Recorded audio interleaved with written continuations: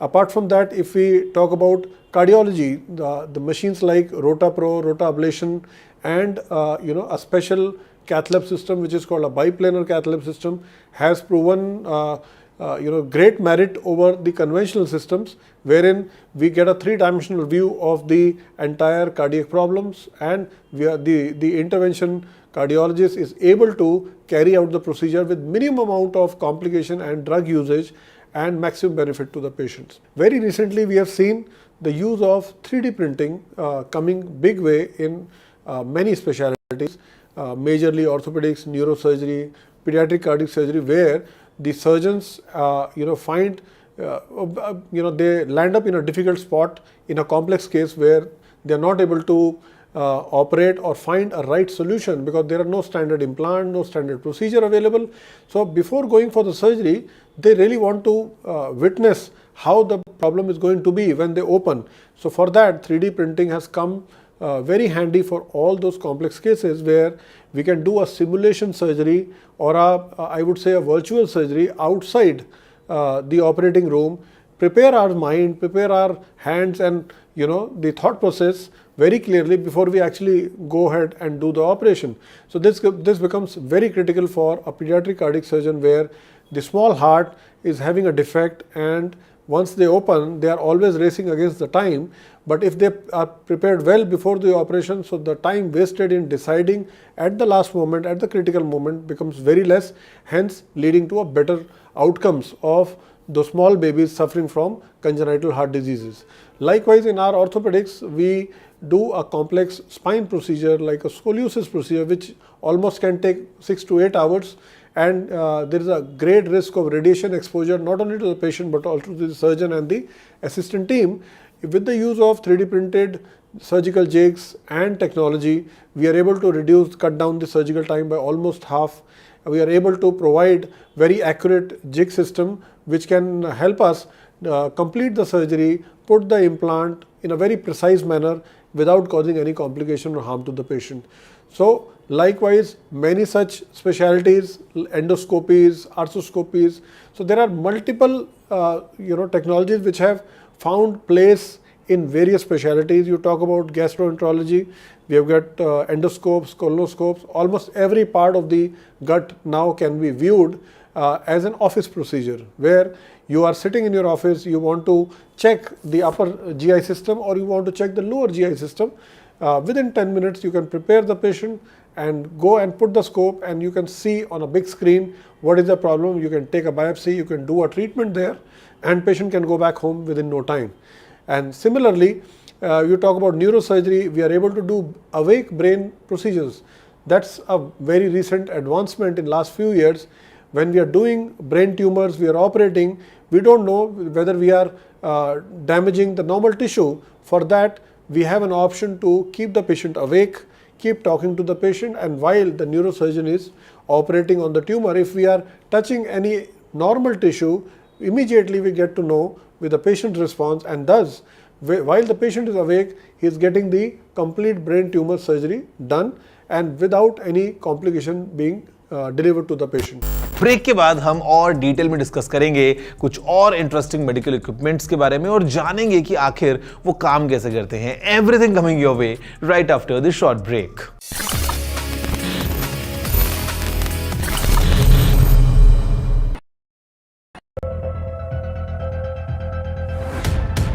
We reached an agreement on patrolling. We have gone back to where the situation was in 2020, and we can say with that the disengagement process with China, you can say, has been completed. The understanding, to my knowledge, is that we will be able to do the patrolling which we were doing in 2020. Stay informed and entertained with the new and updated NDTV News app. You can watch all our channels live, listen to podcasts, read breaking and exclusive news from around the world and more. Download the NDTV app today and get access to the best journalism and storytelling on your smartphone or tablet. The NDTV app. News that matters to you. हम ये चुनाव विकास के मुद्दे पर लड़ रहे हैं। Let them come for an open debate with me. I've challenged Eknath Shinde multiple times. Congress is in the worst situation in this state. Mahayuti में भी इससे ज्यादा डिस्प्यूट है. Everything is fair in love and politics. Vote देने वाले ही जिताने वाले हैं ना. So we worked on 4 options.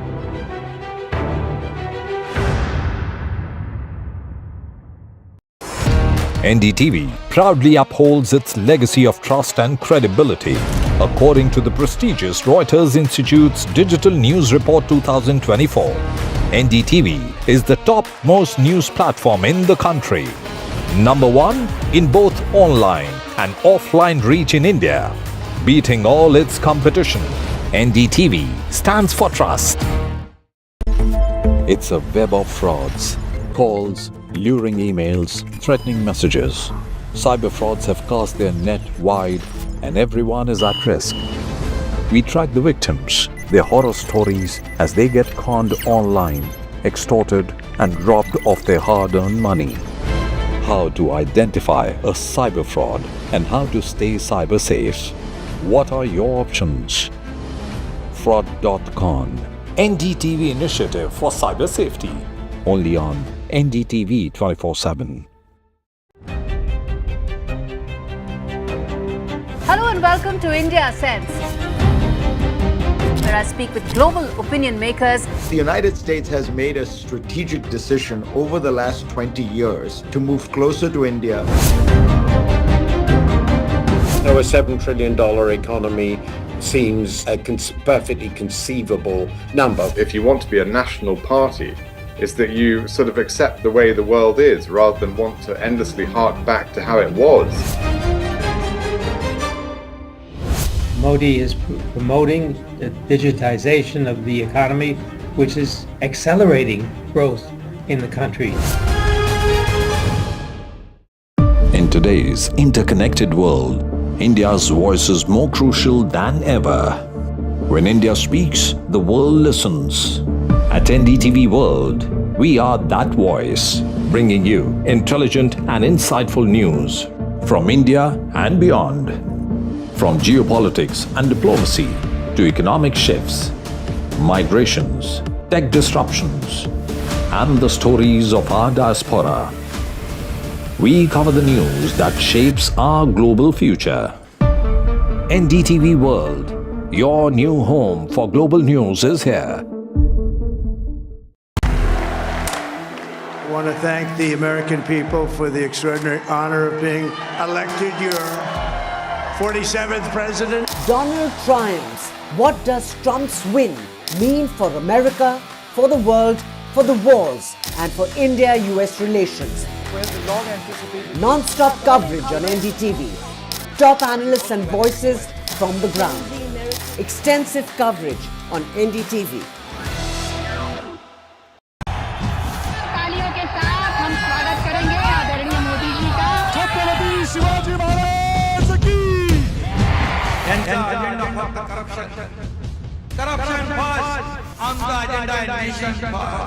घोषणा आणि जनतेचे पैसे लुटणं. कट कमिशन आणि करप्शनला आमच्याकडे थारा नाही. त्यांचा परिवारवाद आमचा महाराष्ट्रवाद. महाराष्ट्रामध्ये 1,75,000 जागा रिक्त पण का भरत नाही? राज्याची जनतेच्या घमाच्या पैशाची तिजोरी लुटण्यासाठी हे सरकार आहे. पूर्वीच्या सरकारच्या काळामध्ये निधी देताना त्यांना असं वाटायचं की त्यांच्याच खिशातले पैसे चालले. शेतकऱ्यांना मोफत वीज देण्याचं काम आपल्या सरकारने सुरू केलं.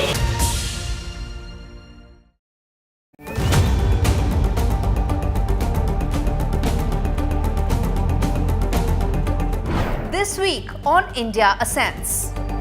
All eyes on upcoming Rio G20. India poised to mend emerging economies, G7 divisions. Trump 2.0. Is it time up Trudeau? Ottawa stares at fresh turmoil. Chinese security personnel in Pakistan. Is it Beijing's bid to colonize Islamabad? And in Bangladesh, why does Attorney General want secular removed from the constitution? All this and more only on India Ascents with me, Gauri Dwivedi, at these timings on the NDTV network.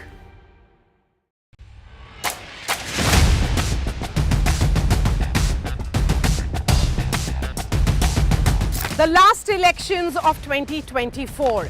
It's the battle for India's economic.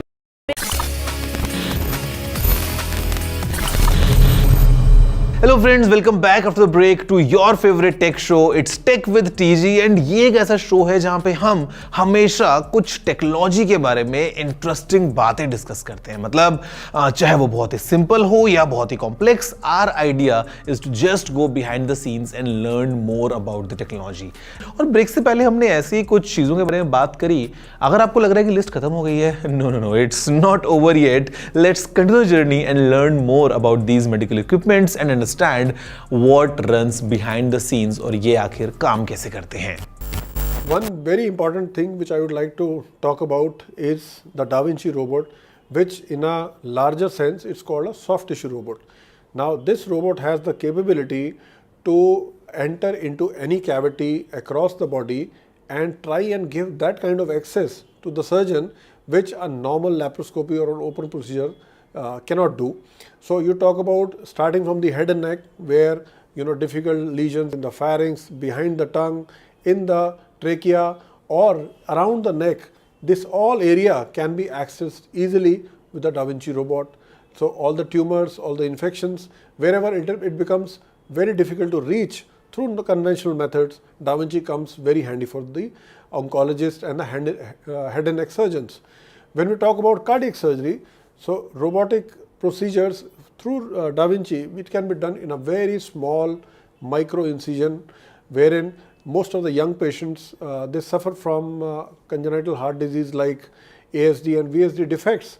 There are multiple defects which unfortunately through a conventional method we have to give a complete separation of the chest. We do through a long incision in the center of the chest, whereas when we go use the Da Vinci robot and have the special instruments, we can just put two small incisions on the side of the chest wall and just go inside, repair the tissue of the heart and come out.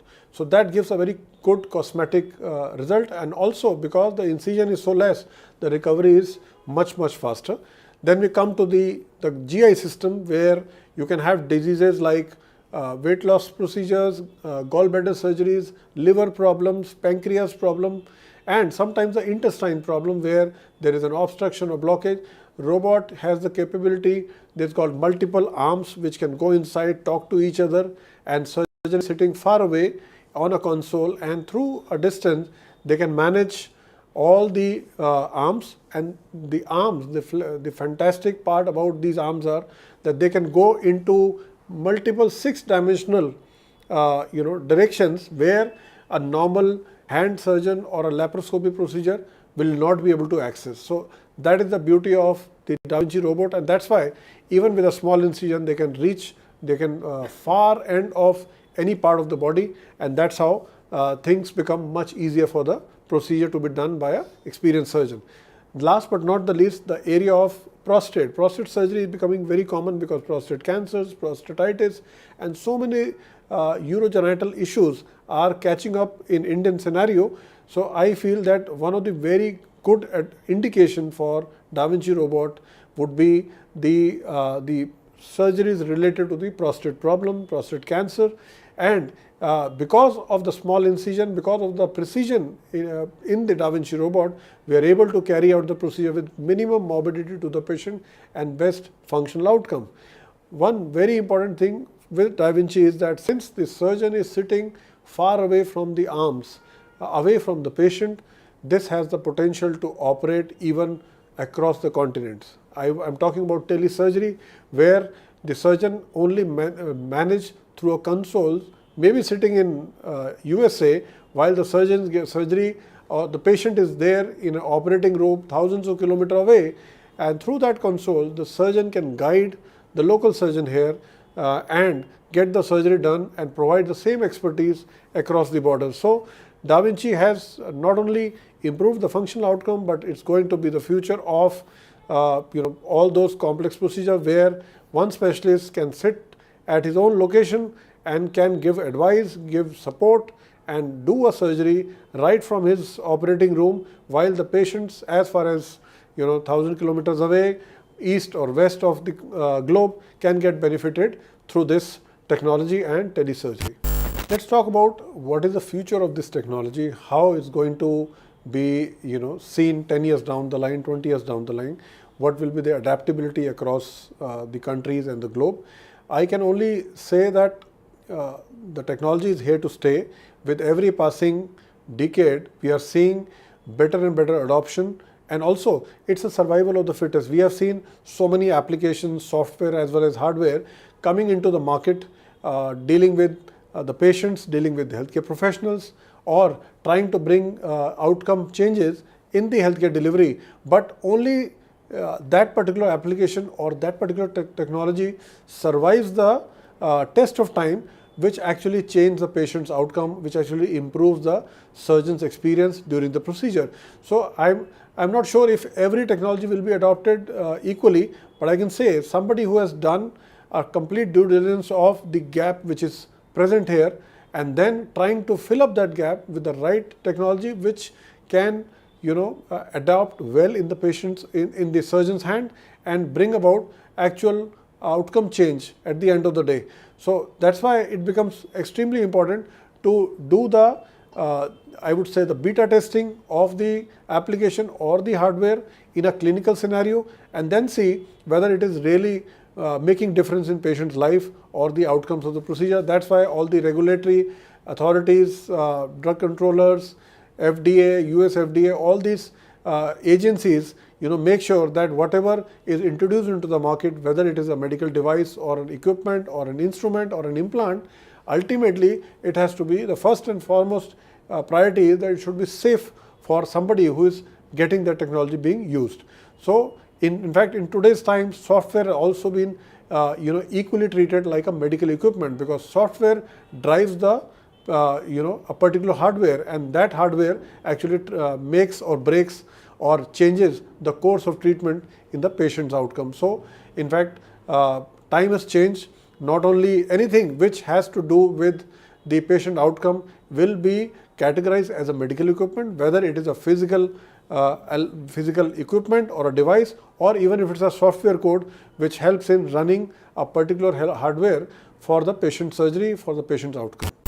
So friends, there you have it. मतलब आप खुद सोच के देखिए कि कितने सालों की मेहनत और नए इनोवेशंस के बाद में today what we have in our hospitals are kind of these machines जो कि एकदम state of the art हैं और काफ़ी एडवांस तरीके से काम करती हैं. कुछ के फंडामेंटल्स एकदम बेसिक हो सकते हैं, कुछ बहुत कॉम्प्लेक्स हो सकती हैं, but I am sure after today's episode you now have a better idea about all these machines.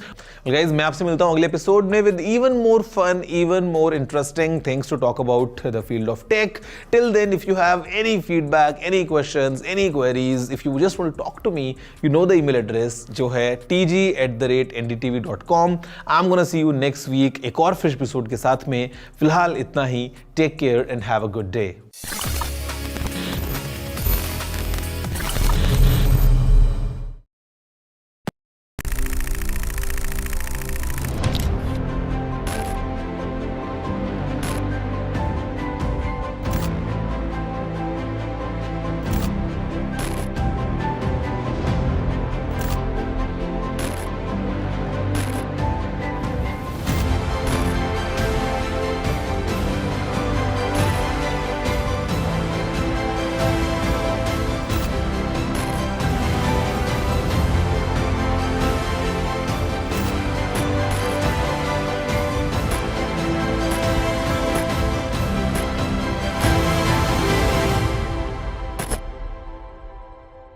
Every stage of your life, you have learned something from people who are either senior to you in age or experience.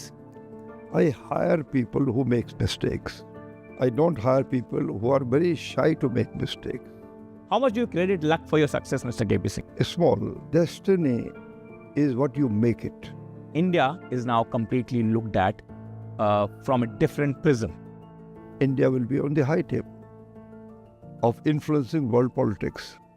We are there, I feel it, and I do believe that Indian diaspora is now much more proud because they are respected.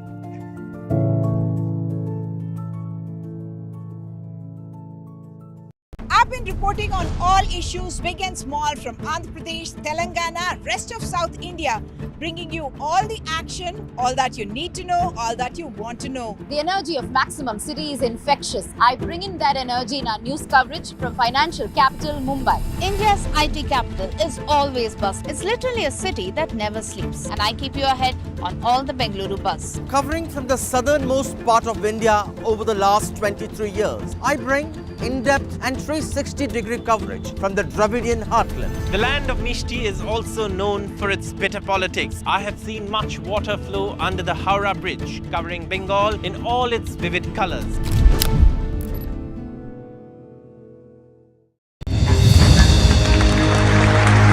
I now request the Honorable Prime Minister to launch NDTV World and address the summit.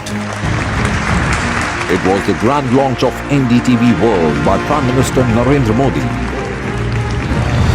NDTV World, as he laid out his vision for the India century at the NDTV World Summit. ऐसी सदी जिसमें भारत के प्रयासों से दुनिया में स्थिरता आए. In the presence of those who are shaping our future. मेरी तरफ से आपको ढेर सारी शुभकामनाएं हैं. NDTV World, your new home for global news is here. NDTV proudly presents NDTV World Summit 2024, the India Century. I now request the Honorable Prime Minister to launch NDTV World and address the summit. Prime Minister Narendra Modi's inaugural session at the NDTV Summit outlined his vision for the India century, driven by aspirational India. हमारा प्रयास होगा भारत की century सिर्फ भारत की नहीं बल्कि पूरी मानवता की जीत की सेंचुरी बने. The summit brought together prominent global leaders, highlighting India's pivotal role on the world stage. Not just Indians trusting India's leadership, but the global South especially trusting India's leadership. Permanent seat on the UN Security Council is something that should be India's right. Canada is concerned, I think there are some very specific issues. I think a lot of people know that. AI is going to be one of the most important, drivers. It's a very exciting time for India, Indian cinema as well at a global level. NDTV World Summit was more than just a conversation. It was a confluence of ideas poised to shape our global future.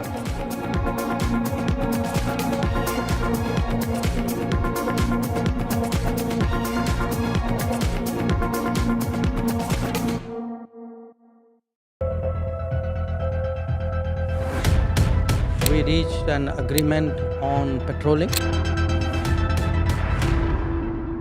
We have gone back to where the situation was in 2020, and we can say with that the disengagement process with China, you can say, has been completed. The understanding, to my knowledge, is that we will be able to do the patrolling which we were doing in 2020. Stay informed and entertained with the new and updated NDTV News app. You can watch all our channels live, listen to podcasts, read breaking and exclusive news from around the world and more. Download the NDTV app today and get access to the best journalism and storytelling on your smartphone or tablet. The NDTV app. News that matters to you. हम ये चुनाव विकास के मुद्दे पर लड़ रहे हैं. Let them come for an open debate with me. I've challenged Eknath Shinde multiple times. Congress is in the worst situation in this state. Mahayuti में भी इससे ज्यादा डिस्प्यूट है. Everything is fair in love and politics. Vote देने वाले ही जिताने वाले हैं ना. So we worked on 4 options.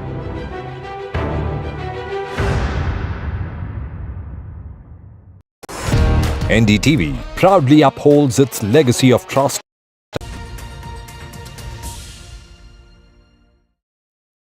Hello everybody. In the last few years, there's been a lot of discussions around which is the best city in India to attract startups, which is a city that's worth living. And there is also this growing number of new age working professionals in the city of Mumbai who swear by the city but also have views on what it takes to make Mumbai a world-class city. We are here with a bunch of them. Let me introduce all of them and then we will pick their brains on what they think Mumbai lacks and how is it that we can make Mumbai a world-class city. Starting with, we have Yashraj Akashi. He is the ambassador of TED and TEDx and also runs the EDGE community for working age professionals in Mumbai. We have Ratna Mehta, who runs a VC firm, somebody who has very strong views on what Mumbai has and what it doesn't. We have we have Anantamani, who is actually very important here because he's a behavioral scientist who helps companies understand how people are choosing them over others. He also works with several brands. We also have Viram Shah. Viram Shah is somebody who has spent a lot of time abroad. He runs, actually his CV is very fascinating because he runs a fintech firm that helps Indians also invest in US stocks. So we will talk about that in a bit. We have Aniket Dev, who has been in Mumbai since 2008. He is an alumnus of IIT Bombay, works closely with students and also wants to build the Alibaba of India. And the most interesting guest here, we have Alessandro Giuliani, an Italian who has made Mumbai his home. He's a multifaceted personality. He's into scuba diving. He runs an MBA school and also is the founder of a brand. Thank you all of you for joining me on this show. Ratna, I start with you. You are the female voice here, apart from me. So tell us, you've been to different cities in the world. Tell us, what is it that Mumbai has? What is it that it doesn't? How do we make this city a world-class city? Thank you, Vasudha. I think for me, Mumbai, the charm of Mumbai comes from it being a melting pot, right? It is a city where the people have the spirit of saying never say die. I mean, whatever happens, whether it is festivals or whether it is some emergency events, I think people stand up on their feet next day and they're back to doing what they were doing. Also, I think Mumbai is a very, very safe city. They call it the New York of the East. And there is a lot of action that happens in the city. Having said that, from the point of view of businesses, from the point of view of startups, there are a lot of considerations, right? Infrastructure, something that you will hear everybody speak about, that a Mumbaikar spends 1/3 of the day on the road. So that's, of course, a pain point. Rentals are very high. The cost of living is very high. So for a lot of new businesses coming into the city, it becomes difficult. A lot of the businesses which are there, the professionals which are there, it's the financial capital, right? So if you are in finance, I mean, Mumbai is the place to be. A lot of the entrepreneurs are second, third generation entrepreneurs. So, they've built businesses over here. But it's the charm of Mumbai, the nostalgia, especially for somebody like me who's born and brought up over here. I mean, I'm totally in love with the city. I mean, even today, and especially when you're traveling at night, you see the Queen's Necklace, you see the skyline from the ceiling. I mean, I can fall in love with Mumbai every single day.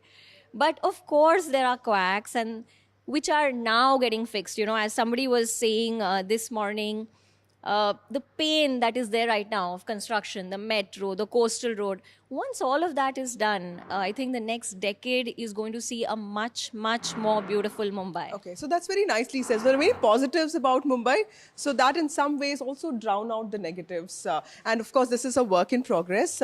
Aniket, you are somebody who has been in Mumbai since 2008. You work very closely with the student community.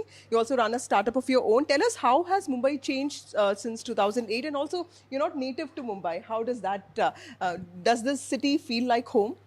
No, I think thanks, Vasudha, for the question, and thanks for having me as well. I think in terms of the city, 2008 is when I came, and I think that was a daunting moment for me because honestly, in Calcutta, where I actually hail from, actually very small town near Calcutta, we have this perception that Mumbai is a city for the rich, and it's a city where you have to really struggle to survive. And as Ratna was also speaking about the basic survival instincts that you need to be here. But I think when I came in and at that point of time, actually for the first time in my life, talk to students from different communities of the country, right, from the north to the south, from the west to the east. And I think that really changed my perspective.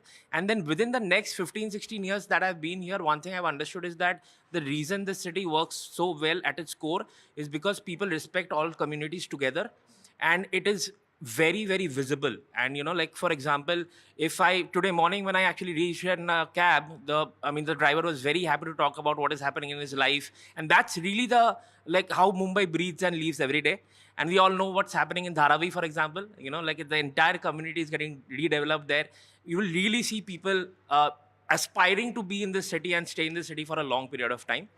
And in terms of what I see in the future as well, I think very much, again, what Ratna said, and I think a lot of us will agree, that the infrastructure change has started to pick up. It's happening really fast. In fact, one small point here, the IIT Bombay community is actually investing in a project where they are making the researchers within IIT Bombay work in tandem with business professionals outside, alumni or non-alumni as well. And that's very, very interesting. It's in fact called Project Titanium. Everyone should check it out. And our alumni are providing grants to make sure those projects actually take off from the ground. So really interesting things happening, and really hopeful for the future. Biren, a lot of people talk about Pune, Mumbai being transformed into New York, Boston belt, because there are many education institutions, like you were saying. You've lived in global cities, you've lived in other parts of the world. Tell us what does Mumbai actually lack in terms of global facilities? Yeah, I think a lot of it, if you look at Mumbai 10 years ago and now, is a drastic difference. And I think that is what is now getting a lot of people to come back, including me. When I looked at Mumbai, when I left, it was very different. There wasn't the infrastructure that was available. In a city, what else do you want? You also want entertainment, right? And a lot of that now in the last 10 years, in terms of the restaurants in Mumbai, they are becoming world-class slowly. So I think that bit, the entertainment bit, having a lot of diversity in people is something also that is if you look in New York and Boston, the diversity of people is something that stands out. I think that in Mumbai now you're getting with the entertainment industry being here, financial services being here, small businesses being here, like Ratna was mentioning. So that is coming up. So all of those things still, I think our generation is somebody that is going to see this growth happening. So the next generation really is going to get the benefit of all this growth in Mumbai, is what I feel. But we are getting to see the entire change happening in the city. Okay. Mr. Damani, as somebody who understands people's minds, tell me how the psyche of Mumbai has also changed. Are people thinking differently now? Or is it just very simple? Because I went to a traditional Maharashtrian restaurant yesterday. There are couples walking with, holding hands each other. Also, those Maharashtrian bows sitting. So clearly, it's a diverse city. How do marketers also sort of analyze the dilemma of this? Yeah, I think Bombay is a city of dreams. You're building dreams, you're selling dreams, and that's been there forever, I think. And that's the progress of Bombay. And now that is materializing in infrastructure, again, in restaurants, in metros, in coastal roads, because movement is at the heart of any city, right? And that is something that once it gets unblocked, right, there'll be far more spark in the city. So that's what I feel. It's really improving. I kind of feel there's a pre-pandemic, post-pandemic difference in Bombay. Tell us about that. Yeah, I feel there's an acceleration of wanting to do things. I think Bombay lacked execution. That was the biggest drawback. I think that I'm seeing a difference in execution. Lots of things coming up, whereas the metro, the infrastructure, entertainment. So there is a sense of urgency and hurry, you're saying? Yeah, urgency has actually been there in Bombay, but post-pandemic, I feel there's a marked difference. In the last 2-3 years, because the pandemic was once in a 100-year event, right? And it's caused disruption in every aspect of our life, whether it's personal, whether it's business, whether it's interpersonal. So there's a lot of good energy that I feel coming to Bombay. From home for a lot of months. Did that also impact the way a Mumbaiker? Yeah, definitely. I mean, we've become more lazy because of not wanting to get out, right? And access to video calls. That's good in a way as well, right? Because if you can do something from home, and not put more burden on the city, why not? Absolutely. Lisandro, what does it take for a foreigner to come to India, make the city his home, also start a business here and do so many activities that you do right now? Well, to be sincere, the beginning is very difficult for a foreigner because there are many very Indian things and very Indian behaviors that you have to capture, especially in the sector where I started. Education is totally different from abroad. So you really have to start living, understanding, get the facets, know how to get around, which is not easy. So the beginning is very difficult. Mumbai is a very intense city, but if you pass across that first 1 year, then you fall in love with the city because of all the things that they've said. Then I think you become addicted to the energy of the city, which is an energy that I've seen only in the cities where I lived, Milan in the 60s, 70s, Barcelona in the 80s. The same thing is here, but multiplied by 20. Infrastructure, suddenly you see things coming out, you stay away 2 months and the skyline changes. But more than that is really the energy that is around in the city and the possibility to do things, and people do things. You fail is not a problem. The typical startup mentality is across the city. And then once you get over those difficulties at the beginning, people are extremely welcoming and extremely friendly. Especially for a foreigner, the first step is very easy because they are very open. Then the second step takes a little bit more, but I've been here 13 years, so now I think Bombay is really home, and people feel that I'm like a Mumbaiker. And what is it about Mumbai that you like the most?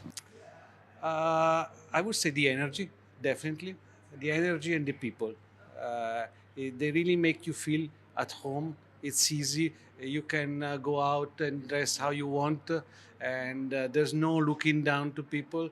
So you feel at home, you feel at ease everywhere. Okay, that's very nicely said. Yash Raj, tell us, you also run a community of new age working professionals. How difficult or challenging was to build something like that? Because there's a paucity of time in Mumbai that everyone discusses. And also, Mumbai is known for its very practical attitude towards life. Like, people don't have time for a lot of things. So how difficult was it to come up with something like this? So thank you for having the Edge community out here. I'll tell you, Mumbai for me is not a city, it's a community of big ideas. And there are two things, community and big ideas. Every place a Mumbaikar goes to, they try to build a community because they come from a community, right?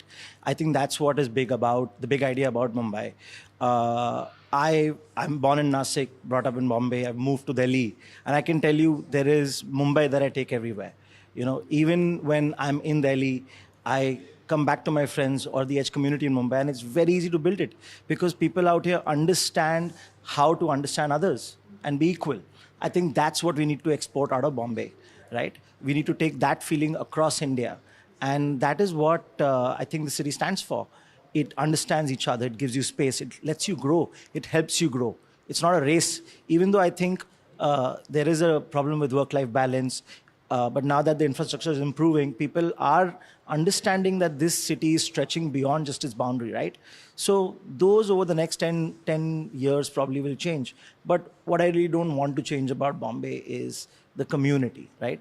The feeling that anyone who comes here feels it can be their home and they're welcomed, right? So I feel the same.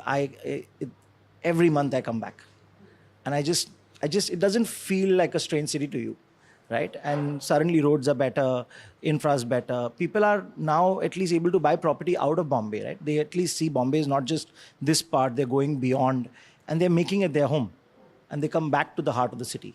So there's this charm, and I feel every other city should learn from that community of big ideas that, accept. It's about us truly being who we are, accepting each other, being a part of a community and feeling equal.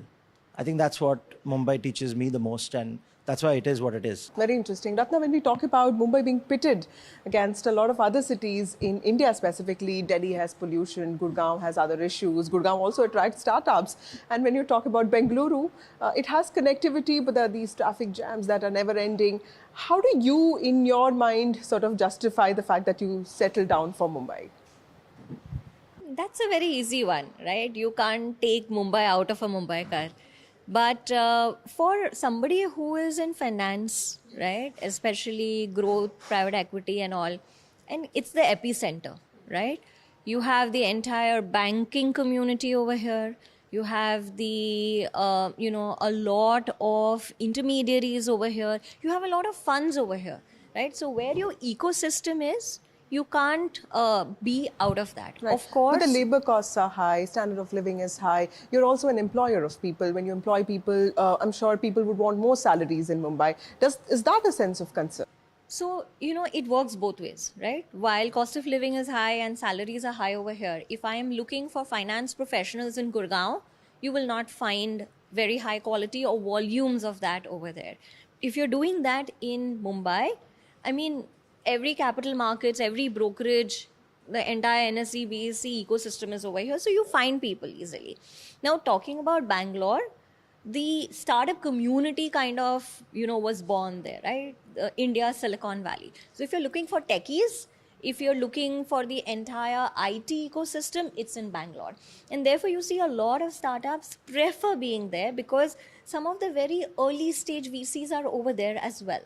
Right? But when you're doing early growth, when you're doing more businesses which are old economy as well, or, the buyout kinds, they're all, pretty much you have to be in Mumbai. And you'll see most of the events. Now Bangalore has a lot of mixers and Bangalore has a lot of events, which is a culture over there. But if you see most of the important events, everything is in Mumbai. Oh, that's very, very interesting. Aniket Deb, Mumbai and Maharashtra also saw a lot of political instability in the last 5 years. Then there was also COVID. Has that all impacted the life of an entrepreneur or somebody who's starting to, have a startup here, a business here? So, Vasudha, I feel that we've all gone through a cycle here in terms of startup growth or a startup community as a whole. I think back then when really good companies from my alma mater, actually Ola for the matter of fact, got started. And within 2-3 years, it did get moved to Bangalore. And we very recently saw Zepto also moving its headquarters. So I'm not saying that it's not happening. There are such use cases, but the number is going down a lot.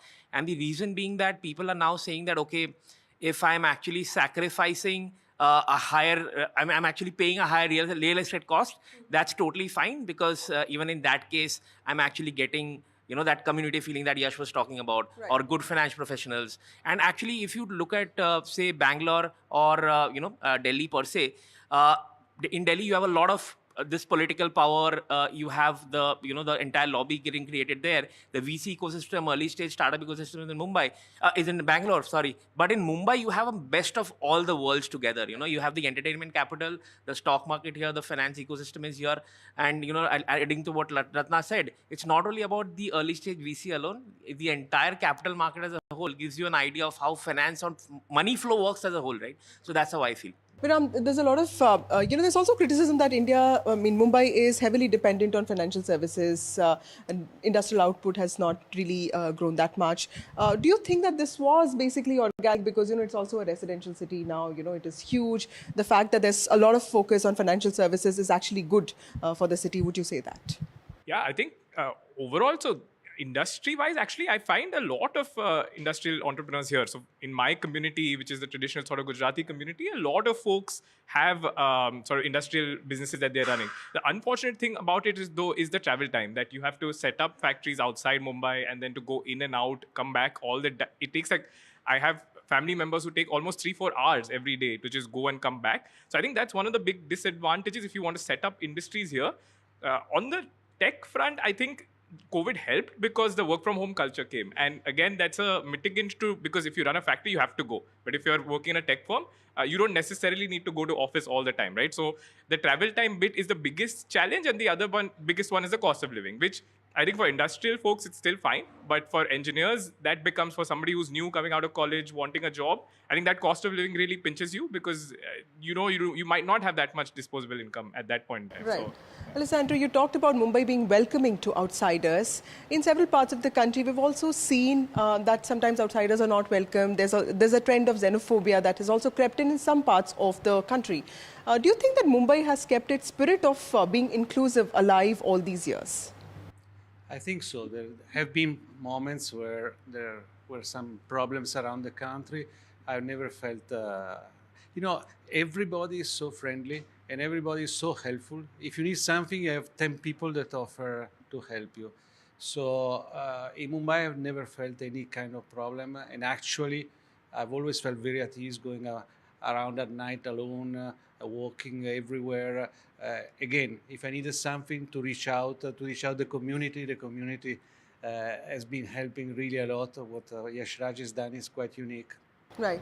Mr. Damani, also tell us this political instability in the last 5 years, has it also really impacted the kind of development that you see around you, or it's business as usual? Because any party that comes to power, it's so led by corporator, builder politics that infrastructure projects keep going on, regardless of the matter who is really in power. Yeah, I think those systems are very embedded. So it to an extent it depends, right? But to an extent, systems rule, right? So systems can't be changed overnight. But yet, again, like I said, in the last few years, I'm seeing a lot of positive energy. I'm seeing a lot of growth, development, again, irrespective of really who's in the government. And young people, do you see a change in the way they think about Mumbai? I really don't know what generally young people think, right? But I can imagine if I was much younger, it'll be more difficult for me to get through life, right? Yeah, absolutely. Because of the competition, because of standard of living, because of cost of living, right? So I would assume they're having a slightly tougher time. Absolutely, I completely agree with you on that. Than previous generations. Yeah, that's a great point. Social media is actually leading to more loneliness, not more connection. So that's a different topic altogether. Mental wealth and mental health is something that we kind of, I think, passed by a few years back, but now it's kind of become more challenging because of comparative pressure and social pressure. Absolutely. Ratna was also telling me this thing about how there are these different parts of Mumbai also, and how do you, because I was also in Ramabai Ambedkar colony yesterday, so there is one Mumbai which is for really wealthy people. There's also one Mumbai which has more and more urban poor. How do working professionals, new age professionals who have a community like yours also in some ways reach out to them, or in some ways understand that there are two cities here? How do you make sense of this inequality? I think the inequality exists in India. Like, you will have an apartment where possibly you pay 10 to 15 crores and just next to it you will have a slum. So the inequality exists, but as most of us kind of said, the beauty of the city is in acceptance, right? And the ability for that, at every level. In fact, whether you're staying in a 15 crore apartment, which is a norm in Mumbai, or you're staying in a Mahada apartment, I think everybody has a space, or everybody has a place in Mumbai. I think that's the most important thing, right? And everybody finds their right kind of work as well. So opportunities. It's also a city that gives you many more opportunities than other places. That's nicely said. Tell me also the importance of a community in something that he mentioned, people are lonelier now, especially in a city like Mumbai where people are running all the time. How does it help to actually know somebody who knows somebody else so that you can come together and give some sense of assurance? What I'm hearing actually is Mumbai is a 3-dimensional city with a 10-dimensional expectation. And a lot of that then catches up on the citizens, right? I have friends who live in towers of 67 floors. They don't know their neighbors anymore, right? And I think it's a trend across the country. Good thing about this is lots of other pockets of the city are growing. But how do you connect them? And that's why I come back to saying Mumbai is a community of big ideas. You go to Goa, a Mumbaikar will set a community, make sure they catch up every time. It is that feeling of trying to make a Mumbai in every place is what is really setting us apart. Coming back to community and why is it important? It's simple. You find like-minded people. Look at the noise that's around you. Right? Look at what's being fed to you every day on social media. You really want to look at someone like you and ask them, what is really our lives? Look at the amount of time you spend in front of the driving wheel and not really look at anyone outside, right? or on the phone and not look. So the community comes there where actually we feel people just disconnect. And more the noise increases, more and more the power and the soft power of a community comes up. Absolutely. And most of us out here, right, are known because of the community. And I think we treat each other equal, much like what Bombay did. So the whole idea was that if we can take communities and the feeling of community, maybe another dimension comes across. Yes. So Mumbai thrives on the spirit of community, and most importantly, while it's a city of money, opportunities, innovation, it's important to remember that Mumbai is for all. This is a set of new age working professionals, people who work closely with companies, people who have their own firms. But there's one thing that's common in all of them, and that is the fact that they call Mumbai their home and they want its future to be safe, and they want the city to be globally number one.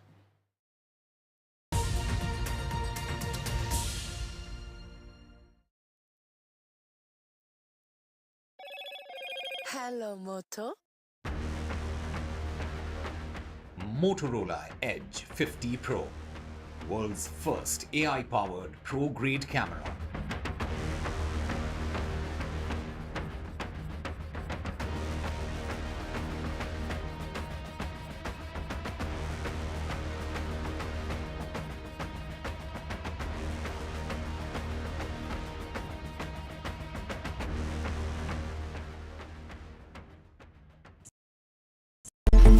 It's a web of frauds, calls, luring emails, threatening messages. Cyber frauds have cast their net wide and everyone is at risk. We track the victims, their horror stories as they get conned online, extorted and robbed of their hard-earned money. How to identify a cyber fraud and how to stay cyber safe. What are your options? Fraud.con, NDTV initiative for cyber safety. Only on NDTV 24/7. Hello and welcome to India Sense, where I speak with global opinion makers. The United States has made a strategic decision over the last 20 years to move closer to India. Now, a $7 trillion economy seems a perfectly conceivable number. If you want to be a national party, it's that you sort of accept the way the world is rather than want to endlessly hark back to how it was. Modi is promoting the digitization of the economy, which is accelerating growth in the country. In today's interconnected world, India's voice is more crucial than ever. When India speaks, the world listens. At NDTV World, we are that voice, bringing you intelligent and insightful news from India and beyond. From geopolitics and diplomacy to economic shifts, migrations, tech disruptions, and the stories of our diaspora. We cover the news that shapes our global future. NDTV World, your new home for global news is here. I want to thank the American people for the extraordinary honor of being elected your 47th president. Donald triumphs. What does Trump's win mean for America, for the world, for the wars, and for India-US relations? Non-stop coverage on NDTV. Top analysts and voices from the ground. Extensive coverage on NDTV. तालियों के साथ हम स्वागत करेंगे आदरणीय मोदी जी का। छत्रपति शिवाजी महाराज की। Corruption first. आमचा अजेंडा आहे nation first. घोषणा आणि जनतेचे पैसे लुटणं. कट कमिशन आणि करप्शनला आमच्याकडे थारा नाही.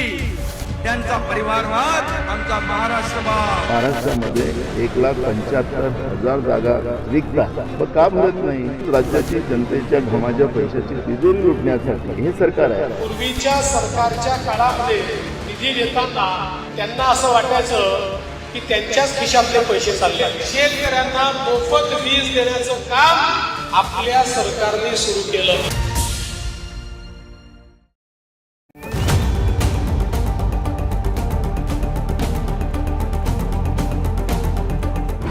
This week on India Ascends.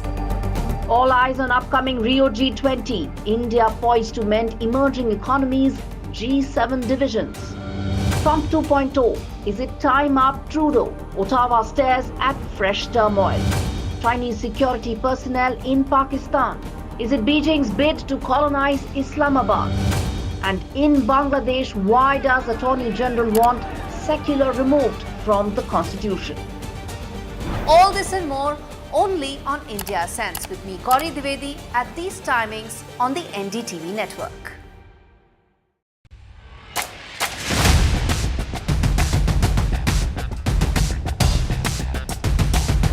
The last elections of 2024. It's the battle for India's economic heart. An election that will decide Maharashtra's future. Can the big brother BJP manage the competing ambitions of Mahayuti? Can the Red Book rally?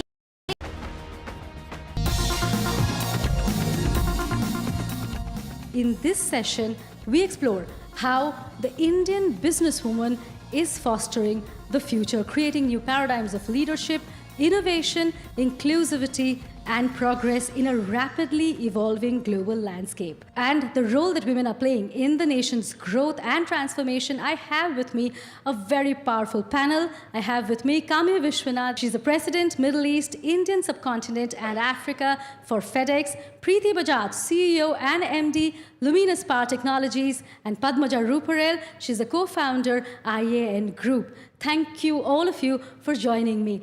It's extremely coincidental that all three of you actually are part of sectors which are essentially being male-dominated. So I'll start with Kami, with you first. Logistics, again, traditionally male-dominated. So what are the glass ceilings that are yet to be broken? Thanks, Suchetna.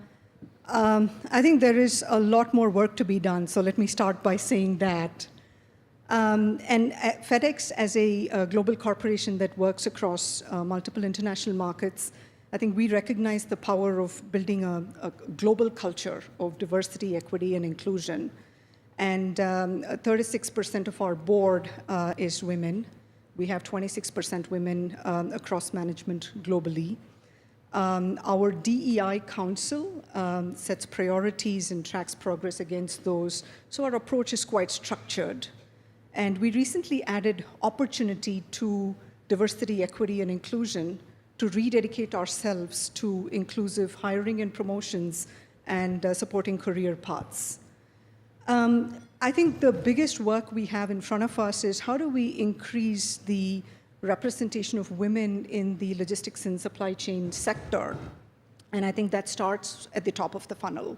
The other big area of focus as we see it is middle management, where we see typically a drop-off in women's participation due to added responsibilities and societal expectations around childcare, elder care, and so forth.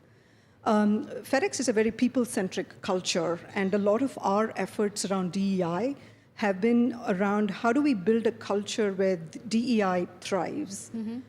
So inclusive leadership training, for example, where we work with managers on how do you manage diverse teams. And we have senior leaders talking quarterly to our teams about how can you be intentional about inclusion. And we have a program called Walk in Someone Else's Shoes that helps build empathy for people of different diverse backgrounds and so forth. I think there is a lot more to be done. It's an ongoing journey for us. And we're always striving to do better, particularly around how do we bring in more women into the sector, how do we ensure the right career pathways with the right supportive policies, and how do you increase the proportion of women in senior management, which is ultimately, I think, the biggest challenge. Very important points you're making, Kami, because data shows us that while you have women in middle management, the participation reduces significantly as they move up the ladder. I'll take the same question to Preeti. Globally, energy as a sector has very few women. Energy technology, you see fewer. So what are your initiatives to take the tribe along, so to say, as you see more women participate in senior management? Yeah, I'm very delighted to say that at least at Luminous Power Technologies, the senior leadership team constitutes 33% women. So out of a 12 people leadership team, we have 3 women at the table really making a difference all day, every day. However, the way I look at it is multidimensional. I'll describe it in 3 A's. The work that needs to be done in the energy sector is, the first A is access. Equity of access to opportunities. That's super critical, and that's really about the same sort of thing that Kamini was talking about. Top of the funnel, making sure that you're intentional about the caliber of women and they're getting equal representations on recruitment lists, and that we are able to address the biases sometimes that come in. The second bit is ambition. This is a two-way street, in my opinion. Women have to aspire to field roles to get to senior leadership roles. Even as I sit here today, we have a lot of work to do when it comes to sales and sales operations role, perhaps plant management roles. These are areas of opportunity we are intentional about. But that ambition, that desire to pioneer that is also something that the candidate or women themselves have to fuel. So equity of ambition to do that job has to come from the participant, and the company is responsible for creating the environment. The third A, in my view, is attainment. Attainment is about the environment we create of support, possible policies, and at Luminous we do that through, of course, equal policies wherever possible, safety of transportation, all those things that we can potentially address. When it comes to energy, my call to action to all the women would be, this is a revolutionary time in energy. It is also a bigger revolutionary time in India. So if you had to be really thinking about climate action, you had to think about how you're included in shaping the narrative of the future of the country. Being in the energy sector is not necessarily optional. And this time, we should make it a point to not miss the revolution. We should be part of it so that we are part of the 2047 Viksit Bharat, so to speak. Right. Padmaj, I'll pull you into this conversation. There are more and more women entering the space of investment. But when you really started out, you were quite a lone warrior at that time. How much has the space changed? What are the glass ceilings that remain to be broken? That's true. When I started life in this field, there wasn't anybody. And that was the fun of it. And sometimes I think it was a woman who could do it. There was so much adaptation. There was so much education. There was so much evolution that I went through that I think that perhaps tinges on a woman's intuition to say, this is what I need to do. So I honestly think I can't be an investor if there are no entrepreneurs, right? Mm-hmm. I'm a startup investor. I'm an early stage investor. And I can't be an investor if there are no entrepreneurs. If we look at India's entrepreneurship, yes, it's grown, but there is a very abysmal growth of women entrepreneurs, right? And even more abysmal is the fact that funding is rare, right? Last year, or the previous year, 2022, we had 14.7% of funding that went to women. 23, it's dropped to 9.7. That is not encouraging. So I think one big thing is that women entrepreneurs are very rare. Right. If they're not going, yes, of course, there are some who've made it. I don't deny that. But majority of them are not going the whole path. And that is something where it's a clear goal for all of us, be it investors, be it a woman, be it an entrepreneur, be it anything. We need to nurture that and grow that. Otherwise, I think as a woman investor, I don't think I would have done justice to that. That's the entrepreneur part. Mm-hmm. I think the investor part, to be honest, we've seen investors sort of women striking out and creating women-focused funds, women investors, partners. I mean, we have a few, and we are getting a few.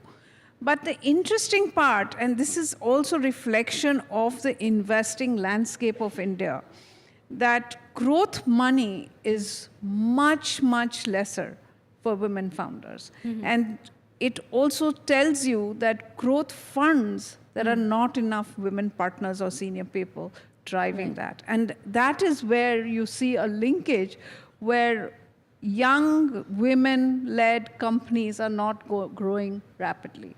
Many of them are falling off the radar.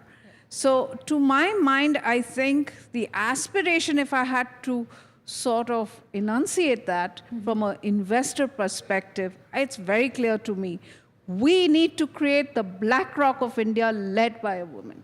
Then we'll make it. That to me is what will drive the entrepreneurship. I mean, if there is money, there's no reason why entrepreneurs will not start. And if they're good entrepreneurs, there's no reason why investors will not come. So to me, that's a symbiotic thing, a relationship. And if it's driven by a woman, my hope is that we've invested in 23% of our portfolio is led by women. 90 board seats in our 230 companies are women. I think we can do much better if we had that thinking. We'll move to another symbiotic relationship. We'll talk about India's expanding growth ambition and the role that you and your companies are playing in propelling that growth. I'll begin with Kami again. How is FedEx adapting to India's expanding economy, and how are you doing that by optimizing your supply chains? Yeah. FedEx is a global connector, and we facilitate global trade across 220 countries. We see tremendous growth opportunity in India with the expanding economy. Global businesses are looking to set up operations and exports out of India to serve international markets. We see that particularly in areas like high-tech, electronics, and aviation. Indian large businesses are looking to go global and acquiring assets in global markets. The small and medium segment, both in terms of cross-border B2B as well as e-commerce, is growing very fast.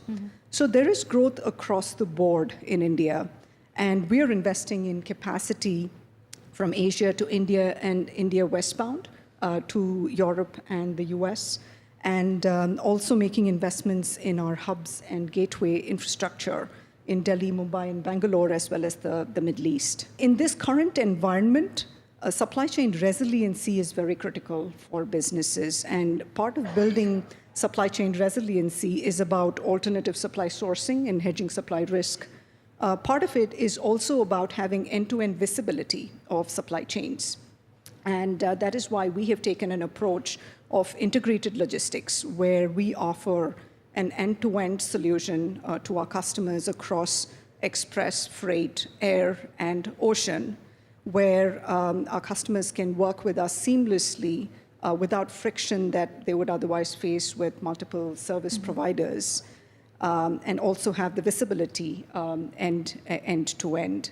And our one-stop solution platform enables our customers to manage shipments, book, track, trace, and have the visibility I spoke about.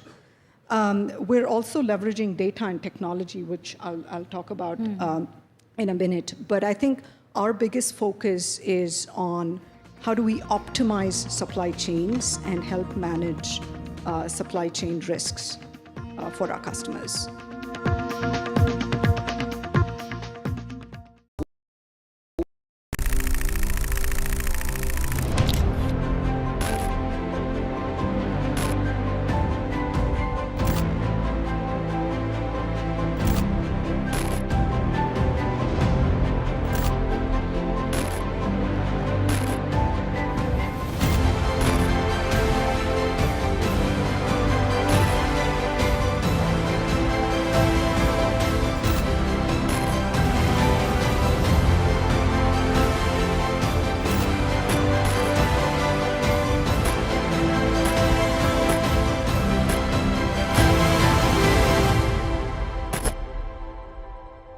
Every stage of your life, you have learned something from people who are either senior to you in age or experience.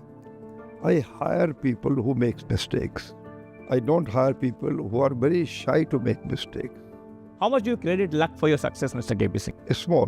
Destiny is what you make it. India is now completely looked at from a different prism. India will be on the high table. of influencing world politics. We are there, I feel it, and I do believe that Indian diaspora is now much more proud because they are respected.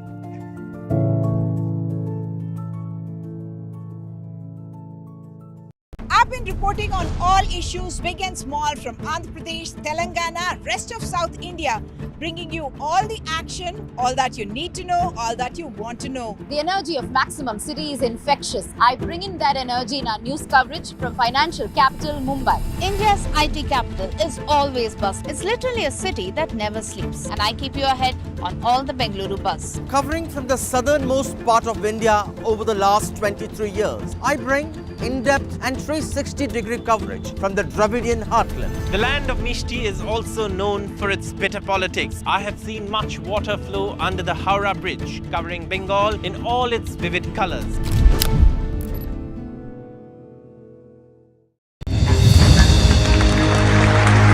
I now request the Honorable Prime Minister to launch NDTV World and address the summit.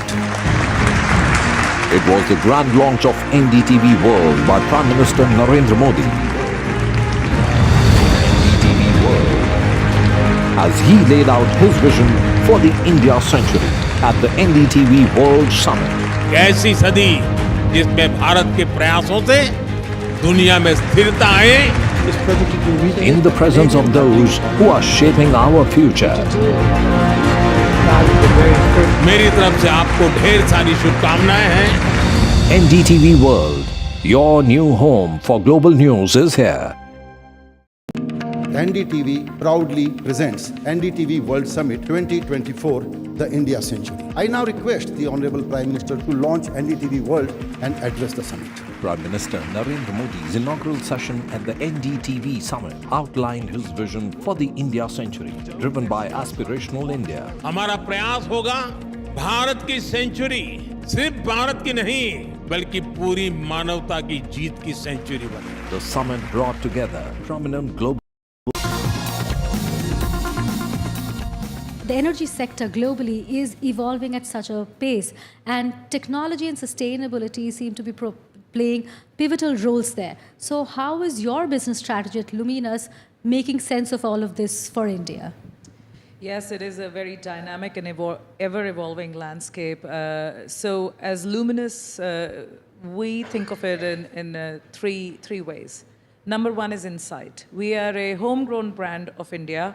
We have been around the country serving in excess of 100 million consumer homes.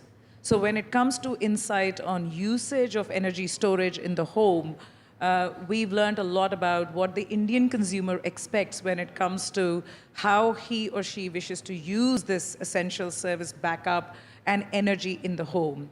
We bring that insight into what I would say innovation. So very quickly we were able to understand that, okay, the grid has different conditions. What is relevant in UP is not relevant in Karnataka, and what is in Karnataka is not going to work in Kanyakumari, and whatever is working in Kanyakumari is not going to work in Jammu and Kashmir. Everywhere the grid is different, the consumer expectation is different, and the energy storage requirement is different. And then it made us realize that when we think about solar solutions for Indian consumers, we have to think about it in the terms of off-grid, something that can work without the grid ever being connected. Hybrid, which means the grid is connected as well as can serve as a power backup unit with solar panels and battery packs. And finally, grid-tied, which is essentially where you can produce your energy and sell it back to the grid as well.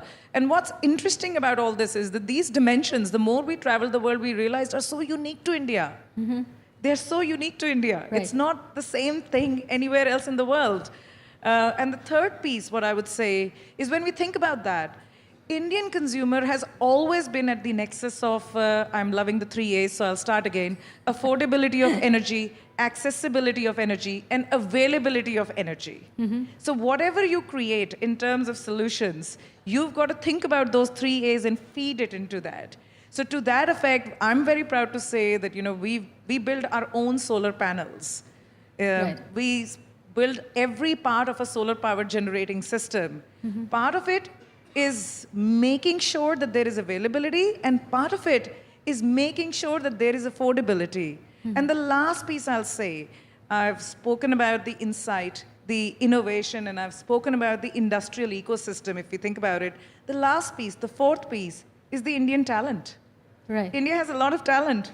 And when we think about, well, we want to make in India in our 7 factories, and the 8th one is coming out of the ground, we think about how will we actually take this aspiring talent and expose it to technologies that make a difference. Right. So if you're sitting here today, I can share with you, and we never think about India in these terms, so please indulge me in my passion. We have been using distributed energy storage, which means batteries in the home longer than any other country in the world. But for some reason, we never recognized that. And now that we've recognized it, it's really, really critical that we are proud of it, yet making leaps and bounds to make sure that this is evident. And therefore, connectivity is super important. Absolutely. And that's how we think about our solutions. That's all. I will stop now.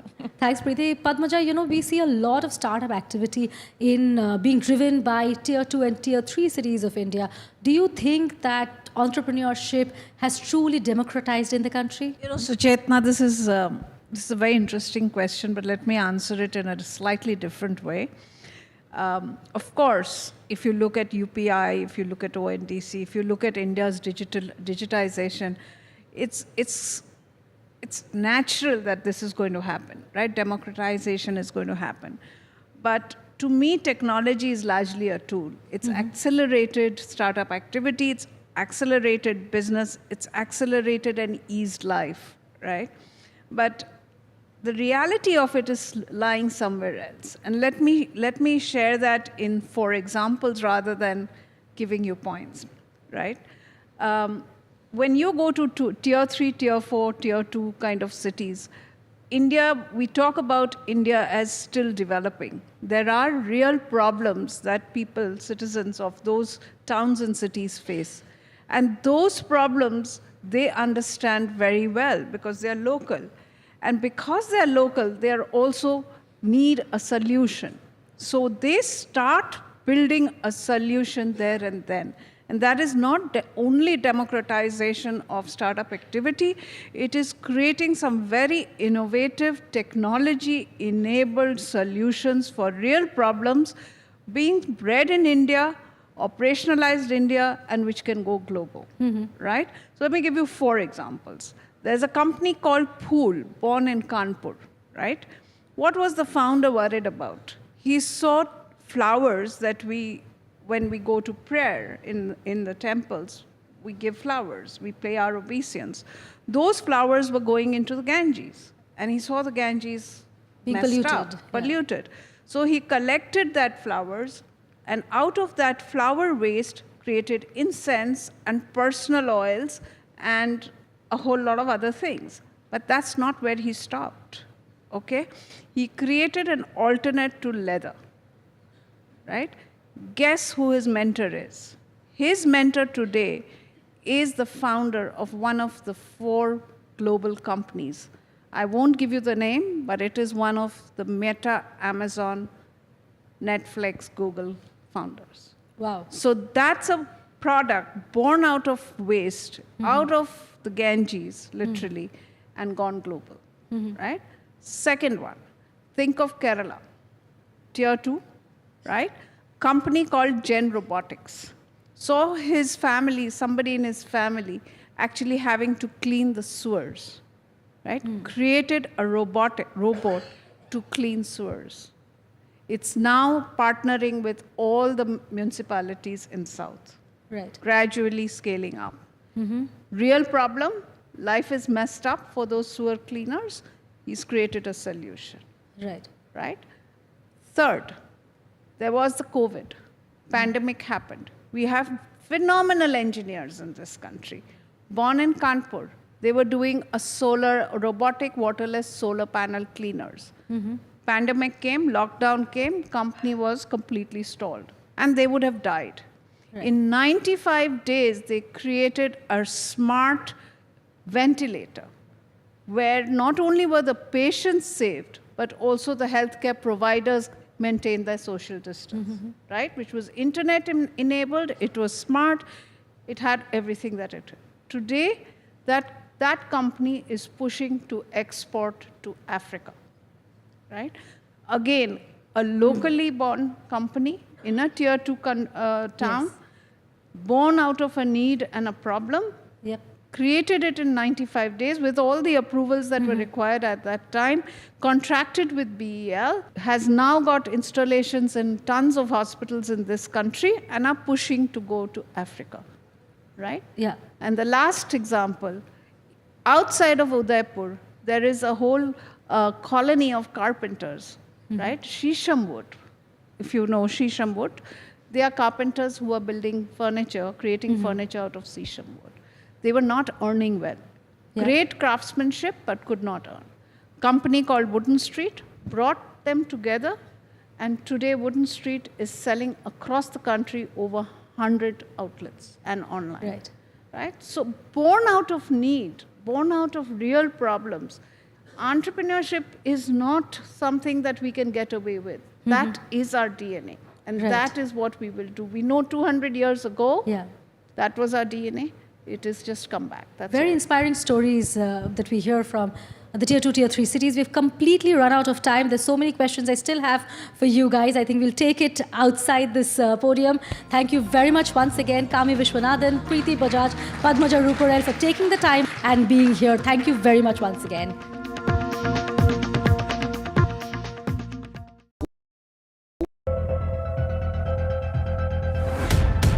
We reached an agreement on patrolling. You know, we have gone back to where the situation was in 2020, and we can say with that the disengagement process with China, you can say, has been completed. The understanding, to my knowledge, is that we will be able to do the patrolling which we were doing in 2020. Stay informed and entertained with the new and updated NDTV News app. You can watch all our channels live, listen to podcasts, read breaking and exclusive news from around the world and more. Download the NDTV app today and get access to the best journalism and storytelling on your smartphone or tablet. The NDTV app. News that matters to you. हम ये चुनाव विकास के मुद्दे पर लड़ रहे हैं. Let them come for an open debate with me. I've challenged Eknath Shinde multiple times. Congress is in the worst situation in this state. Mahayuti में भी इससे ज़्यादा dispute है. Everything is fair in love and politics. Vote देने वाले ही जिताने वाले हैं ना. So we worked on 4 options.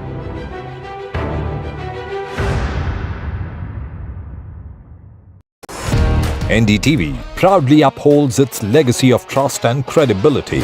According to the prestigious Reuters Institute's Digital News Report 2024, NDTV is the top-most news platform in the country. Number 1 in both online and offline reach in India. Beating all its competition, NDTV stands for trust. It's a web of frauds, calls, luring emails, threatening messages.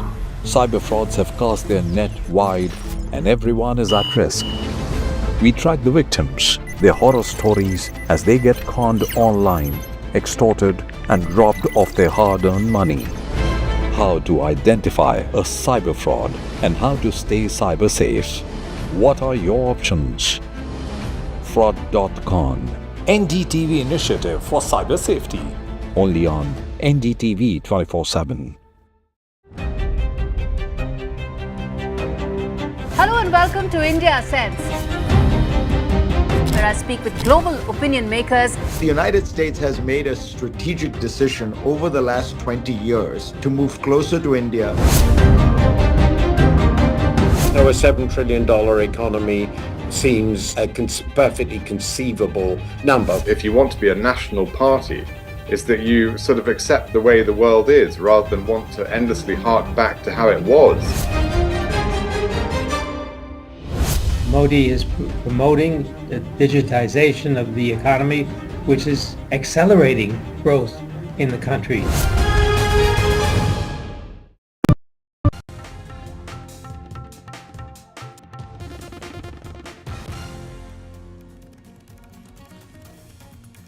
Hello and welcome. You're watching NDTV 24/7. I'm Osama Shah, Delhi's Transport Minister.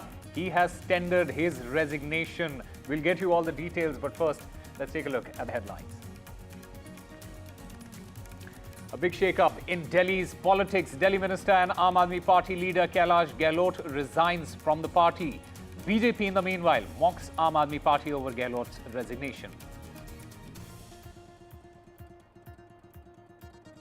Protesters in Manipur ransacked the houses of 3 of 6 legislators, including that of Chief Minister Biren Singh's relative. CRPF DG set to visit Manipur to assess situation and work on new strategies. Prime Minister Modi is in Nigeria as part of his 3-nation tour. This is the first time in 17 years that an Indian Prime Minister is visiting the nation.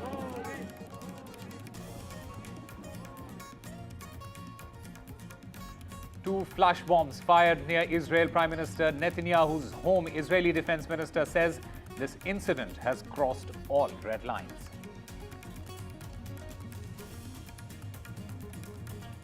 Union Minister Ashwini Vaishnav highlights key challenges before the media. He says fair compensation must be given for media. Elon Musk's SpaceX is set to launch an ISRO satellite designed to revolutionize in-flight internet connectivity in India.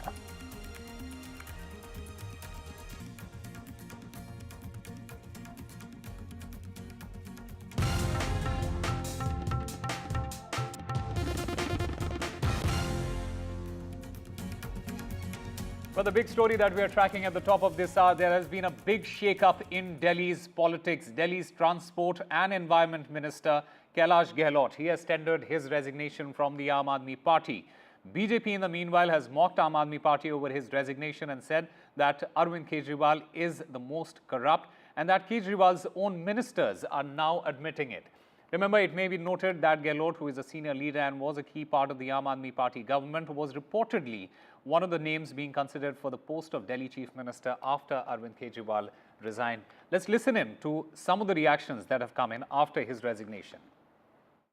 Gehlot ने सीधा सीधा आईना दिखाया है अरविंद केजरीवाल को और ये बताया है कि अरविंद केजरीवाल और उनका लुटेरों का गैंग जो दिल्ली की जनता को लूटने में लगा है, कैलाश गहलोत उसके भागीदार नहीं बनना चाहते। उन्होंने बताया कि कैसे शीश महल के नाम पर अरविंद केजरीवाल ने अपने अय्याशी का सामान जुटाया, दिल्ली की जनता के टैक्स के पैसे लगाकर उसको लूटने का काम किया और यमुना की सफाई पे 85-100 करोड़ रुपए जो केंद्र सरकार ने दिए वो भी अरविंद केजरीवाल पी गए, लूट के ले गए। लेकिन दिल्ली को बद से बदतर करने का काम अरविंद केजरीवाल की सरकार ने किया और कैलाश गहलोत ने बड़ा साहसिक कदम उठाया, उसकी मैं सराहना करता हूँ।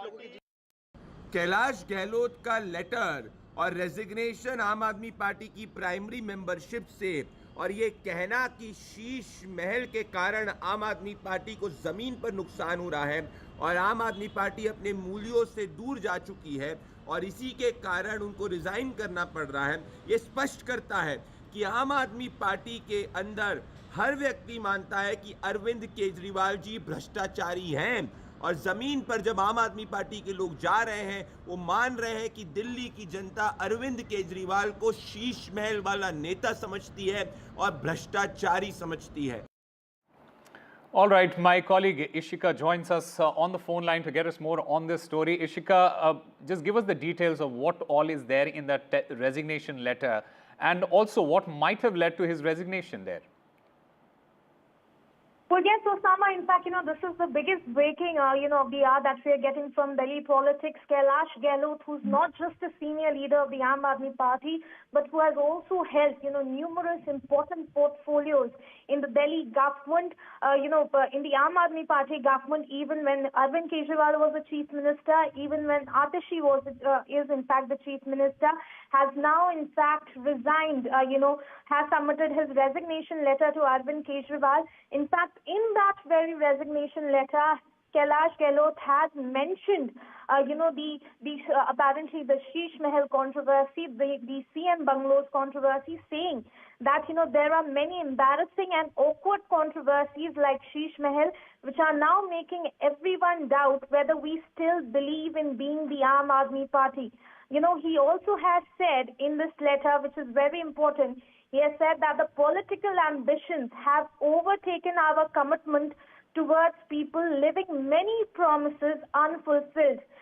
He has also given some examples like Yamuna, which we have promised to transfer into clean water, but we never got around to doing it. Now the Yamuna River is perhaps even more polluted than ever before. So all of these, in fact, Osama, the issues that were again and again being, raised by the opposition to attack the Delhi government, all of that, in fact, has been mentioned in his resignation letter to Arvind Kejriwal. Now, certainly, he has been a big leader, a big face, certainly, of the Aam Aadmi Party, has held cabinet portfolios, important cabinet portfolios. Now, on that, certainly, the opposition has, in fact, intensified its attack on Arvind Kejriwal and the Aam Aadmi Party. We just heard the BJP reactions coming in with the Delhi BJP president now saying that Kailash Gehlot, in fact, has confronted Arvind Kejriwal and also, whether or not he would be expected to join the BJP. He has also said that, if he is going to join the BJP, he's most welcome to do it. So certainly now it is a big setback for the Aam Aadmi Party just ahead of the Delhi polls. And in fact, with all the issues that were being raised with the opposition party, all of that being mentioned in his resignation letter, certainly feels like it will be giving an edge to the BJP and to the opposition parties, but we are still awaiting for a response from the Aam Aadmi Party. Over to you. All right, Ishika, thank you very much for getting us all the latest. We'll have to wait and watch what happens in the future. Is he likely to join the BJP ahead of the assembly elections next year? We'll have to wait and watch. Meanwhile, news coming from Udupi now, a 39-year-old man. He died in a hit-and-run incident in Karnataka's Udupi when a Thar SUV rammed his bike on Wednesday.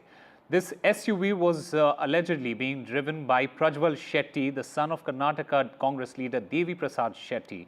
Now, according to police sources, Prajwal was granted bail shortly after his arrest.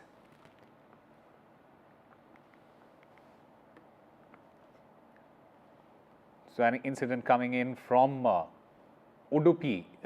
Now, a 39-year-old man, he has died in a hit-and-run incident there. And Prajwal Shetty, the Karnataka Congress leader Devi Prasad Shetty's son, he was allegedly driving that Thar SUV there. And my colleague Pratibha joins us to get us more on this. Pratibha, what are the details of this entire incident that has been now captured on the CCTV camera? What we hear is that this incident happened on Wednesday morning in the wee hours.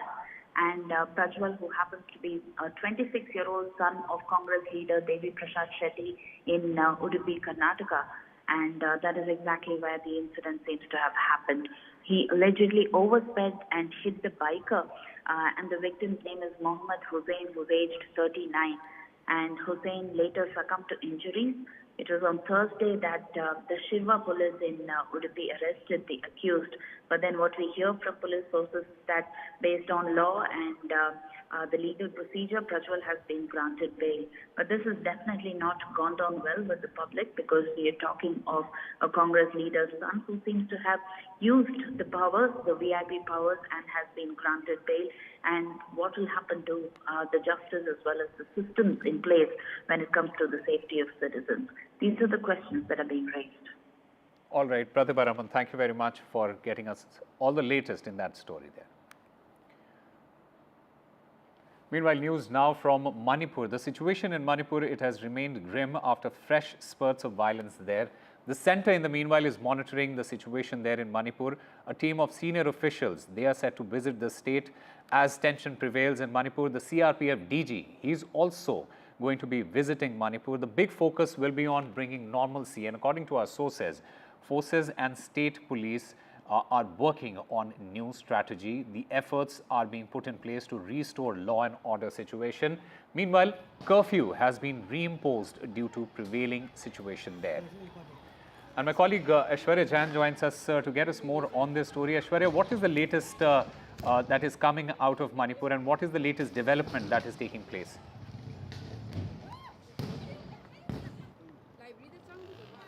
Well, yesterday, remember, it was the central government who stated that there should be adequate forces that should be deployed in the state of Manipur, looking at the recent violence that took place in Jiribam district. There were several bodies that were recovered as well.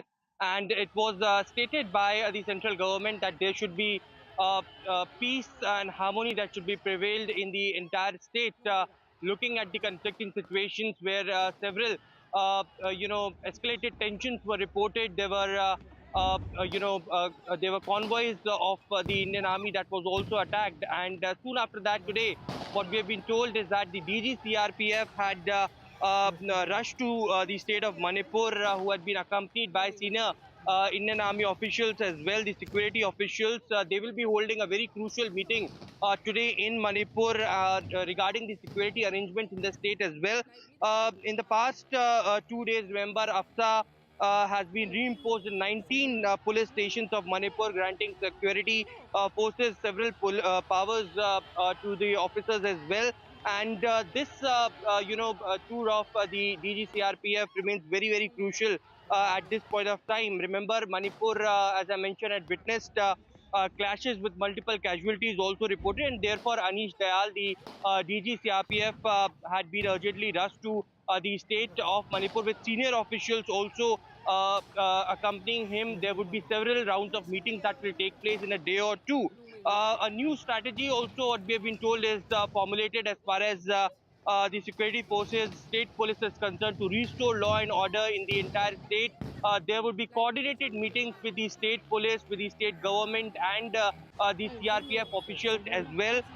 Remember, curfew has been reinstated in districts like Bishnupur, Imphal, and Jiribam, where there had been clashes that were reported in the last few days, and therefore the reason the central government is continuously monitoring the situation, the law and order situation, so that there should be peace and harmony that could be restored in the entire state. Home Ministry is looking very, very closely and monitoring the situation. Remember, today, Home Minister Amit Shah also, who was supposed to be in Bidar for his election rallies, had cancelled his visit. Looking at the ongoing situation, the sources have clearly indicated that this is the reason behind it is, of course, the prevailing situation in Manipur, and therefore the reason perhaps the senior police officials, the senior officials from the CRPF team and DG CRPF had been rushed to the state of Manipur so that peace and harmony can be restored as soon as possible. All right, Aishwarya Jain, thank you very much for getting us the latest as far as the situation in Manipur is concerned. Meanwhile, Ashwini Vaishnav, on the occasion of National Press Day on Saturday, said that disinformation and fake news online and fair compensation for news publishers are the two of the four biggest challenges faced by the news media today. The second challenge is about fair compensation by the platforms for content created by conventional media. As we see, consumption of news and consumption of content is rapidly shifting from the conventional modes to the digital media. The traditional media is losing out financially because of this change. The investment done in creating a team of journalists, training them, having editorial processes, having methods to check the veracity of news, taking the responsibility for the content, all those investments, which are huge investments both in terms of time and money, those are becoming irrelevant by the way the platforms are having a very unequal edge in terms of the bargaining power they have vis-a-vis the conventional media. Prime Minister Narendra Modi, he is in Nigeria on the first leg of his three-nation visit. This visit is the first by an Indian Prime Minister to Nigeria in 17 years. Nigeria will honor Prime Minister Narendra Modi with the Grand Commander of the Order of the Niger. This makes Prime Minister Modi the second foreign dignitary to receive this honor. Remember, Queen Elizabeth is the only foreign dignitary who has been awarded with this particular honor in 1969. Now, this will be the 17th such international award being conferred to Prime Minister Modi by any country. And I'm joined by Mr. Vikas Arya, Overseas Friends of BJP from Nigeria itself. Mr. Arya, welcome to NDTV. Just give us a sense of how significant... Thank you so much for inviting me. And just give us a sense of how significant is this visit by the Prime Minister, and how will Prime Minister Modi's visit impact India's bilateral relations, especially, with respect to trade and investments there? Given the global PM Modi's focus on global South and being the crusader for the global South, that is Africa, which has a population of around 1.3 billion. So any discussion on development without taking Nigeria or Africa into consideration is worthless. So given the fact that Indian community, even though a small number, which is around 40,000 odd, we still generate around $27 billion of business with what we do in this country. And Indian companies are the second largest recruiters, in fact job creators, after the federal government of Nigeria. Now, given the dynamics of India's this visit, so defense being one of the factors where LCH Prachand is there and other items are also in line. Then the energy requirements, given the dynamics of things, the way it is happening globally, you cannot depend on any one partner for your energy requirements. And then more importantly, countering China in Africa, because Africa has been a dark continent and generally nobody was more keen about that. And during this course of time, China has a sizable amount of footprints in Africa. So given the fact that, India is trying to counter that thing also with this visit, so we are looking forward for a mutual interest on common grounds. And we share a lot of common things, like being Bollywood being one of them. And in fact, during the early days in this country, education, a lot of professionals had come from here. So if you take any high-ranking bureaucrat or government official or governors, at some point of time they were they were taught by Indian teachers. So they have a very soft corner for India. And given that PM Modi is also emphasizing much on this whole global South, so it's a win-win deal for both of us. Right, you spoke about cultural exchange. You also spoke about global partnerships. Just give us a sense of how will India-Nigeria cooperation address global challenges currently, right now? Look, global challenges in today's term, it's like majorly about inflation. If you talk about whether it is India or whether it is Nigeria. So there are a lot of things like during this Ukraine war, India was able to have fuel from Russia. So that thing checked us the inflation back in India. And given the dynamics of Nigeria, I'm sure this would also, agriculture is one sector where we can collectively contribute to the global economy. So these are some areas where we are looking forward. All right, Mr. Vikas Arya, thank you very much for being a part of this discussion and getting us your views for the same. Thank you. Thank you.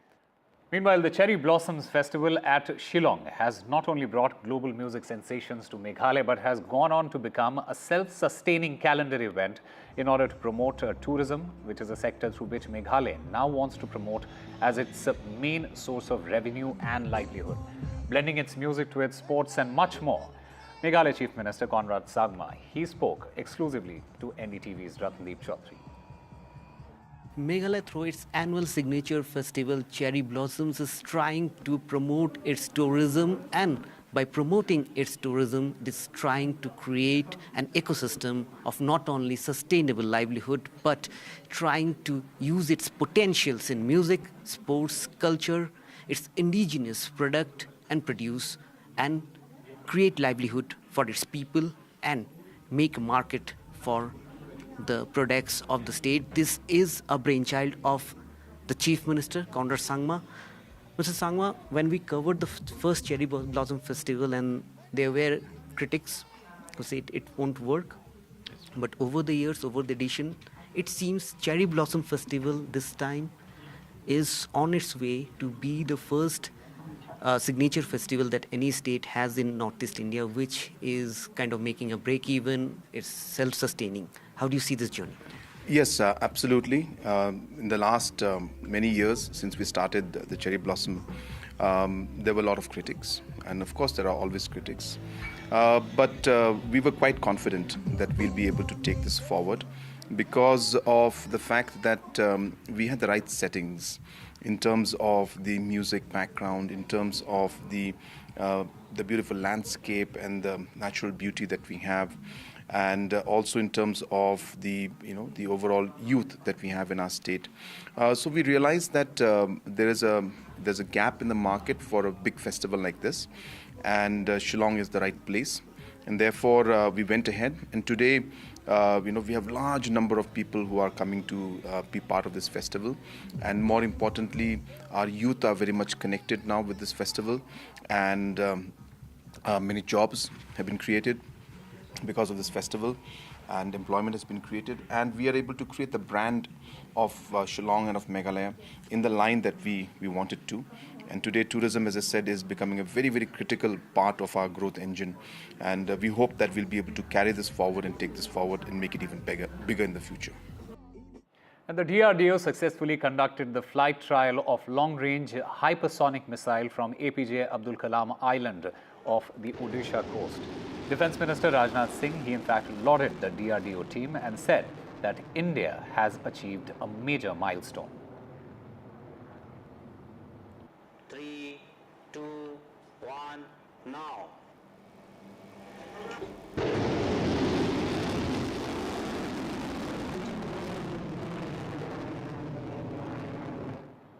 Meanwhile, India is ready to launch from Cape Canaveral, USA, its most sophisticated communications satellite named GSAT-N2 using SpaceX's Falcon 9 rocket.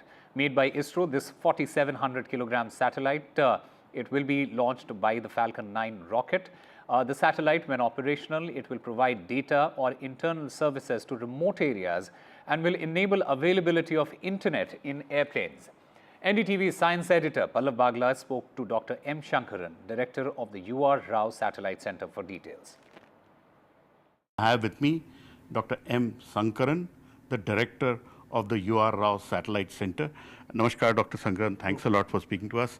What is special about the GSAT-20 and what new capability will this satellite give us?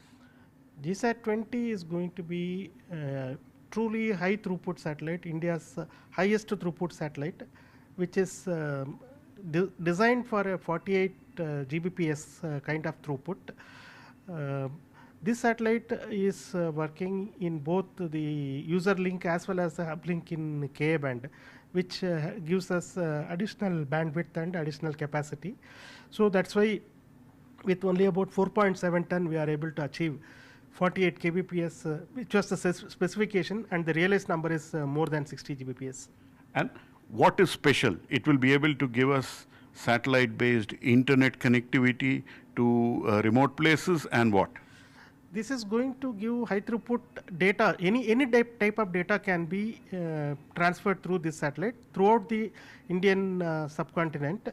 But this satellite is also designed for in-flight connectivity, which is going to be the first of service for Indian continent. Once this is operational, India can also have in-flight connectivity, that is, you can work on your mobiles and laptops when you are in flight. Meaning that is one gap we have. See, whenever we go into a flight, once we switch off the phone or go into aeroplane mode, we have no internet available in India. So you are filling a very big gap which exists in India. Yes, this is if you see the global map of in-flight connectivity, there will be a big hole around India. The rest of the world will be covered by some service provider. This gap is now being filled, and the service provider who is going to use this capacity in GSAT-20 will be able to make this operational quickly. Time now for a very short break. More news and updates on the other side.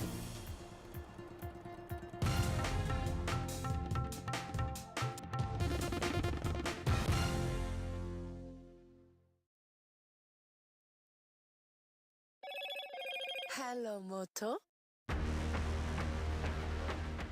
Motorola Edge 50 Pro, world's first AI-powered pro-grade camera.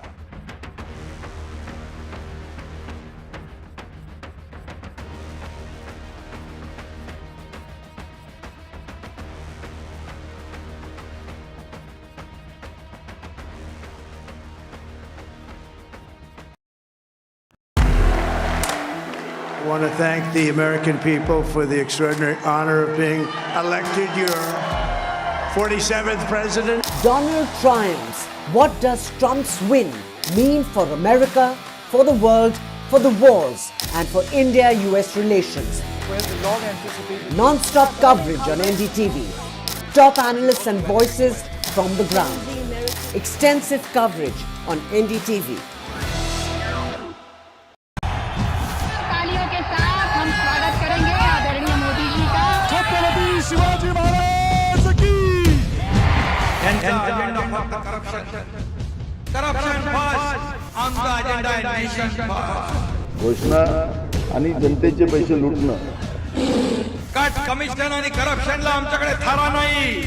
त्यांचा परिवारवाद आमचा महाराष्ट्रवाद. महाराष्ट्रामध्ये 1,75,000 जागा रिक्त आहेत. मग का भरत नाही? राज्याची जनतेच्या घमाच्या पैशाची तिजोरी लुटण्यासाठी हे सरकार आहे. पूर्वीच्या सरकारच्या काळामध्ये निधी देताना त्यांना असं वाटायचं की त्यांच्याच खिशातले पैसे चालले. शेतकऱ्यांना मोफत वीज देण्याचं काम आपल्या सरकारने सुरू केलं.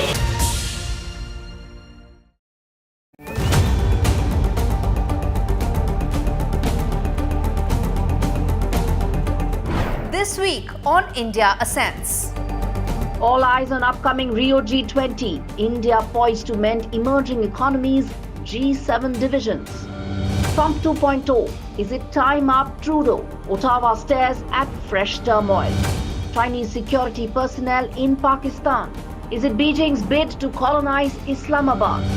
And in Bangladesh, why does Attorney General want secular removed from the constitution? All this and more only on India Ascents with me, Gauri Dwivedi, at these timings on the NDTV network.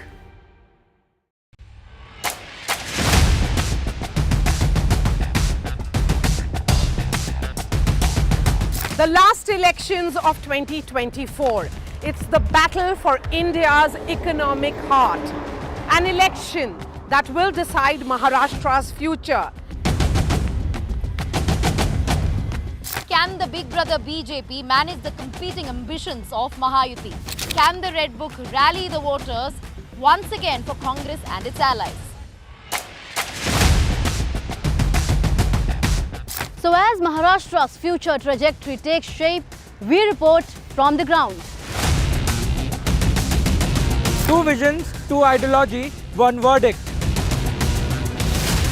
An election where no caste chemistry can yield a perfect formula. It's a state that is splintered with power battles. The big question, will Maharashtra poll outcome unify parties or divide them further? And who will emerge as Maharashtra's undisputed leader?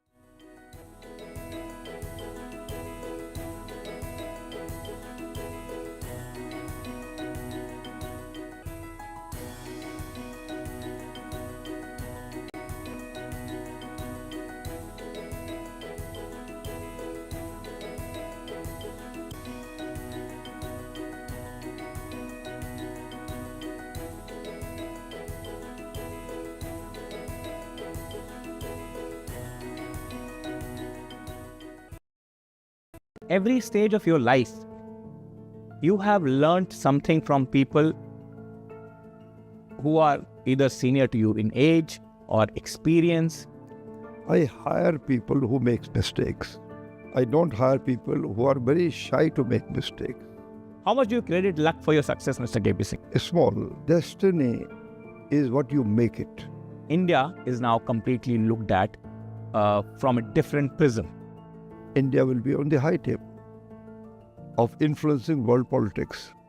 We are there, I feel it, and I do believe that Indian diaspora is now much more proud because they are respected.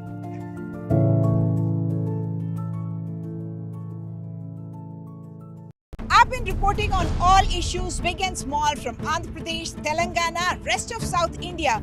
bringing you all the action, all that you need to know, all that you want to know. The energy of Maximum City is infectious. I bring in that energy in our news coverage from financial capital Mumbai. India's IT capital is always buzz. It's literally a city that never sleeps. And I keep you ahead on all the Bengaluru buzz. Covering from the southernmost part of India over the last 23 years, I bring in-depth and 360-degree coverage from the Dravidian heartland. The land of Mishti is also known for its bitter politics. I have seen much water flow under the Howrah Bridge, covering Bengal in all its vivid colors.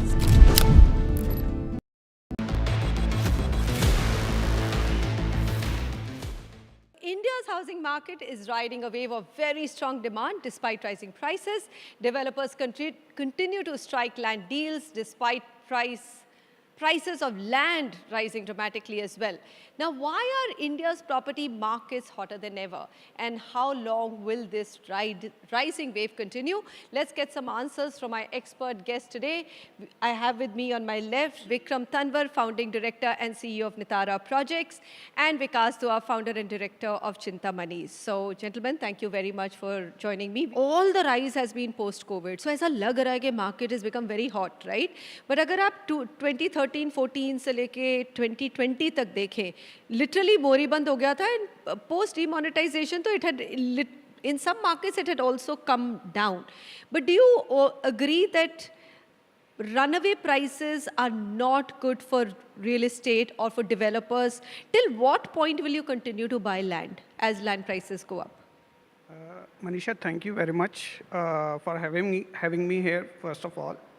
So, जो prices हैं उनका मैं बोलूँगा direct relation है customer के confidence से.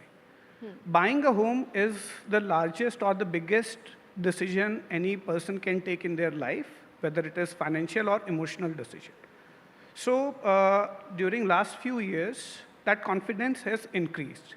उसी की वजह से there is a beeline for in all the offices of developers, and वो कॉन्फिडेंस जो है उसके मल्टीपल रीज़न हैं. रेरा आने के बाद में there is a confidence increase, infrastructure जैसे डेवलप हो रहा है उसकी वजह से there is a confidence increase.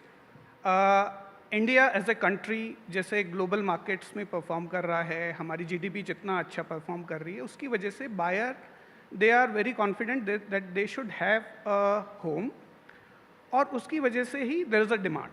So this demand is actually triggering the price hike, but for sure अगर करेक्शन आता भी है, घर तो चाहिए. So घर चाहिए तो there will be a demand for sure. Correct. So I think this is the price increase, whether there will be a correction or not, but demand will be there, and that's a fantastic opportunity for every developer. For every developer. All right. Vikas, let me come to you. You're in a market which is one of the hottest. When we talk about the fact that, okay, some are hot markets, some are good markets, but most markets are doing well in top 7 cities, but some are really hot, and Dwarka Expressway is one of them. Do you believe that it's pent-up demand, and because there is not that much supply that prices are going up?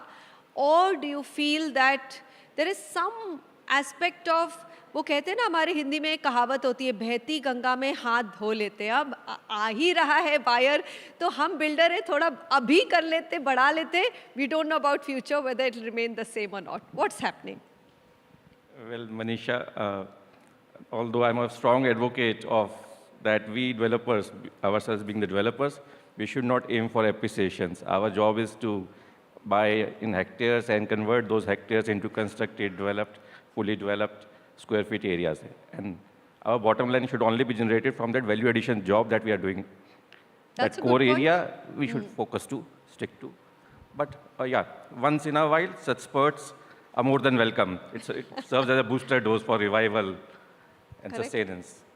At some point, what some of the experts tell me is that, yes, there is demand, so developers like you will continue to buy land, Vikas, right? But there will be a point where you will do your math and say, now it's too expensive. And we don't feel that there will be demand and the land deals will stop.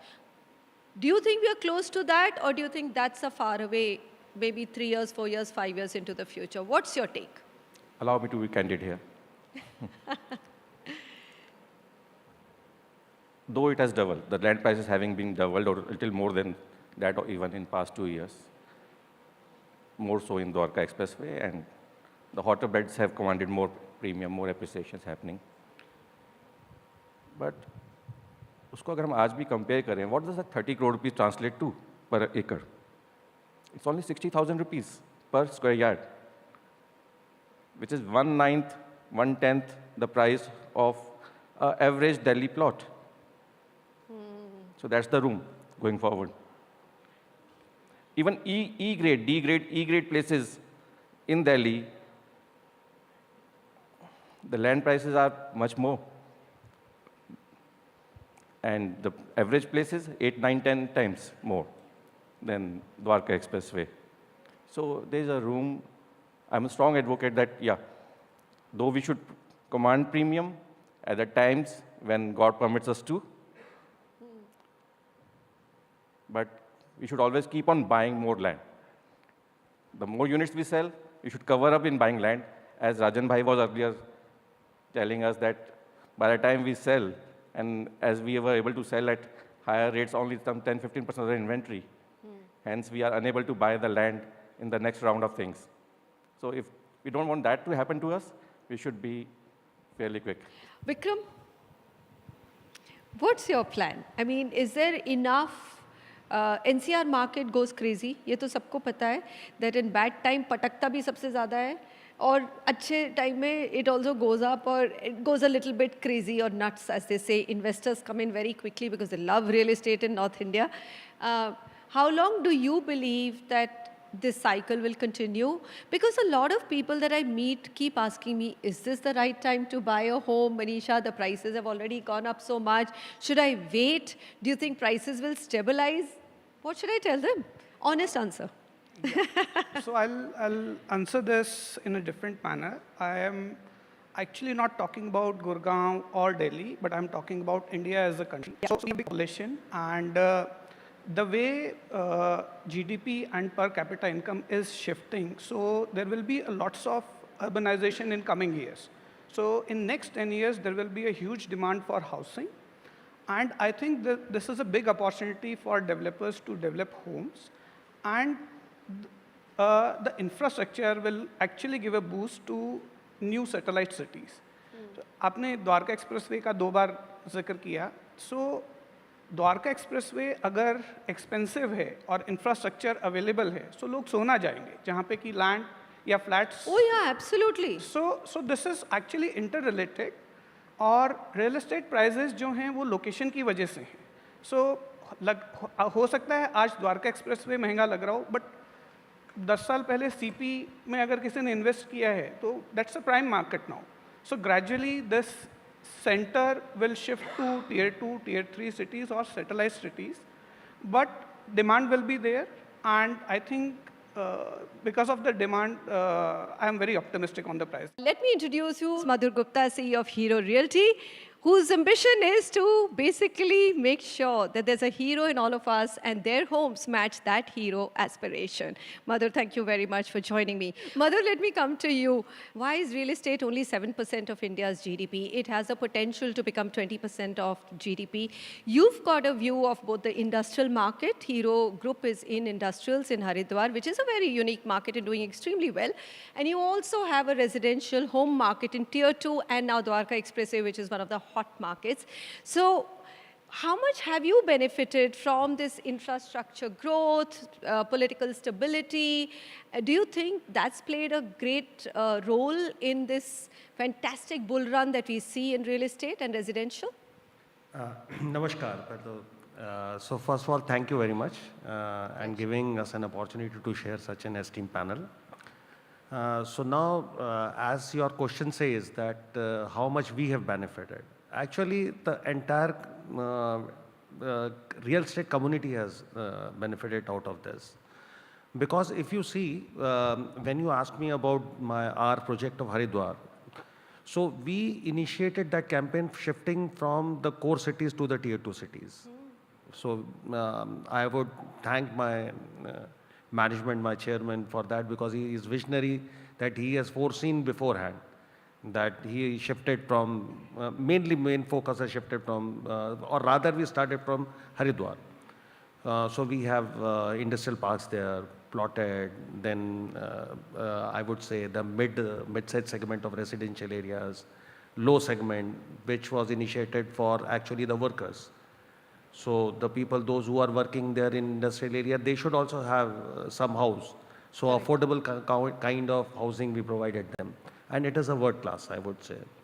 So if you see that the entire country is benefited out of the drive which is going on, and I see that at least another 5-10 years are there, at least minimum for India, where real estate will develop to a level, because infrastructure is a prime, is a core of any development area, as panelist also says that. So we are also doing it, and we have primarily shifting into a tier 2 cities, because we see that I would say the affordability of people now is shifting from metro cities to the tier 2 cities. That is why if you see that the Dwarka Expressway, why it has come up, it is coming up so nicely, or why the appreciation is so much in Dwarka Expressway. This is one of the core area. This is one of the core reason why it is shifting. Because now people, if you see the connectivity of Dwarka Expressway, it is very well connected to Delhi and to Gurgaon. So the people, those who are unable to afford housing in Delhi, they are shifting to Dwarka Expressway. Where is the housing in Delhi, Madhur?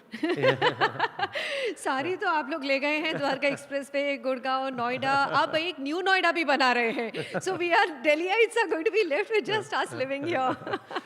So this Dwarka Expressway is one a big buzz area, I would say, which is coming up. And now if you see that the tier 2 cities like Dehradun, Haridwar, Mathura, Vrindavan, these areas have also coming up very nicely. Going to ask you a very simple question.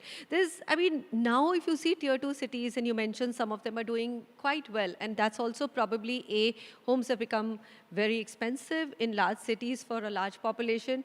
Two, all of these cities, people want to avoid traffic. During COVID, they went back, they enjoyed it. If as a corporate group in real estate, you will get land anywhere that you want. You have great funding from banks at 10, 11% or even cheaper, which everyone else struggles with. What are your growth areas? Where are you focusing to take Hero Homes? Okay, the first thing is the funding part. Yes, we can have an advantage, but nobody wants to have anything more than this thing. So as far as this tier 2 cities are concerned, naturally, this is I would say, right now people are planning to shift to tier 2 cities. But this will be short-lived if we don't increase an infrastructure there. We all are comparing China. See, I can also share a few points of China.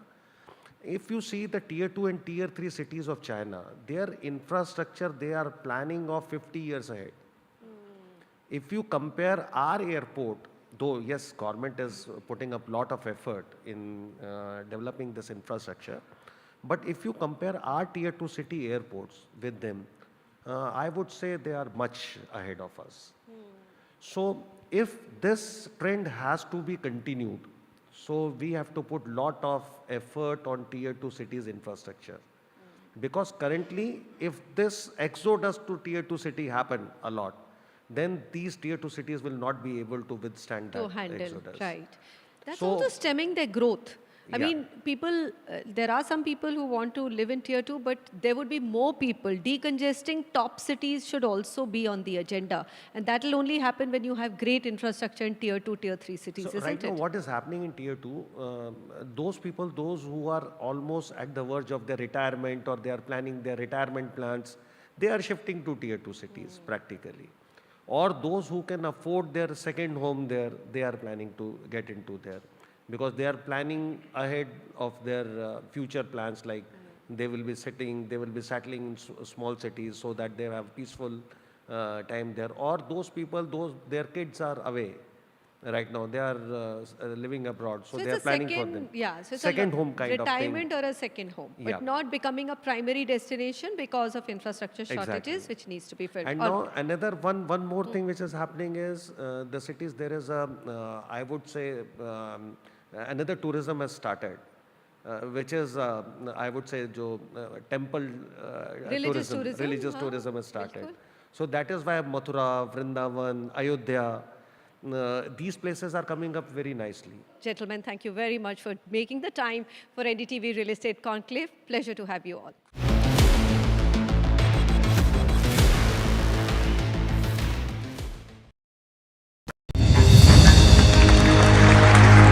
I now request the Honorable Prime Minister to launch NDTV World and address the summit. It was the grand launch of NDTV World by Prime Minister Narendra Modi. NDTV World, as he laid out his vision for the India century at the NDTV World Summit. ऐसी सदी जिसमें भारत के प्रयासों से दुनिया में स्थिरता आए. In the presence of those who are shaping our future. मेरी तरफ से आपको ढेर सारी शुभकामनाएं हैं. NDTV World, your new home for global news is here. NDTV proudly presents NDTV World Summit 2024, the India Century. I now request the Honorable Prime Minister to launch NDTV World and address the summit. Prime Minister Narendra Modi's inaugural session at the NDTV Summit outlined his vision for the India century, driven by aspirational India. हमारा प्रयास होगा भारत की century सिर्फ भारत की नहीं बल्कि पूरी मानवता की जीत की सेंचुरी बने. The summit brought together prominent global leaders, highlighting India's pivotal role on the world stage. Not just Indians trusting India's leadership, but the global South especially trusting India's leadership. Permanent seat on the UN Security Council is something that should be India's right. Canada is concerned, I think there are some very specific issues. I think a lot of people know that. AI is going to be one of the most important, drivers. It's a very exciting time for India, Indian cinema as well at a global level. NDTV World Summit was more than just a conversation. It was a confluence of ideas poised to shape our global future.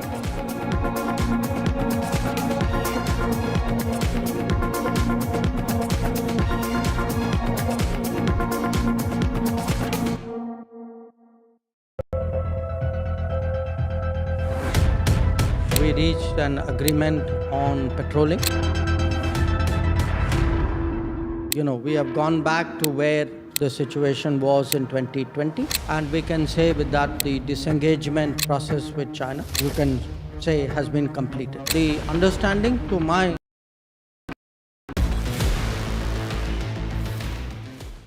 Architects and designers, they are increasingly exploring innovative materials that not only enhance aesthetic appeal, but also improve sustainability, durability, and functionality. The integration of new materials is transforming how we approach design and construction. This shift not only reflects a commitment to sustainable practices, but also addresses the unique challenges posed by India's diverse climate and socio-economic conditions.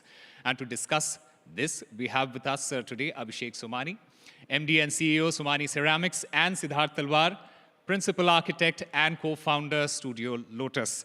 Gentlemen, we are talking about sustainability, we are talking about durability and functionality, but we are also talking about, innovative materials. My first question to you, Siddharth, is how do you see the role of these new materials in transforming architectural design principles, especially in the Indian context? I think particular to your question in terms of new materials, it definitely plays a role because more and more India is looking at a massive scale. India is looking at large construction work. So in terms of scalability, flexibility, in terms of high rises, in terms of just the sheer volume of work, I think the materials needs a generational shift. We are talking about the new materials here. But what about the traditional surface materials, like, say, for example, marble and granite, and also then the artificial stones and, new age tile slabs impacting the overall architectural landscape? What is your thought on that? Thank you very much for having me, first of all. And like Siddharth said, I think a lot of what has to take a transformational change is on the material, is from a point of view of weight, from the point of view of how quick you can deliver a particular building today with the kind of competition which is there. The only way a builder can earn really good money is how quickly he can churn, how quickly he can make the apartment, sell it. So that's one part of it, and that's where I think our products come into play. You take any traditional material, marble, granite, etc. There is a process of bringing it in, cutting it, polishing it, laying it, etc. Here, the products come in pre-cut, pre-polished, pre-finished. So it's a question of how quickly you can apply the material. Secondly, it's a question of what the weight of the material is. So our products range from between 6 millimeters upwards of 20, but it peaks out at 20. 99% of the tiles are between the 9 and 12 millimeter range, whereas a stone would start at about 20, 25 and go up to 30, maybe 40 millimeters. So it's also a question of weight. That's one part. The other part is it's not available anymore. It's scarce. It's a finite material, unlike our product. Any natural stone, any natural product would be finite. It's mined. So from that point of view, again, that's a challenge of getting good quality material. Whatever is available is not of fantastic quality. So for example, classic example is a Makrana white. Our Indian, good old Indian material, probably Siddharth would agree with me, probably one of the best marbles in the world is just not available. You may pay big bucks, but it's not available. So anything what is really good is so out of budget for any class of people. That's when other material, other transformational material come in. And amongst a lot of other material which are there, I think we're one of them, where it clearly has moved leaps and bounds in terms of finishes, where we are now mimicking all kinds of stones, fabrics, etc., and giving architects a lot of flexibility and a lot of consistency to finish their beautiful homes or office spaces or whatever they're designing.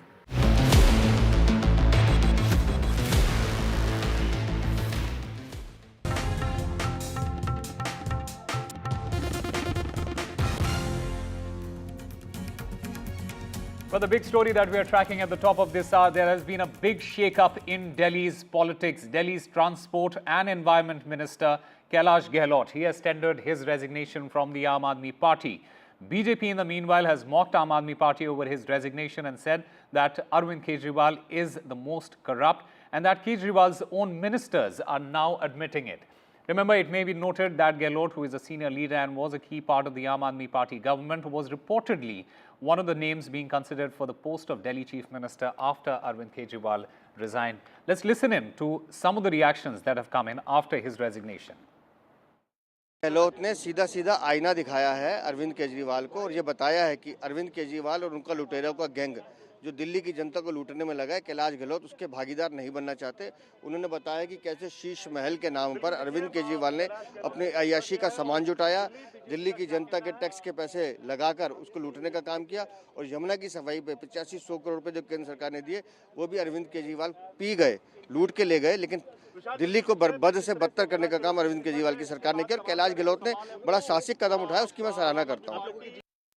Kailash Gehlot का letter और resignation आम आदमी party की primary membership से और ये कहना कि शीश महल के कारण आम आदमी पार्टी को जमीन पर नुकसान हो रहा है और आम आदमी पार्टी अपने मूल्यों से दूर जा चुकी है और इसी के कारण उनको रिजाइन करना पड़ रहा है, ये स्पष्ट करता है कि आम आदमी पार्टी के अंदर हर व्यक्ति मानता है कि अरविंद केजरीवाल जी भ्रष्टाचारी हैं और जमीन पर जब आम आदमी पार्टी के लोग जा रहे हैं वो मान रहे हैं कि दिल्ली की जनता अरविंद केजरीवाल को शीश महल वाला नेता समझती है और भ्रष्टाचारी समझती है।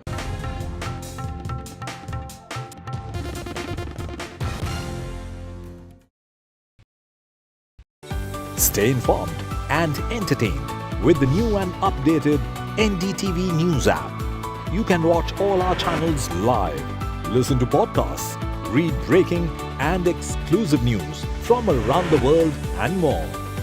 Download the NDTV app today and get access to the best journalism and storytelling on your smartphone or tablet.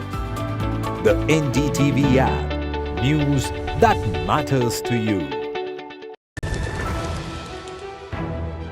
हम ये चुनाव विकास के मुद्दे पर लड़ रहे हैं. Let them come for an open debate with me. I've challenged Eknath Shinde multiple times. Congress is in the worst situation in this state. Mahayuti में भी इससे ज़्यादा dispute है. Everything is fair in love and politics. Vote देने वाले ही जिताने वाले हैं ना. So we worked on 4 options.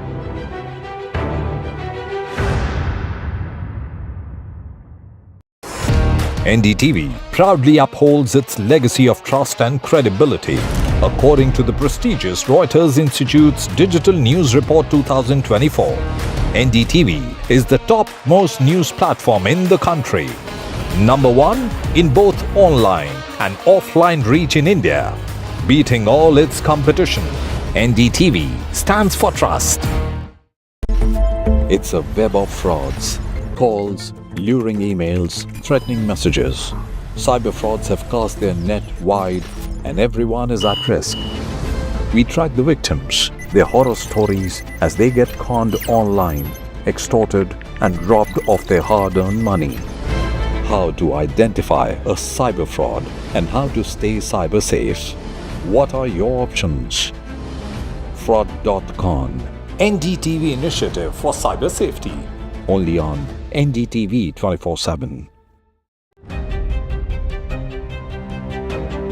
Hello and welcome to India Sense, where I speak with global opinion makers. The United States has made a strategic decision over the last 20 years to move closer to India.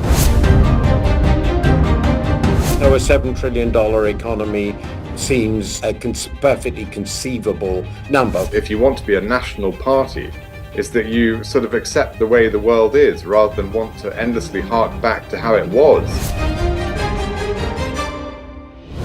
Modi is promoting the digitization of the economy, which is accelerating growth in the country. In today's interconnected world, India's voice is more crucial than ever. When India speaks, the world listens. At NDTV World, we are that voice, bringing you intelligent and insightful news from India and beyond. From geopolitics and diplomacy to economic shifts, migrations, tech disruptions, and the stories of our diaspora. We cover the news that shapes our global future. NDTV World, your new home for global news, is here. I want to thank the American people for the extraordinary honor of being elected your 47th president. Donald triumphs. What does Trump's win mean for America, for the world, for the wars, and for India-US relations? Non-stop coverage on NDTV. Top analysts and voices from the ground. Extensive coverage on NDTV. तालियों के साथ हम स्वागत करेंगे आदरणीय मोदी जी का। छत्रपति शिवाजी महाराज की।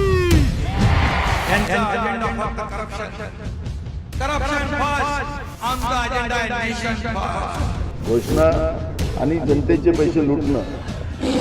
Cut commission आणि करप्शनला आमच्याकडे थारा नाही.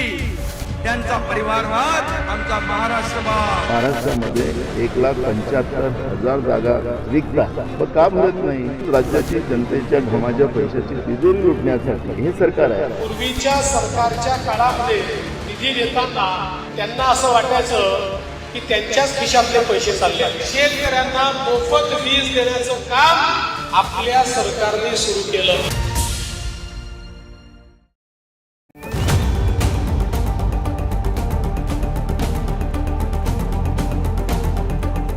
This week on India Ascends.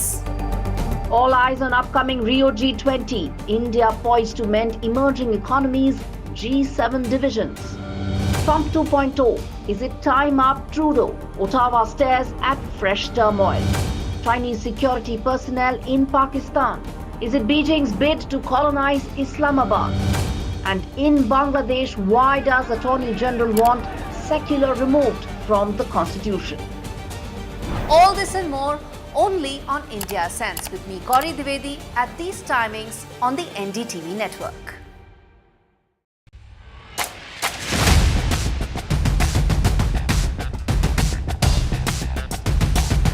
The last elections of 2024. It's the battle for India's economic heart. An election that will decide Maharashtra's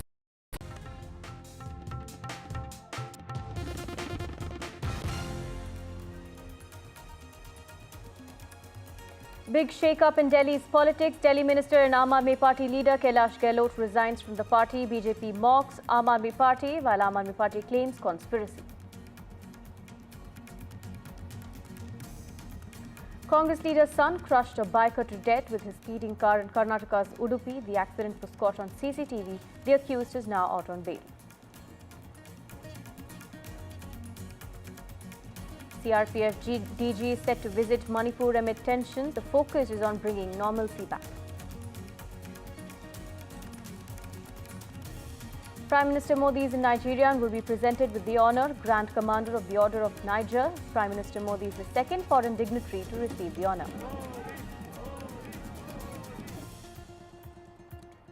Union Minister Ashwini Vaishnav highlights key challenges before media, says fair competition for media is a must.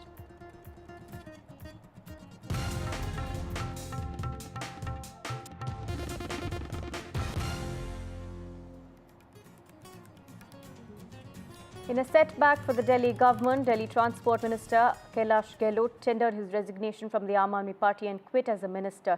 The BJP has mocked the Aam Aadmi Party over Gehlot's resignation, saying Arvind Kejriwal is the number one corrupt person in the party and that Kejriwal's own ministers have now admitted it. This comes after Gehlot's letter of resignation mentions conspiracies and several and controversies that are embarrassing is what Gehlot says. Now, sources also say that the Aam Aadmi Party says Gehlot was left with no option but to resign since he had cases piling up against him.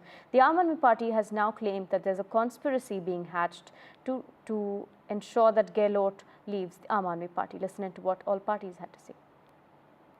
देखिए, चुनाव चल रहे हैं और भाजपा के गंदे षड्यंत्र शुरू हो चुके हैं. ईडी और सीबीआई उनके एलाइज एक्टिव हो चुके हैं. कैलाश गहलोत जी के भी ऊपर काफ़ी ईडी और इनकम टैक्स के मामले चल रहे थे, उनके परिवार के ऊपर भी चल रहे थे, तो उन्होंने जेल की स्ट्रगल से बेहतर भाजपा ज्वाइन करना बेहतर समझा. हमें सुप्रीम कोर्ट ने, माननीय ईडी कोर्ट ने बाकायदा बेल देते हुए स्पष्ट तौर पर कहा था कि ये ईडी और सीबीआई गंदे षड्यंत्र कर रही है. इससे बड़ा क्लीन चिट क्या होगा जब सुप्रीम कोर्ट ने लिखित में ऐसा कहा, जब लर्नेड ईडी कोर्ट ने लिखित में ऐसा कहा. We are being joined by Delhi BJP President Mr. Biren Sachdeva. Sir, आज कैलाश गहलोत ने आम आदमी पार्टी से इस्तीफा दे दिया है, क्या कुछ रिएक्शन रहेगी इस पर आपकी? कैलाश गहलोत के इस्तीफे का मैं स्वागत करता हूं, लेकिन साथ ही साथ अरविंद केजरीवाल तुम्हारे भ्रष्टाचार की जो गाथा लिखी गई है, कैलाश गहलोत ने आज उसका एक आईना भर दिखाया है. कैलाश गहलोत ने अपनी चिट्ठी में जिन मुद्दों का जिक्र किया है, वो मुद्दे लगातार भारतीय जनता पार्टी दिल्ली की जनता की आवाज़ बनकर उठा रही थी. हम बार बार कह रहे थे कि जो शीश महल अरविंद केजरीवाल ने अपने रहने के लिए बनाया है, उस शीश महल में अगर करोड़ों रुपए खर्च किए गए हैं तो वो दिल्ली की जनता के उन टैक्स के पैसों को लगाया गया है जो दिल्ली की जनता के विकास के लिए खर्च किए जा सकते थे. लेकिन अरविंद केजरीवाल ने उसे अपनी अय्याशी पे खर्च किया. यमुना का जिक्र कैलाश गहलोत ने अपनी चिट्ठी में किया है. यमुना की सफाई के लिए केंद्र सरकार ने 8,500 करोड़ रुपए दिल्ली की सरकार को दिए, लेकिन वो 8,500 करोड़ का हिसाब अरविंद केजरीवाल नहीं देते, यमुना को गंदा नाला बना के छोड़ दिया है. तो ऐसे अनेक मुद्दे हैं जो अरविंद केजरीवाल उसकी सरकार ने भ्रष्टाचार में स्थापित किए हैं. कैलाश गहलोत ने सिर्फ बानगी भर दिखाया है. हमारा ये मानना है कि नगर निगम के चुनावों में भी 8 से 10 पार्षदों ने क्रॉस वोटिंग की थी और अब खुद कैलाश गहलोत मंत्रिमंडल छोड़ के बाहर निकले हैं. अरविंद केजरीवाल के साथ जो लुटेरों का गैंग बना हुआ है, अब उसमें वहाँ हर वो आदमी जो दिल्ली को अच्छी दिल्ली बनाना चाहता है, बेहतर दिल्ली बनाना चाहता है, वो वहाँ रुकेगा नहीं, उनको छोड़ के बाहर आएगा. कैलाश गहलोत का लेटर और रेजिग्नेशन आम आदमी पार्टी की प्राइमरी मेंबरशिप से और ये कहना कि शीश महल के कारण आम आदमी पार्टी को जमीन पर नुकसान हो रहा है और आम आदमी पार्टी अपने मूल्यों से दूर जा चुकी है, और इसी के कारण उनको रिजाइन करना पड़ रहा है। ये स्पष्ट करता है कि आम आदमी पार्टी के अंदर हर व्यक्ति मानता है कि अरविंद केजरीवाल जी भ्रष्टाचारी हैं, और जमीन पर जब आम आदमी पार्टी के लोग जा रहे हैं वो मान रहे हैं कि दिल्ली की जनता अरविंद केजरीवाल को शीश महल वाला नेता समझती है और भ्रष्टाचारी समझती है। आज दिल्ली के मंत्री जिनके पास 6 विभाग का दायित्व है, कैलाश गहलोत जी ने आम आदमी पार्टी छोड़कर अपनी नैतिकता का परिचय दिया है कि ऐसी भ्रष्ट सरकार के साथ काम करने का कोई फायदा नहीं है। और दिल्ली की जनता अब इस बात को समझ सकती है कि अपने ही लोगों के साथ किस तरह का व्यवहार अरविंद केजरीवाल करते हैं और दिल्ली की जनता के भलाई के काम करने से उनको रोकते हैं। तो आज कैलाश गहलोत जी ने जो नैतिकता के आधार पर इस्तीफा दिया है, ये बहुत अच्छा कदम है। जल्दी ऐसे और कदम भी दिल्ली की जनता को देखने को मिलेंगे। My colleague Ishika joins us with more details. Ishika, now a big shake-up for the Aam Aadmi Party government in Delhi, where Kailash Gehlot having resigned, he's also cited issues like the Sheesh Mahal being one of the things that are embarrassing, being part of the Aam Aadmi Party government. He says, therefore, he's been forced to quit, is what he said. BJP, of course, using that as ammunition. Well, yes, Aarti, in fact, it is a big shake-up ahead of the Delhi polls. In fact, what is interesting here to note that in his resignation letter to Arvind Kejriwal, Kailash Gehlot has mentioned two big issues, rather, that the opposition.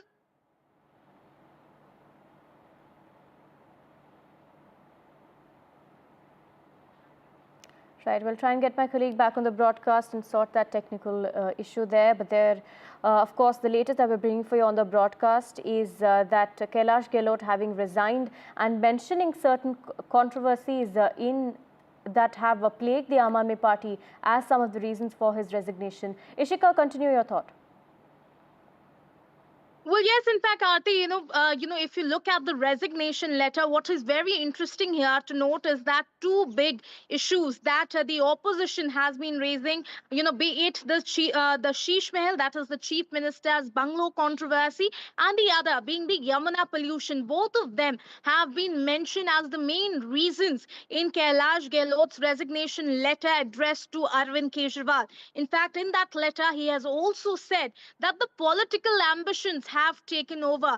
So certainly it is a big setback for the Aam Aadmi Party ahead of the Delhi polls, because if you look at Kailash Gehlot's portfolio, not even just being a senior leader of the Aam Aadmi Party, but also being a very important cabinet minister, even when Arvind Kejriwal was the chief minister, even when Atashi is chief minister. He holds very important portfolios. If you talk about transport, if you talk about home department, if you talk about the women and child development, all big portfolios, in fact, were under him. So his resignation is certainly a setback. We are also, in fact, now getting responses from the Aam Aadmi Party. Aam Aadmi Party leaders now, in fact, claiming that Kailash Gehlot had many ED and IT cases against him. So, there was no option left for him. Now they also, in fact, claim that he's going to join the BJP as the last option. On the other hand, we are seeing, in fact, the Delhi BJP, in fact, also now mocking Arvind Kejriwal and the Aam Aadmi Party, saying that now his own minister has openly confronted him, Arvind Kejriwal, and in fact saying that Kailash Gehlot is welcome to join the BJP whenever he wants. But what is also very important here, Aarti, that we are expecting a briefing from the Aam Aadmi Party that will be addressed by the Aam Aadmi Party national convener, Arvind Kejriwal. So it remains to be seen as to what will be the statement that will come from Arvind Kejriwal now that his senior minister also and a big face of Aam Aadmi Party has now quit the Aam Aadmi Party just ahead of Delhi polls. Over to you. Right, Ishika, now the question also comes in terms of the Delhi elections, what the strategy that the Aam Aadmi Party will deploy is, because now we're also seeing visuals on your screen or of BJP MLA Anil Jha joining the Aam Aadmi Party. This, of course, also plays into the entire strategy that the Aam Aadmi Party will now try to bring in before the elections in light of Kailash Gehlot having resigned. Well, yes, Aarti, it is not a different script. We do see that in every election, it is, the party, one party trying to get leaders from the other party. Now, certainly, with such a big face of the Aam Aadmi Party just quitting, the party ahead of elections, certainly now we have also seen here that how the Aam Aadmi Party is also now bringing leaders of the BJP one by one, trying to get the morale of the Aam Aadmi Party supporters up just before the polls. So certainly, you can see that this is, no different strategy of the political parties, but it is certainly a setback for the Aam Aadmi Party when such a big minister quits from the party. So it remains to be seen how they are going to make up for this, because the BJP, क्या the करना है, you want to opposition, certainly is going to up its ante against him. Would you? Right, Yashika. Kejriwal there, in fact, speaking at this press conference where the BJP leaders having joined. The Aam Aadmi Party, Yashika, is of course claiming that this is a conspiracy that has been hashed by the BJP. They are saying that cases were piled against Gehlot and he had no other option but to quit, and that it was not that he was forced out because of the controversy surrounding the party. Well, yes, that is the statement, Aarti, that we have been listening to since the moment, this has come to light that Kailash Gehlot has submitted his resignation letter. Let me first tell you that Chief Minister Atashi has already accepted his resignation from the Council of Ministers of the Delhi government. And now we are seeing one by one the Aam Aadmi Party leaders saying that this is again a conspiracy, rather a dirty conspiracy from the side of the BJP by misusing the agencies. They have in fact on record now said that in fact, because of the ED and IT cases that were against Kailash Gehlot, he had no option, but he is going to join the BJP. So these are the statements, the response that is coming from the Aam Aadmi Party. Now, certainly what we are also seeing on the screen, the biggest face now of Aam Aadmi Party, Arvind Kejriwal. What will be his response to Kailash Gehlot quitting up? That remains to be seen. But certainly, it is going to impact Aam Aadmi Party's campaign strategy, because Kailash Gehlot, as we have seen his importance in the party, he was in fact he in fact was one of the initial members also of the Aam Aadmi Party. In fact, how he was with the Aam Aadmi Party for such a long time. He was a very senior leader of the party, and then went on to become one of the most trusted cabinet ministers in the Delhi government, with numerous important portfolios under him, be it under Arvind Kejriwal as the chief minister, or be it even now under Atashi as the chief minister. So, but remember, Aarti, that he is not the first cabinet minister of the Aam Aadmi Party to quit, the political party, and to, in fact, to give his resignation. We have seen other ministers also, former other two ministers also, quitting the app.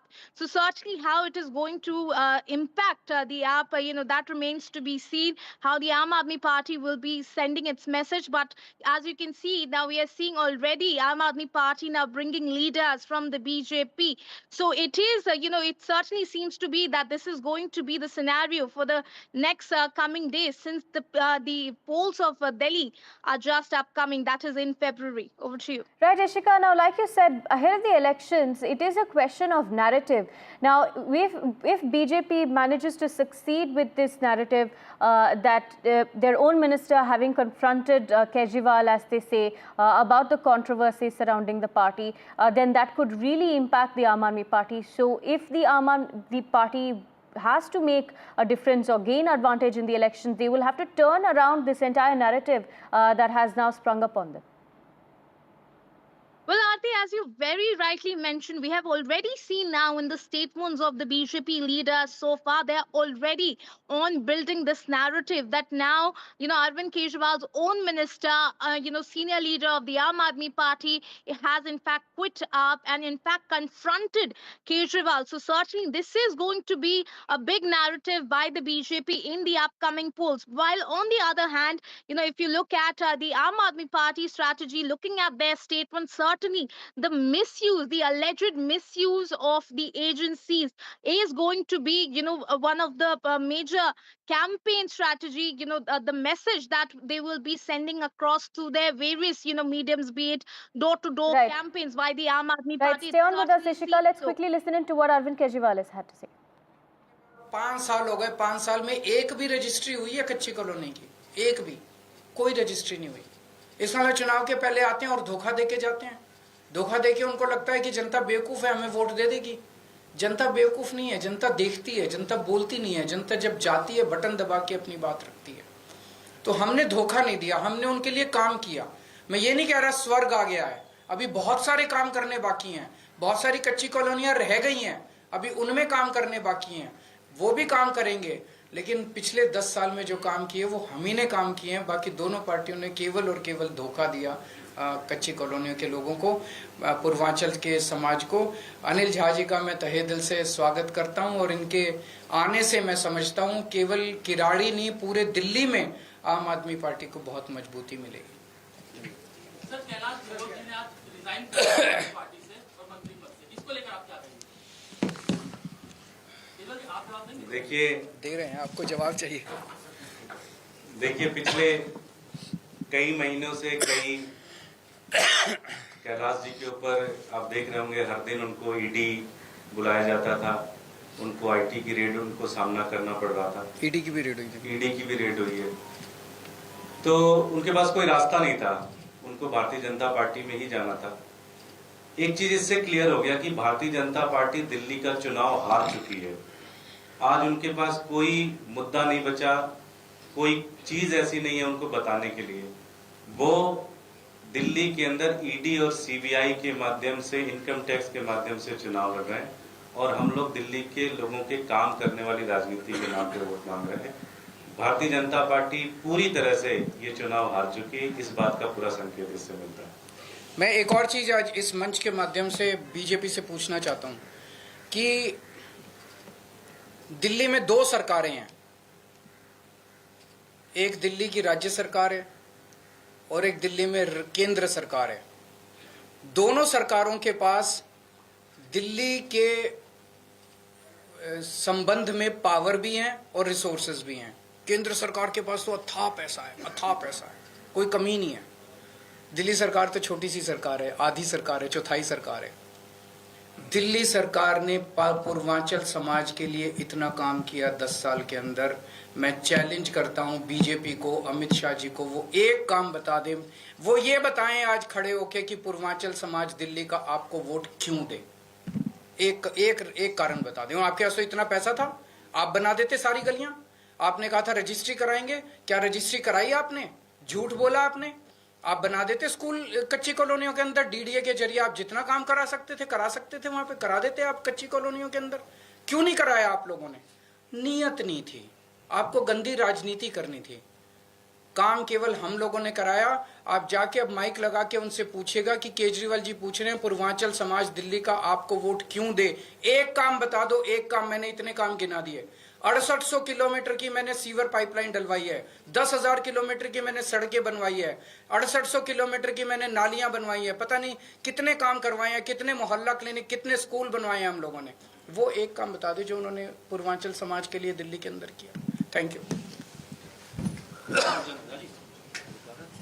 Right, my colleague Ishika still with us. Ishika, there the Aam Aadmi Party repeating that their stance on the case is that Gehlot had been forced to quit the Aam Aadmi Party by BJP through conspiring by ensuring that there are raids on his house, ensuring that there are cases against Gehlot, which then force him to quit, is what they stand at. Well, yes, in fact, that now seems to be the official statement from the Aam Aadmi Party. We just heard, another leader of the Aam Aadmi Party, Durgesh Pathak, in the press conference, just saying that, Kailash Gehlot had no option left. He had a lot of, ED cases against him, and that is why this is the only option that was left for him to leave the party. Now, what is interesting here, Aarti, is that, in fact, we saw how Arvind Kejriwal, even till now, he did not directly respond respond to the question, but rather we did hear him, tell Durgesh Pathak that there were a lot of, ED cases against Kailash Gehlot. So certainly, this just shows, the position that, Kailash Gehlot held in the Aam Aadmi Party. He was considered, in fact, Aarti, one of the trusted of Arvind Kejriwal, and that is why we saw that how, in fact, he was given numerous important responsibility when it came to the party and also when it came to Aam Aadmi Party government, Delhi government cabinet. So certainly even now we are seeing Arvind Kejriwal not directly responding to the question, but certainly as you mentioned earlier, Aarti, that this is certainly going to be the narrative from now onwards from the BJP side, saying that, the big face, one of the big faces of the Aam Aadmi Party, big minister in the cabinet leaving and confronting Arvind Kejriwal is certainly going to be the narrative. On the other hand, the Aam Aadmi Party is going to intensify its narrative over the alleged misuse of the agencies by the BJP-led central government. But the question remains that, whose narrative will the voters of the national capital will be believing in? Over to you. Thank you, Ishika, for joining us and bringing us those details on the story. Shifting focus now, there's a row that has erupted over actor Kasturi's comments against the Telugu community. She's being interrogated as of now is what we're learning. Kasturi was arrested in Hyderabad, remember, for her alleged hate comments against the Telugu community, and she's about to be produced in court is what we're learning. My colleague Sam joins us with more details. Sam, now Kasturi is about to be produced in court. Remember, allegations against her are that of hate speech. Aarti, one development as we speak now, a short while ago, a court in Chennai has remanded actress Kasturi to judicial custody till the 29th of November. So now she'll be taken to prison. She was brought from Hyderabad, where she was arrested yesterday, and for a little while the police had interrogated her before presenting her before the magistrate, and now she has been remanded for judicial custody. This pertains to her controversial speech recently, in which she had allegedly made comments portraying the Telugu community living in Tamil Nadu in poor light. And several FIRs, 6 FIRs were filed across Tamil Nadu by Telugu groups, and also objections were raised by political parties including the BJP, after which Kasturi had expressed apology. She had also withdrew all her references to Telugu, but the Madurai bench of the Madras High Court still did not grant her anticipatory bail, after which her arrest became imminent. In the ruling, the Madurai bench of the Madras High Court had called her comments hovering towards hate speech and called her apology to be not sincere, as in the court's view, she only tried to justify her speech. And the judge also ruled that granting bail for those tried to escape making hate comments and then giving an apology cannot be entertained. And we'll have to now wait and see whether this could become a long-drawn legal battle, whether Kasturi would now move the Supreme Court for bail. That's something we'll have to wait and watch. Right, Sam. Thank you for joining us and bringing us those details. We'll continue tracking these stories for you. For now, a short break.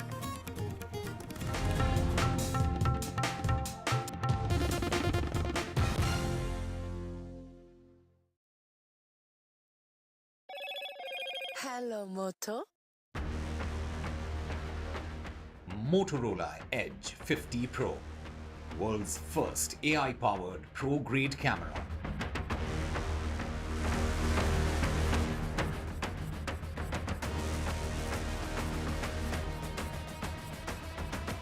Shake-up in Delhi politics. Delhi Minister and Aam Aadmi Party leader Kailash Gehlot resigns.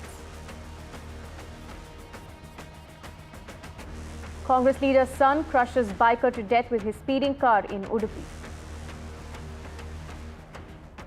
CRPF DG to visit Manipur amid tensions, focus on bringing normalcy. Prime Minister Modi in Nigeria to be presented with honour of Grand Commander of Order of Niger.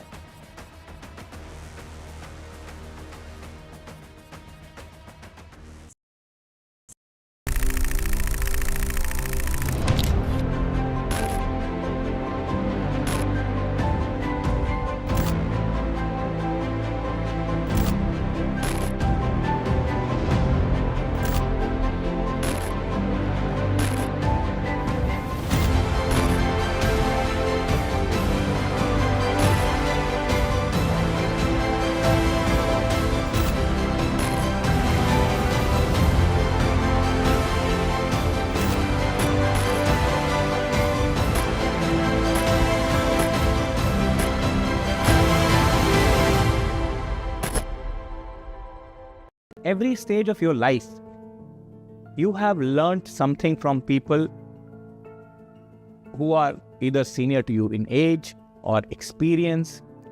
I hire people who make mistakes. I don't hire people who are very shy to make mistakes. How much do you credit luck for your success, Mr. KP Singh? Small. Destiny is what you make it. India is now completely looked at from a different prism. India will be on the high table of influencing world politics. We are there, I feel it, and I do believe that Indian diaspora is now much more proud because they are respected.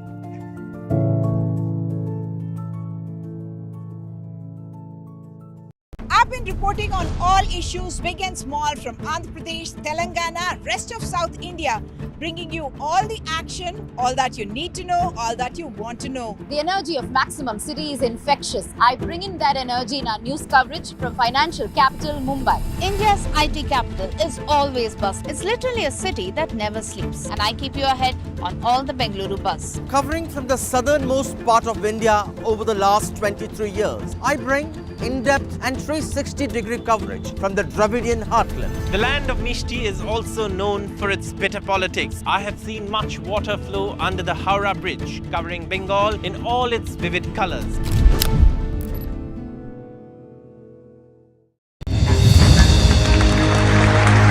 I now request the Honorable Prime Minister to launch NDTV World and address the summit. It was the grand launch of NDTV World by Prime Minister Narendra Modi. NDTV World, as he laid out his vision for the India century at the NDTV World Summit. ऐसी सदी जिसमें भारत के प्रयासों से दुनिया में स्थिरता आए. In the presence of those who are shaping our future. मेरी तरफ से आपको ढेर सारी शुभकामनाएं हैं. NDTV World, your new home for global news is here.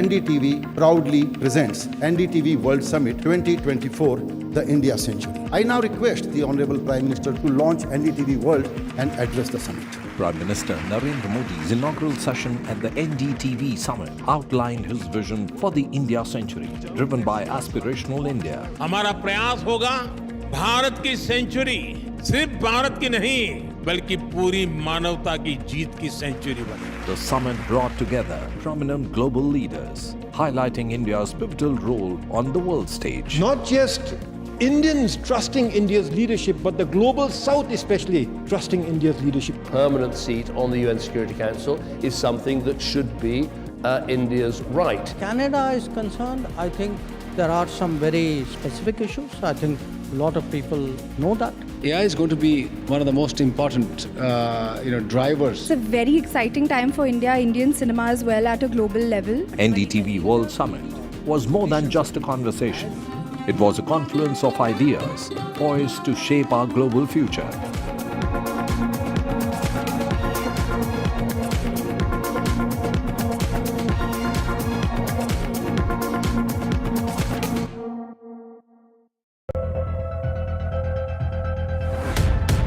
We reached an agreement on petroling. We have gone back to where the situation was in 2020, and we can say with that the disengagement process with China, you can say, has been completed. The understanding, to my knowledge, is that we will be able to do the petroling which we were doing in 2020. Stay informed and entertained with the new and updated NDTV News app. You can watch all our channels live, listen to podcasts, read breaking and exclusive news from around the world and more. Download the NDTV app today and get access to the best journalism and storytelling on your smartphone or tablet. The NDTV app. News that matters to you. हम ये चुनाव विकास के मुद्दे पर लड़ रहे हैं. Let them come for an open debate with me. I've challenged Eknath Shinde multiple times. Congress is in the worst situation in this state. Mahayuti में भी इससे ज़्यादा डिस्प्यूट है. Everything is fair in love and politics. Vote देने वाले ही जिताने वाले हैं ना. So we worked on 4 options.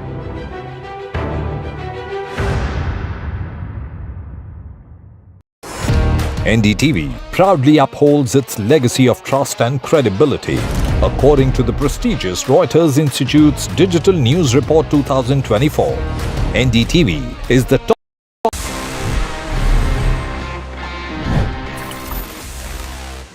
Hello guys, एक बार वापस से आपका स्वागत है आप सभी के फेवरेट गैजेट शो में. The name is pretty obvious. You are watching gadgets 360 with technical Guruji. And basically आज के इस एपिसोड में I have got some amazing gadgets for you. Gadgets काफ़ी प्यारे हैं मुझे और आई थिंक आपको भी होंगे, बिकॉज ये हमारे लाइफ को काफ़ी आसान बनाते हैं, हमको एंटरटेन भी करते हैं और हमारा काम भी जो है वो काफ़ी अपने आप ही कर देते हैं, because we are all using these smart gadgets. तो in this episode I have got everything for you. जल्दी से आगे बढ़ते हैं और देखते हैं क्या हो रहा है in the world of gadgets. Guys, मेरा नाम है Gaurav AK TG. You are watching gadgets 360 with technical Guruji. तो जल्दी से आगे बढ़ते हैं, चलिए शुरू करते हैं.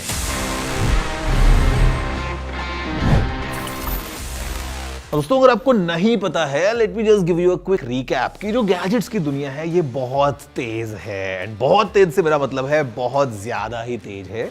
सबसे पहले we just need to stop, look around, do a quick recap to just understand कि क्या हुआ in the past week, कहाँ कुछ नया लॉन्च हुआ, कौन सा प्रोडक्ट लीक हो गया है. Everything in this segment news of the week. After launching in China some time back, Oppo is all set to launch their flagship Oppo Find X8 series with ColorOS 15 globally on 21st November. The smartphone will sport a Hasselblad branded camera for sure. Rest, we'll have to see what all features it brings from the Chinese variant. The game that is touted to be GTA 6's rival, Paradise by Epic Games, has just dropped another video showcasing how the players can interact with NPCs in the game. ये NPCs AI powered हैं and इनके साथ converse करना chat GPT में prompt type करने जैसा ही है. You walk towards the NPCs and type in your query, to which they respond. What's more interesting is that players हर एक NPC से converse कर सकते हैं. X has been testing its generative AI model Grok for free. ये AI model ChatGPT और Gemini जैसा ही है. But when asked, it says its differentiator is that it is based on the responses given by Iron Man's Jarvis and is a lot fun to converse with, unlike the other chatbots जो काफी mundane sound करते हैं. You can choose through the 2 given options to chat with it, regular and fun mode. Quick Share, previously known as Nearby Share, was only limited to x64 Windows devices up until now, along with the other Android devices. But recently, Google ने Quick Share को Snapdragon X और बाकी ARM devices के लिए भी update कर दिया है. This is going to add a lot more devices to which files can be shared using an Android smartphone. LG ने अपने X-Boom पोर्टफोलियो को एक्सपैंड किया with the launch of LG XL90, XO2T and Go XG2T. Features की बात की जाए तो X-Boom XL90 1000 what का high power sound with dual woofers और पिक्सल LED लाइटिंग के साथ आने वाला एक पार्टी स्पीकर है. इसमें IPX4 वाटर रेजिस्टेंस, हैंडल और व्हील्स भी देखने को मिल जाते हैं. And this speaker is great for outdoor parties. It is priced at rupees 64,900. X-Boom Go XG2T एक कॉम्पैक्ट 5 वॉट का स्पीकर है विद बेस बूस्ट और IP67 rugged design. LG claim करता है ये 10 घंटे का प्लेबैक ऑफर करता है.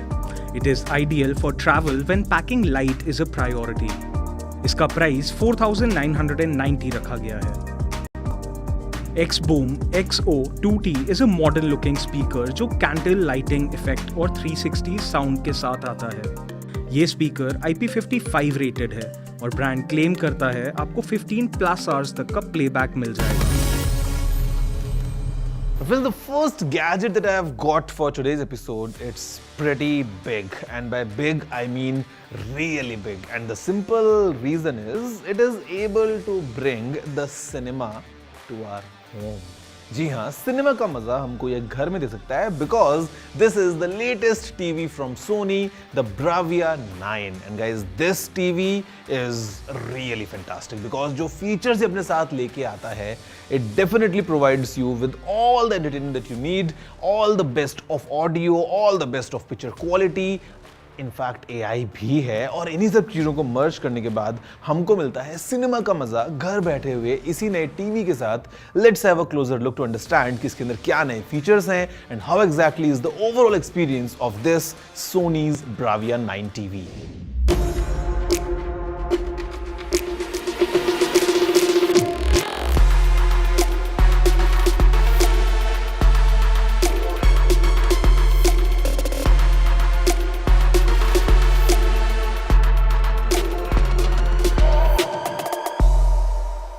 Sony launched their flagship TV, Bravia 9, a few months back in India, which is priced at Rs 4,49,990 for the 75-inch model and Rs 5,99,990 for the 85-inch model.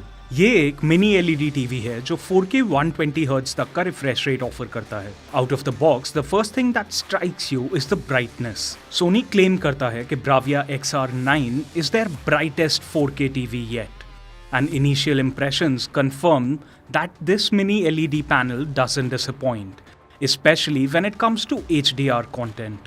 The cognitive processor XR goes beyond typical image processing by analyzing focal points in the frame and tuning visuals to mimic how our eyes perceive depth and clarity.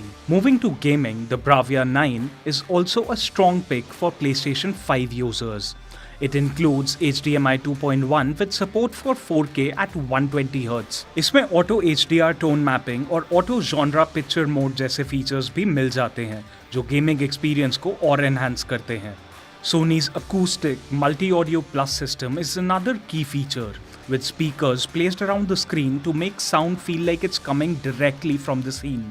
Lastly, the Bravia 9's design. ये TV काफी refined और aesthetically pleasing दिखता है. With straight lines and minimal bezels, ये TV किसी भी home decor में बहुत easily blend हो जाएगा. So friends, there you have it, the Sony Bravia 9. Basically एक बहुत exciting TV है coming from Sony, and Sony as a brand, you know, they have film cameras, they have film studios, and they have the TV as well. So the loop is now complete, and cinema experience को घर बैठे मिलने वाला है इस नए बड़े वाले Sony Bravia 9 के साथ. वैसे सिनेमा जाने का मजा भी अपने आप में एक अलग होता है, but sometimes you are just too lazy और वो घर बैठे सिनेमा चाहिए, वहाँ पे ये TV जरूर हेल्प करेगा. Guys, did you know something? मेरे जिस दिमाग में भी आया, you know, the high-end aerospace components जो aircraft के कुछ parts होते हैं, the marine, you know, we have submarines and all, या अगर हम बात करते हैं high-end auto sport जो equipments होते हैं, वो बने होते हैं एक special material से, and it is called grade 5 titanium. Guys ये जो ग्रेड 5 टाइटेनियम है ये इतना ज़्यादा स्पेशल होता है क्योंकि super resistant against high temperatures, मतलब 400 डिग्री सेल्सियस का भी अगर टेम्परेचर है इसको कोई फर्क नहीं पड़ता है. It's able to avoid all the wear and tear और काफ़ी केमिकल्स के अगेंस्ट ये रिएक्ट नहीं करता है एंड ऑल. मतलब ये काफ़ी ज़्यादा एक वंडर मटेरियल है basically, and it is made up of using 90% titanium, 6% aluminium and 4% vanadium. But आपके दिमाग में आ रहा होगा कि मैं आपको क्यों बता रहा हूँ, what's about titanium. Well guys, ये एग्जैक्ट सेम ग्रेड 5 टाइटेनियम काम में आता है to make Apple's pro iPhones. जी हाँ, the 15 Pro, the 15 Pro Max, the 16 Pro and the 16 Pro Max, all of them are using the grade 5 titanium in their construction. वैसे अगर हम बात करते हैं सैमसंग की फॉर एग्जाम्पल, तो Galaxy S24 Ultra also uses titanium. However, it is a grade 2 titanium जिसमें 99% तक titanium होता है. ये काफ़ी लाइट वेट भी होता है, मतलब अपने अपने प्रोज एंड कॉन्स हैं. But did you know this कि आपके फ़ोन में वही टाइटेनियम लगा है जो किसी एयरक्राफ्ट में लगा होगा? Quite exciting. If yes, then amazing. Enjoy the process. If no, then please let me know. You know the address. It's tg@ndtv.com. लिख डालिए आपके मन की सारी बातें और मैं आपके सारे emails को पढ़ने वाला हूँ. Now friends, for the next gadget, I have this. छोटा पैकेट, बड़ा धमाका. This is the new mini iPad from Apple, the iPad mini 7th generation. Guys, दिखने में बहुत छोटा सा है with this 8.3-inch diagonal screen. Quite sleek design, quite lightweight, quite compact, but inside इसमें लगा है Apple का A17 Pro processor, which simply means that we have the option of Apple Intelligence. जी हाँ, काफी इंटरेस्टिंग ये छोटो वाला iPad Apple ने लॉन्च कर दिया है with pretty unique features. Let's see up close कि आखिर ये iPad कैसे आपकी लाइफ में आपकी प्रोडक्टिविटी को और एनहांस कर सकता है. All thanks to Apple Intelligence.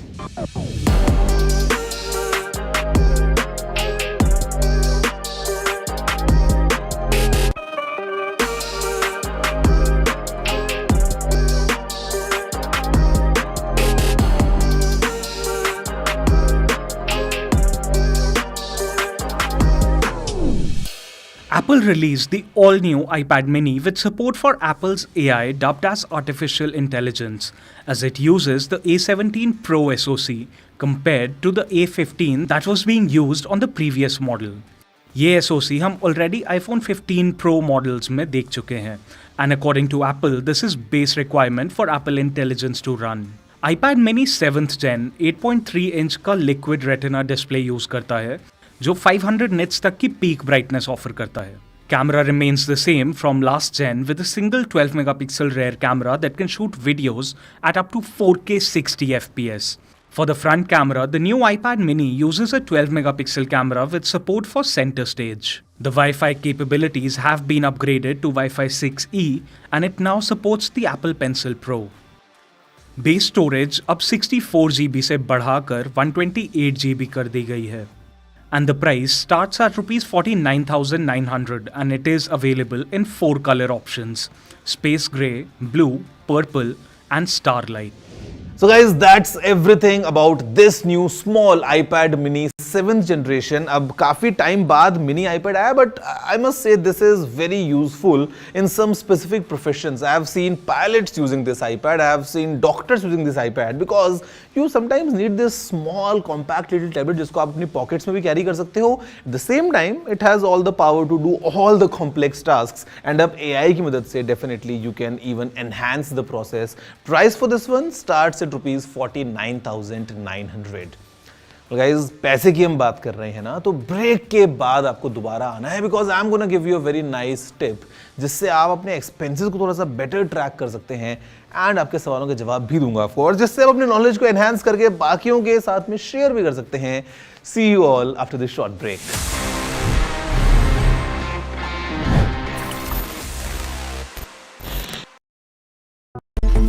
It's a web of frauds, calls, luring emails, threatening messages. Cyber frauds have cast their net wide and everyone is at risk. We track the victims, their horror stories as they get conned online, extorted and robbed of their hard-earned money. How to identify a cyber fraud and how to stay cyber safe. What are your options? Fraud.con. NDTV initiative for cyber safety. Only on NDTV 24/7. Hello and welcome to India Sense, where I speak with global opinion makers. The United States has made a strategic decision over the last 20 years to move closer to India. So a $7 trillion economy seems a perfectly conceivable number. If you want to be a national party, it's that you sort of accept the way the world is rather than want to endlessly hark back to how it was.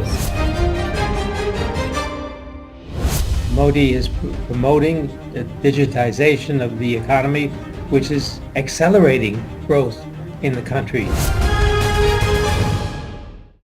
In today's interconnected world, India's voice is more crucial than ever. When India speaks, the world listens. At NDTV World, we are that voice, bringing you intelligent and insightful news, from India and beyond. From geopolitics and diplomacy to economic shifts, migration.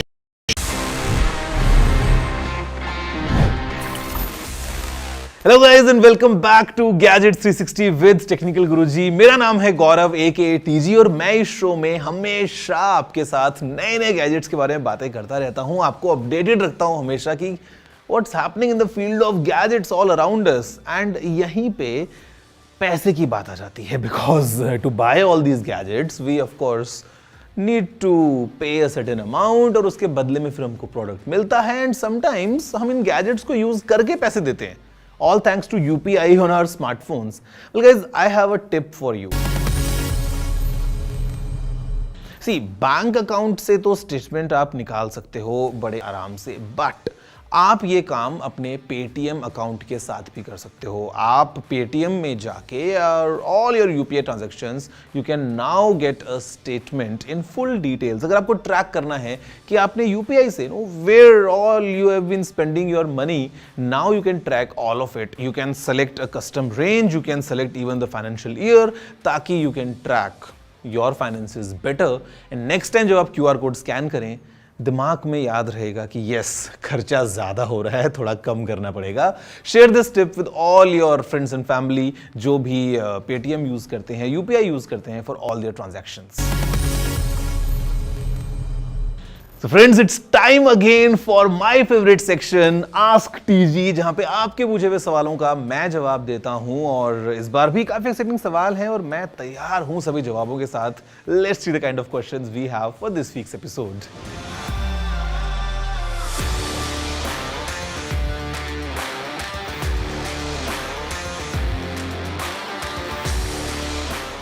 रुको, जी हां, रुको और थोड़ा सा wait करो। Why I am saying this? The simple fact is आपको बहुत जल्दी नए वाले फोन्स देखने को मिलेंगे मार्केट में। They are very well powered using the latest chips, काफी एक्साइटिंग फीचर्स भी इनमें हैं। तो rather than you buy a phone today, just wait for a few days or I would say just a couple of more weeks, आपको market में और ज्यादा options अच्छे मिलने वाले हैं। Better phones at the same price bracket 50,000 rupees, तो उनका भी इंतजार कीजिए।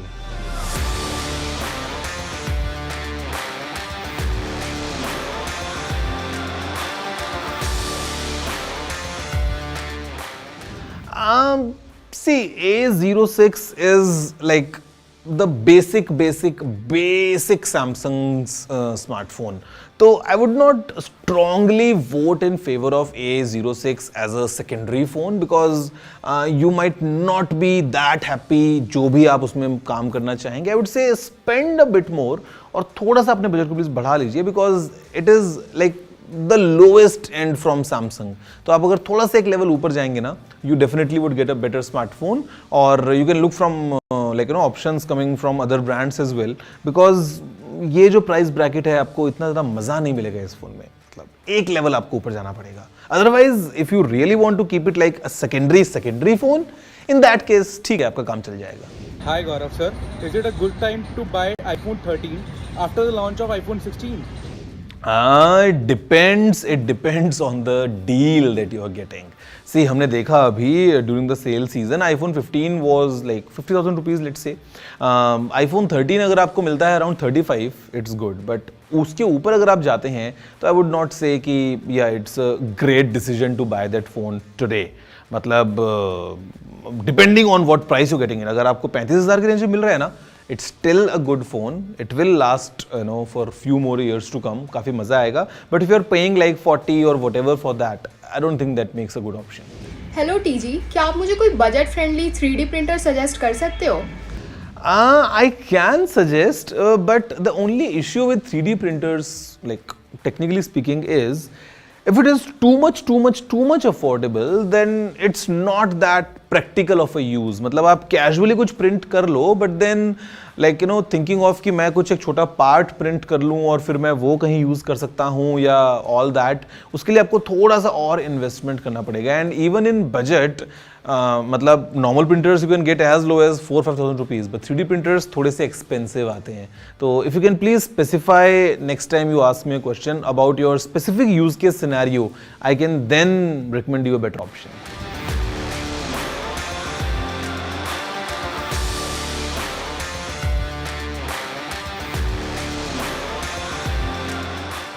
नॉट एनी टाइम सून, ये बिल्कुल नहीं होने वाला है आने वाले कुछ सालों तो ज़रूर, बिकॉज जो फ्लिप टेक्नोलॉजी वाले फ़ोन्स हैं, of course like kind of like a foldable phone off course, तो वो हमको मिलते हैं लेट्स से 50,000 के प्राइस रेंज में, 45,000 रुपीज़ लेट्स से, बट 20,000 के प्राइस ब्रैकेट में आना उनका बड़ा मुश्किल है। मतलब आने वाले आई डोंट थिंक कि 2-3 साल तक तो ये काम होने भी वाला है, उसके बाद क्या पता हो क्या पता ना हो, but not any time in near future I would say.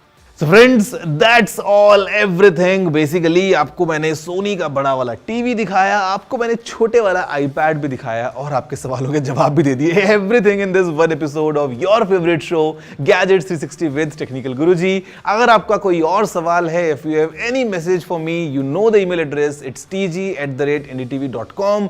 Write in all your emails. मैं और मेरी टीम उन सबको पढ़ने वाले हैं और आपके साथ आने वाला हूँ नेक्स्ट वीक एक बार वापस से, same time, same place, with even more amazing gadgets. See you all next week. That's it for today.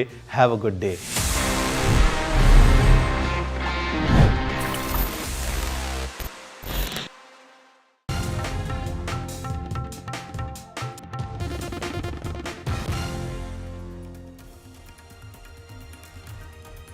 Hello and welcome. You're watching NDTV 24/7. I'm Osama Shab. The big story that we're tracking at the top of this hour is the pollution situation in Delhi NCR. Now, the CAQM, the Commission for Air Quality Management, it has issued an urgent appeal to all the residents of the National Capital Region in order to adopt the measures outlined in the Citizen Charter of Stage 3 under GRAP. Now, during a meeting, it was highlighted that the upcoming winter season is a crucial period and thus the actions to be taken under different stages of GRAP are to be implemented effectively, and daily reports have been sought from different implementing authorities responsible. For 4 consecutive days now, the AQI in Delhi remains in severe category, and that is creating a lot of problem for the people who are living here. Right now also, according to the CPCB app, the collective AQI around Delhi is 428. Now we are being joined by some of the morning walkers at the Kartavya Path in central Delhi. Let's go straight to them. Sir, क्या नाम है आपका? Ramesh Kumar. Sir, हम देख रहे हैं दिल्ली में जो AQI है वो काफ़ी ज़्यादा ख़राब है, चारों तरफ धुंध देखने को मिल रही है, क्या कुछ दिक्कत हो रही है? हाँ, दिक्कत हो रही है, लेकिन हमें नहीं दिक्कत हो रही। हम रोज़ आते हैं यहाँ पर, तो हमें इतनी दिक्कत, वैसे दिक्कत तो है लेकिन इतनी दिक्कत हमें नहीं हो रही, क्योंकि हमारा रोज़ का रूटीन है, हमें इतनी दिक्कत नहीं हो रही। आज भी आप लोगों के सामने हम सैर कर रहे हैं। आपका नाम क्या है सर? विकास जैन। क्या कुछ दिक्कत हो रही है? AQI लगातार हम देख रहे हैं गंभीर श्रेणी में बनी हुई है। काफ़ी अफसोस की बात है कि यहाँ पे इतनी ज़्यादा दिक्कत है, सांस लेने में, हर चीज़ में, आँखों में जलन हो जाती है और सही पूछो तो दिल्ली रहने लायक नहीं रही। मतलब ठीक है, लोग अपने काम की वजह से यहाँ पे रह रहे हैं, अदरवाइज मेरे हिसाब से सबको भाग जाना चाहिए यहाँ से। आपका नाम क्या है मैम? पीला जैन। आप लोग रोज आते हो यहाँ मॉर्निंग वॉक? नहीं, आज संडे की वजह से। आप लोग आए होंगे इंडिया गेट देखने के लिए, लेकिन हम देख रहे हैं कोहरा काफ़ी ज़्यादा है, धुंध लगी हुई है चारों तरफ, तो क्या कुछ दिक्कत हो रही है? ऐसा भी कुछ देखा नहीं, अभी आए हैं, अभी देखते हैं। आपका नाम क्या है मैम? नीतू जैन। हम लोग देख रहे हैं AQI काफ़ी ज़्यादा खराब है, अपन बच्चों के साथ बाहर निकली है इंडिया गेट पे घूमने के लिए, और जिस तरीके से लगातार प्रदूषण खराब श्रेणी में बनी हुई है, क्या कुछ चिंता होती है आपको बाहर निकलते वक्त? ऑफ कोर्स देखो, हेल्थ इश्यूज तो हैं ही कि पोल्यूशन बढ़ रहा है, तो हर एक की हेल्थ पे मे बी डायरेक्टली और इनडायरेक्टली सबकी हेल्थ को वो अफेक्ट कर रहा है, बट स्टिल अब जहाँ आप रहते हो तो आपको निकलना पड़ेगा, करना पड़ेगा, वो चीज़ है।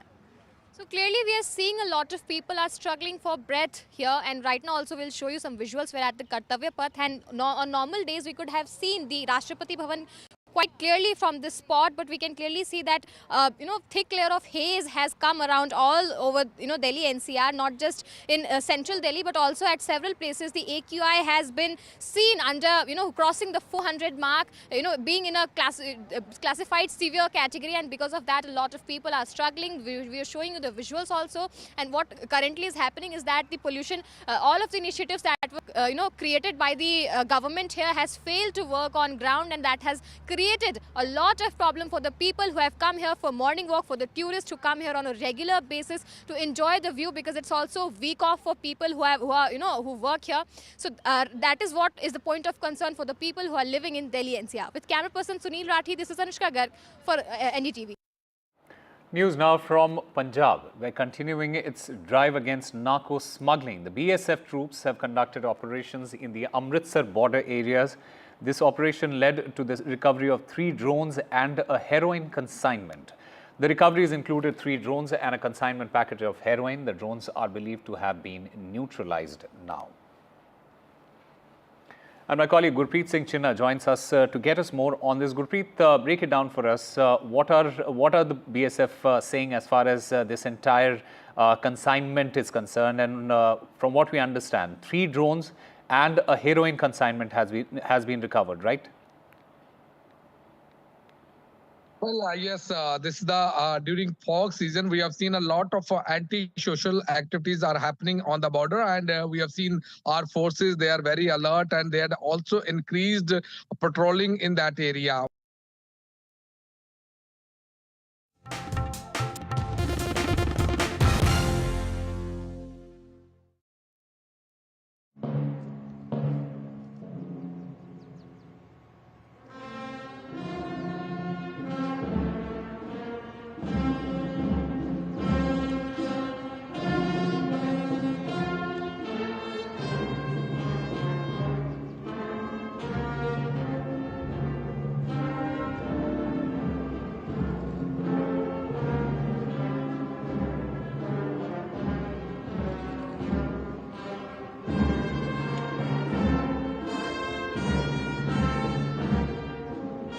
Well, Prime Minister Modi there receiving the Guard of Honor in Nigeria. This is his first visit to Nigeria. It's the first leg of his 3-nation visit there.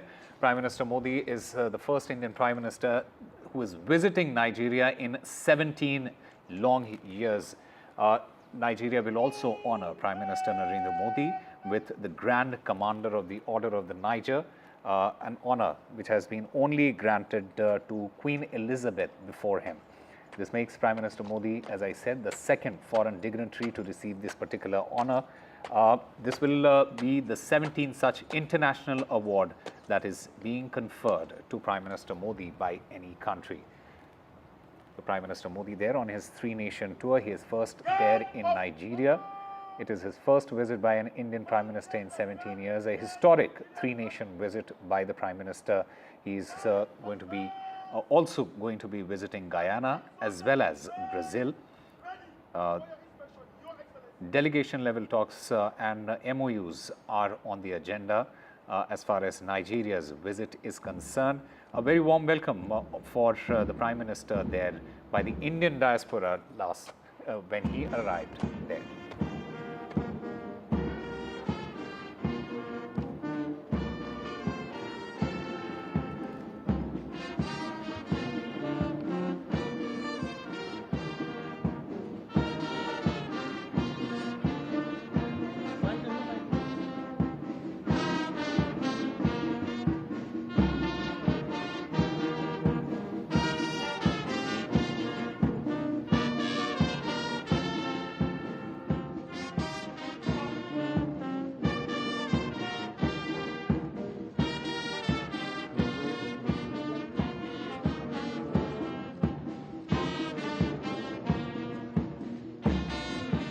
Prime Minister Narendra Modi's visit to Nigeria. It is a significant event. It is highlighting the strong bilateral ties between the two countries, between India and Nigeria.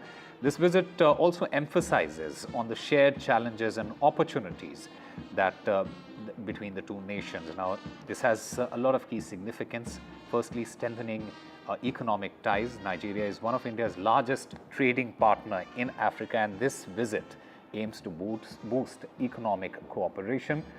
As far as cultural exchange is concerned, Prime Minister Modi in fact lauded the Indian community in Nigeria for preserving the culture, the heritage, also showcasing people-to-people connection there.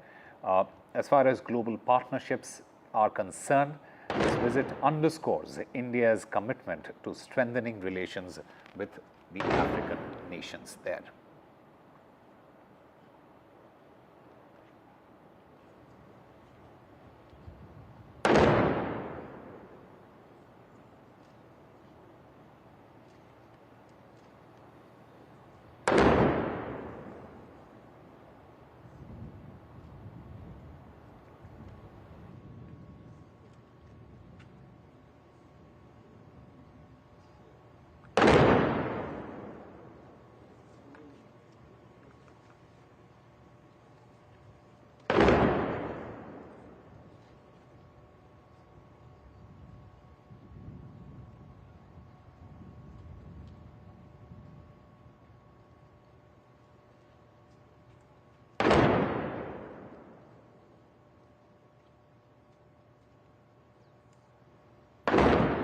Prime Minister.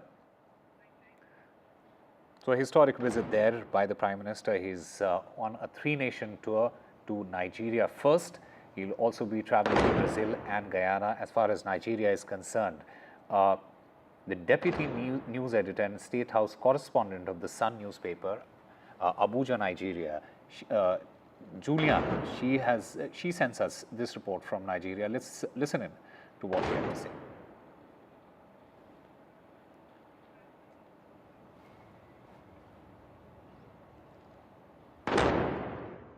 Nigeria is the largest market in Africa and with a large population. And as we know, India is equally has a large population. So this visit is very important to Nigeria, especially in the three areas of defense, education, and security. As we know, Nigeria is battling insecurity in the northwest, in particular, all over the country, but particularly in the northwest with insurgency and all that. And then we have a large number of out-of-school children. So this partnership will help bridge the gap in this area. And then in the area of energy, Nigeria has large deposits of gas, and it's looking to diversify its energy sources away from petroleum, but it doesn't mean that petroleum will be jettisoned, but we want to go into clean energy, and this is where India comes in. So this is huge. 17 years before this state visit, it's been a long time, and I guess probably because both countries had other interests. But it's a good thing to see that this relationship is being revived. And as we mentioned, Prime Minister Narendra Modi's visit to Nigeria is a significant event. It is highlighting the strong bilateral ties between the two nations. It also emphasizes on the shared challenges and opportunities between the two nations there. The Prime Minister receiving a guard of honor there in Nigeria on his first stop to the three-nation tour.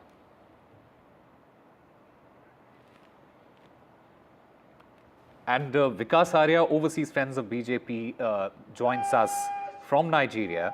Vikas Arya, just give us a sense of how significant is this visit by the Prime Minister there, and more importantly, how will this impact India's relationships with other African nations, including Nigeria?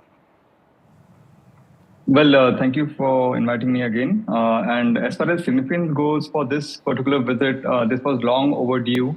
As rightly mentioned by one of the panelists there.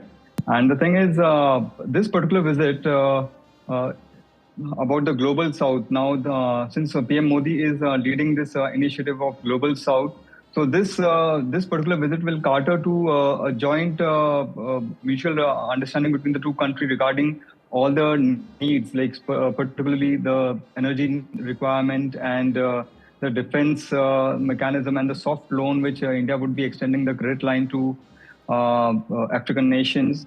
So this visit was long overdue, and I'm glad that finally it is taking place. And I'm sure India is going to be a force to reckon in the African continent.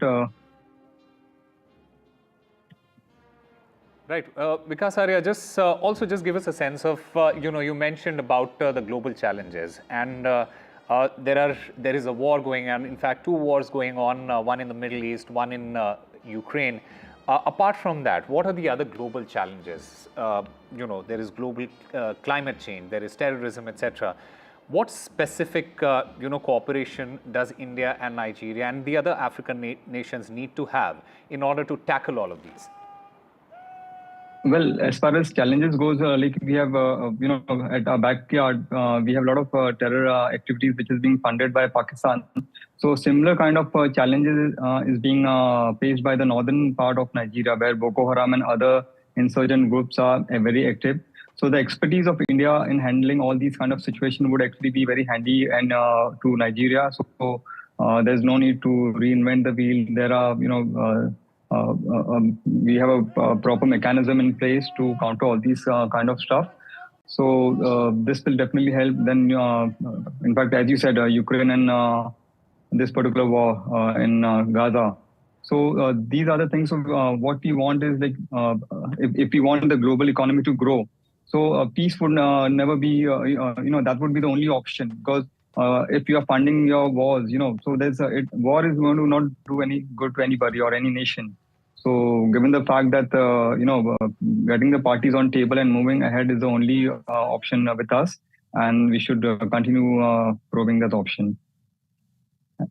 All right, Vikas Arya, thank you very much for breaking it down for us and giving us all the right context as far as Prime Minister's visit to Nigeria is concerned.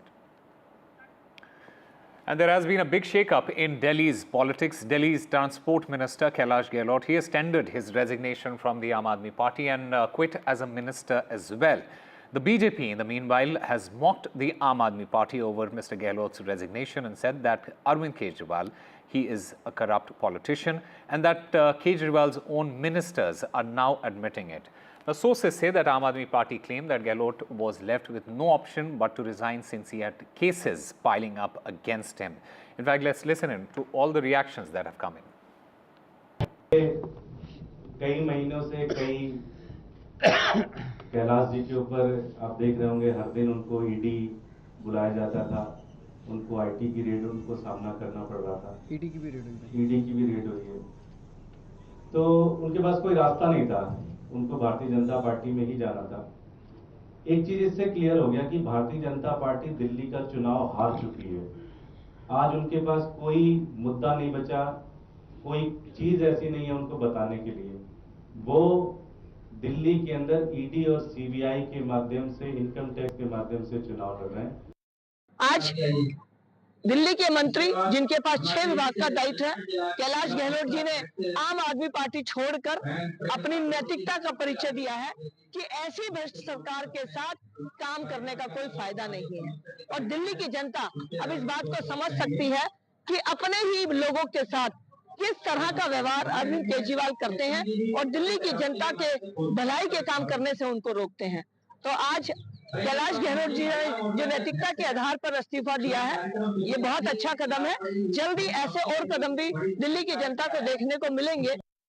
Kailash Gehlot ji ने अभी इस्तीफा दिया, हमें मालूम हुआ, और उन्होंने स्पष्ट तौर से कुछ आरोप लगाए हैं, जिसमें खास तौर पे यमुना की जो गंदगी को उन्होंने इशारा किया है। उसके साथ साथ जो शीश महल की बात आई है, जिसमें भ्रष्टाचार साफ साफ नजर आ रहा था, उसकी ओर उन्होंने इंगित किया है। एक बात तो तय है कि आम आदमी पार्टी के जितने भी मंत्री हैं, या तो वो जेल जा रहे हैं या ईडी के डर से पार्टी छोड़कर बाहर निकल रहे हैं। मैं ये मानता हूं कि आज कहीं ना कहीं आम आदमी पार्टी भ्रष्टाचार में पूरी तरीके से आकंठ डूब चुकी है। All right, time now for a very short break. More news and updates on the other side.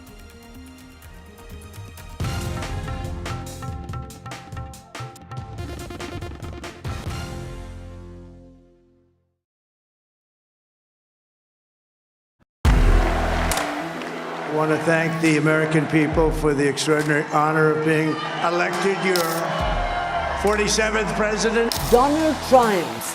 What does Trump's win mean for America, for the world, for the wars, and for India-US relations? Non-stop coverage on NDTV. Top analysts and voices from the ground. Extensive coverage on NDTV.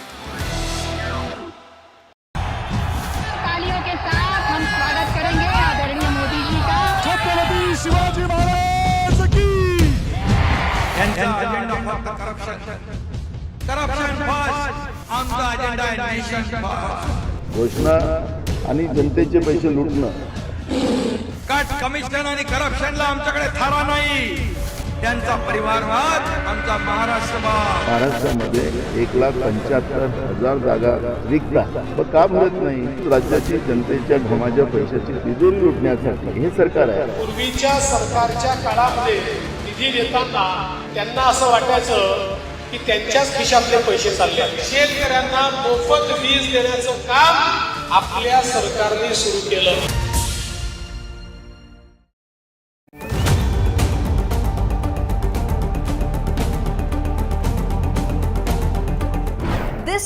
on India ascends. All eyes on upcoming Rio G20. India poised to mend emerging economies, G7 divisions. Trump 2.0. Is it time up, Trudeau? Ottawa stares at fresh turmoil. Chinese security personnel in Pakistan. Is it Beijing's bid to colonize Islamabad? And in Bangladesh, why does Attorney General want secular removed from the constitution? All this and more only on India Ascends with me, Gauri Dwivedi, at these timings on the NDTV network.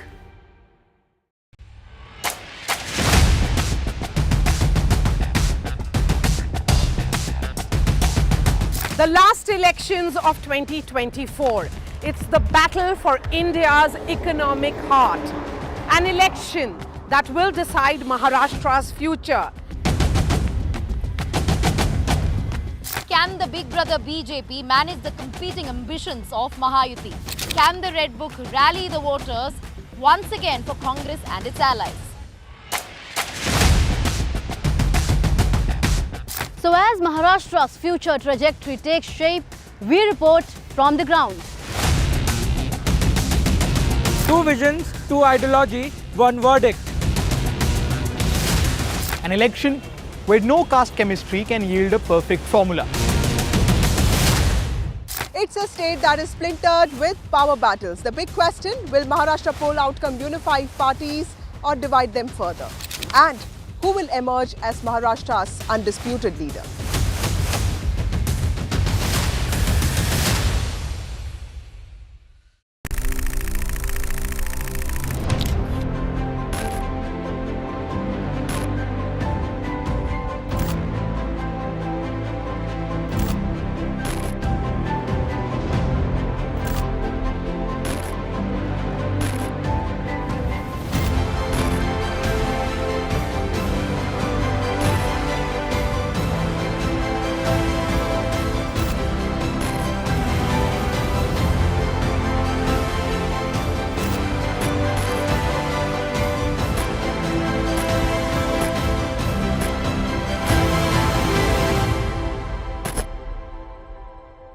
Every stage of your life, you have learnt something from people who are either senior to you in age or experience. I hire people who make mistakes. I don't hire people who are very shy to make mistakes. How much do you credit luck for your success, Mr. KP Singh? Small. Destiny is what you make it. India is now completely looked at from a different prism. India will be on the high table of influencing world politics. We are there, I feel it, and I do believe that Indian diaspora is now much more proud because they are respected.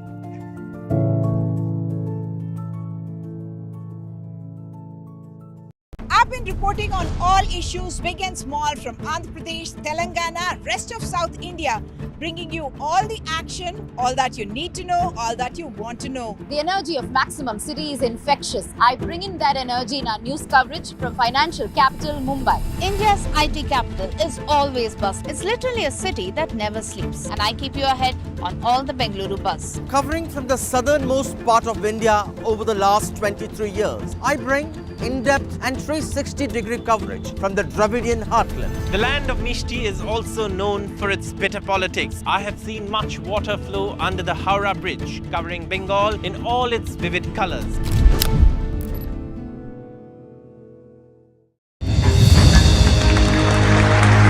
I now request the Honorable Prime Minister to launch NDTV World and address the summit. It was the grand launch of NDTV World by Prime Minister Narendra Modi. NDTV World, as he laid out his vision for the India century at the NDTV World Summit. कैसी सदी जिसमें भारत के प्रयासों से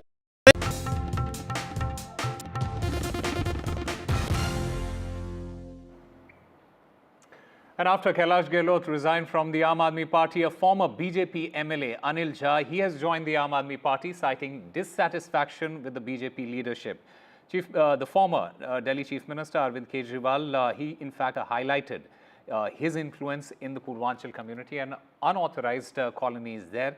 In that press conference, in fact, Mr. Jha is a two-time BJP legislator from the Kirari Assembly constituency in northwest Delhi.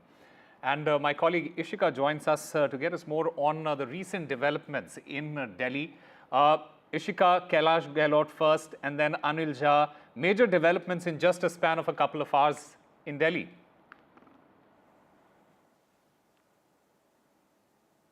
Well, certainly, if we talk about Delhi politics today, there have been a series of developments. You can certainly call them a shake-up. First we saw how the, senior leader of the Aam Aadmi Party, and in fact, a very important phase of the from the Aam Aadmi Party, and in fact, in that resignation letter addressed to Arvind Kejriwal, what was very interesting to see was that how he highlighted two major points, and that was, Sheesh Mahal, that is the Chief Minister's bungalow controversy, and the second being the Yamuna pollution.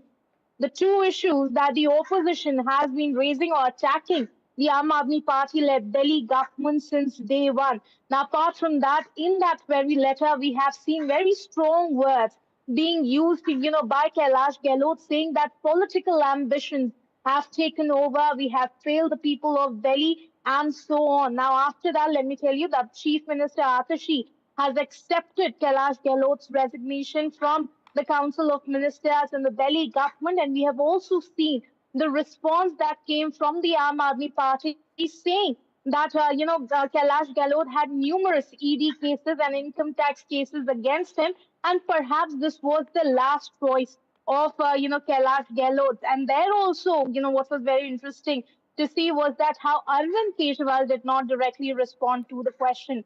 Now, if we talk about, the portfolios, the important portfolios that Kailash Gehlot held, well, in fact, he did have, transport department, the home department, the women and child development department, and he has also been, former revenue minister also in the Aam Aadmi Party-led Delhi government. So certainly a big face. So thus, it is going to be a big setback for the Aam Aadmi Party, and that is why the BJP now attacking Arvind Kejriwal and the Delhi government, saying now their own minister has openly confronted Kejriwal. So certainly this is going to be, one of the narratives, for the BJP also now in the upcoming Delhi polls. Now, on the other hand, we are seeing Osama, and as you rightly mentioned, just after that, BJP MLA now joining the Aam Aadmi Party, and it was Arvind Kejriwal who in fact welcomed him to the party. So it is certainly, not a very unfamiliar picture when it comes to election. We do see how, how the netas continue to jump ships right before election. But certainly, who is going to have a bigger, loss at the, looking at the campaign strategy, that certainly remains to be seen. But Aam Aadmi Party is definitely going to use the campaign strategy of how the central-led BJP, in fact, the BJP-led center is allegedly misusing the agencies to win Delhi election. That is going to be one of the campaign strategy of the Aam Aadmi Party. Whether or not will the voters believe in that, that remains to be seen. Over to you. Well, will this shake-up have any sort of impact on Delhi's politics in the future? We'll have to wait and watch. Ishika Verma, thank you very much for getting us all the latest in these developments. In fact, I'm currently joined by Shazia Ilmi from the BJP and Sarika Verma from the Aam Aadmi Party. Before I go to Shazia Ilmi, Sarika Verma, Kailash Gehlot, he has written a letter, he's mentioned the bungalow, he has said there is no coordination with the centre, there is an infighting. Do you feel this is the only reason why he must have left? Considering that Mr. Kailash Gehlot has been with Aam Aadmi Party from day one, and he's been a minister on all our governments, it's obviously very not at all surprising that this letter is towing the BJP's line, because obviously this letter was not written by Kailash Gehlot.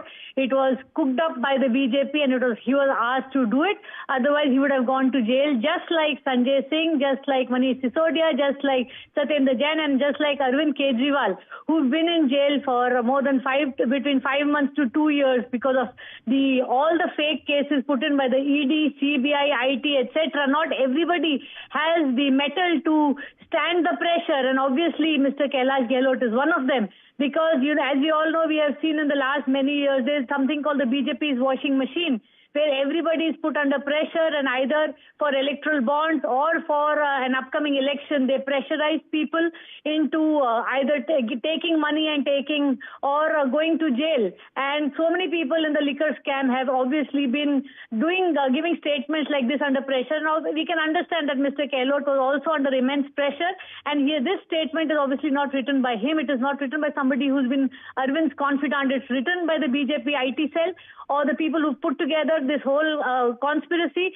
keeping the elections in mind. But you must remember that jail ke badle vote हमारा पहले भी campaign रह चुका था, and I'm sure the Delhi people can see it, and it's obvious that the BJP's desperation, they know that they have no locus standi in Delhi, and they're just trying to break our team so that we cannot make the government the fourth time. But I assure you that Delhi will again give Delhi mein fir se Kejriwal again, and we'll have the fourth time CM Arvind Kejriwal again. Okay, Shazia Ilmi, respond to that. And also, there is a larger question here that a lot of people are asking at the moment, that will Mr. Gehlot now join the BJP? And given that your party has previously talked about the corruption allegations, these cases, etc., will you be willing to welcome him? No, let me answer the lady first. So if there were really indeed charges against him, and ED and CBI, and they were untrue, as they claim, then why would he want to leave? Surely there would have been something true in them, right? Which is why he left. If there was pressure from the center, and the center was indeed, as is being quoted and by the AAP representative, that there was pressure on him of ED and CBI raid, and there was nothing to hide. Why did he leave? What was the reason for him to resign? I mean, it doesn't make sense. It's the most hilarious defense I've heard in my whole life. If there was nothing to hide and he was indeed honest, and why would he bother with the ED-CBI raid? So, was there really something? Right. So what is the reason that he left then? Kailash has said it in his resignation letter. I mean, I don't know. I'm not clairvoyant, but tell me what is the reason?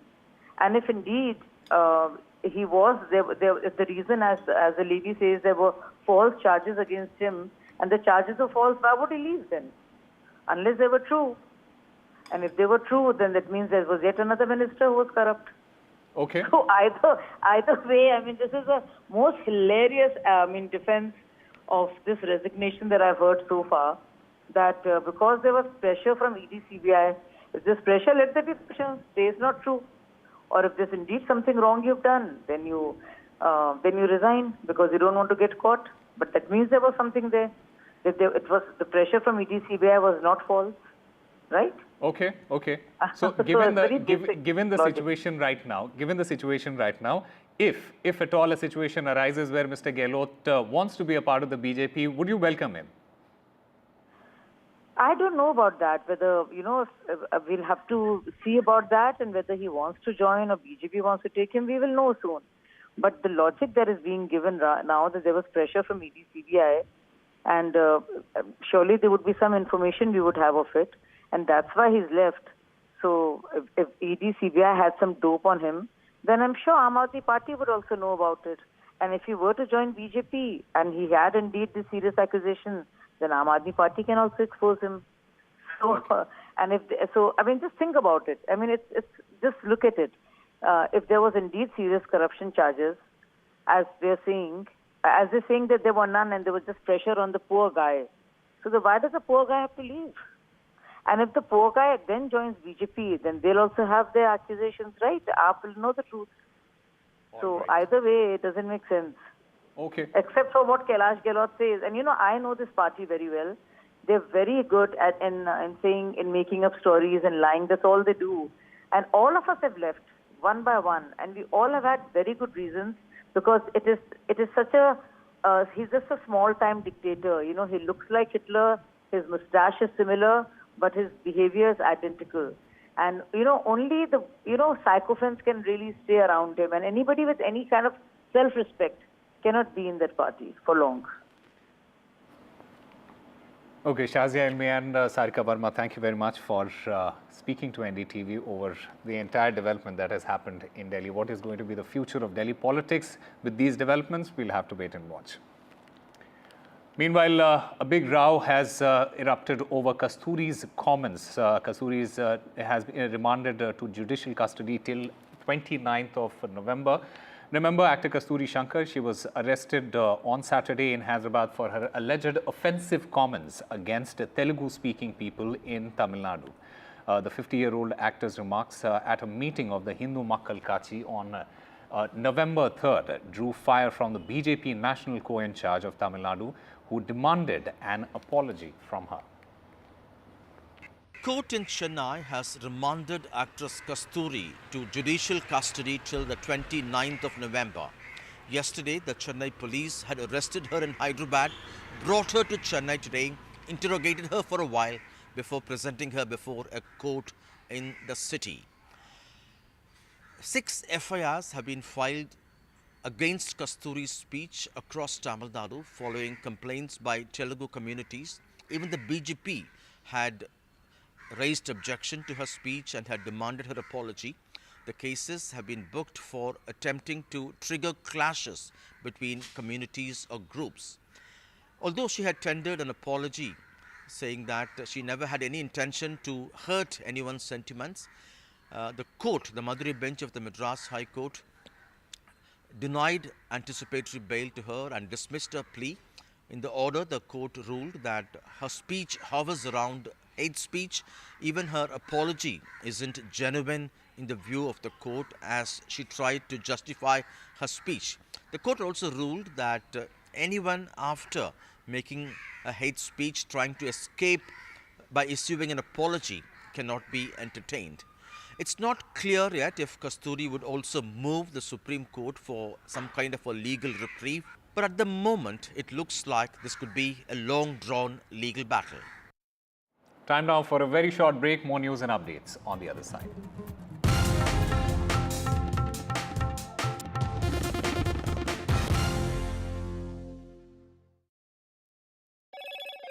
Hello, Moto. Motorola Edge 50 Pro, world's first AI-powered pro-grade camera.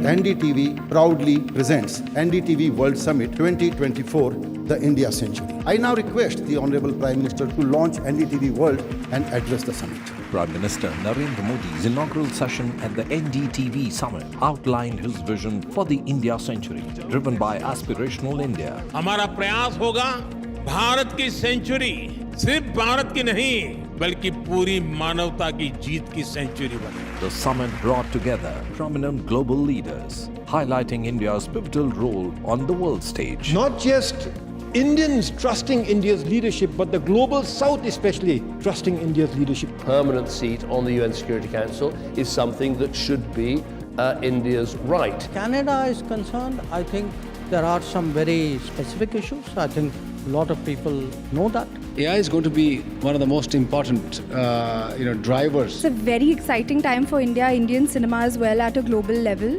NDTV World Summit was more than just a conversation. It was a confluence of ideas poised to shape our global future.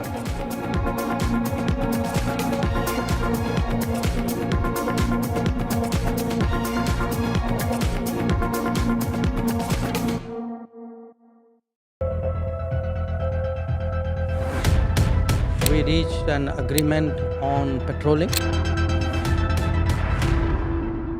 We have gone back to where the situation was in 2020, and we can say with that the disengagement process with China, you can say, has been completed. The understanding, to my knowledge, is that we will be able to do the patrolling which we were doing in 2020. Stay informed and entertained with the new and updated NDTV News app. You can watch all our channels live, listen to podcasts, read breaking and exclusive news from around the world and more. Download the NDTV app today and get access to the best journalism and storytelling on your smartphone or tablet. The NDTV app. News that matters to you. हम ये चुनाव विकास के मुद्दे पर लड़ रहे हैं. Let them come for an open debate with me. I've challenged Eknath Shinde multiple times. Congress is in the worst situation in this state. Mahayuti में भी इससे ज़्यादा dispute है. Everything is fair in love and politics. Vote देने वाले ही जिताने वाले हैं ना. So we worked on 4 options.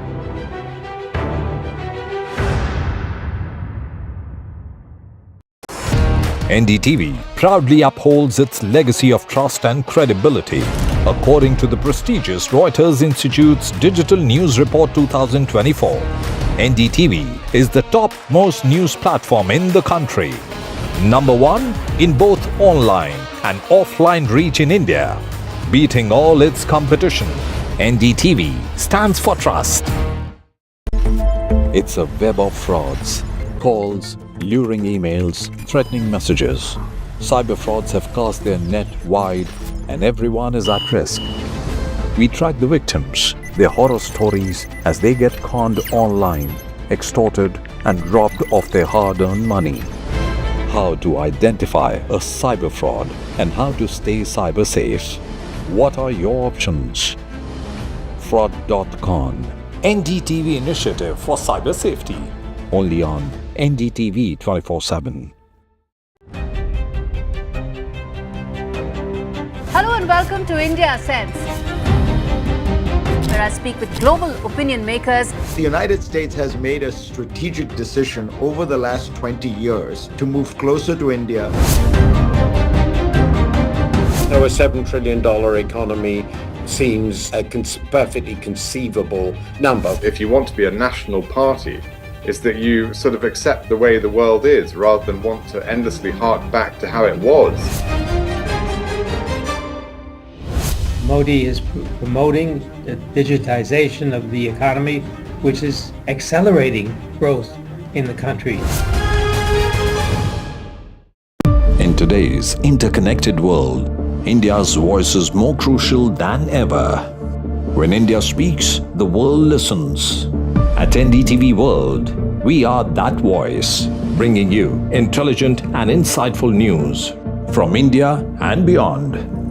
From geopolitics and diplomacy to economic shifts, migrations, tech disruptions, and the stories of our diaspora. We cover the news that shapes our global future. NDTV World, your new home for global news is here. I want to thank the American people for the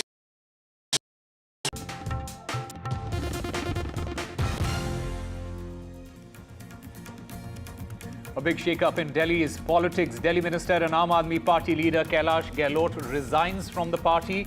BJP mocks Aam Aadmi Party over Gehlot's resignation. Congress leader's son crushed a biker to death with his speeding car in Karnataka's Udupi. The accident was caught on CCTV. The accused is now out on bail. Actor Kasturi sent to judicial custody till 29th of November. Kasturi, remember, was arrested for comments against Telugu community.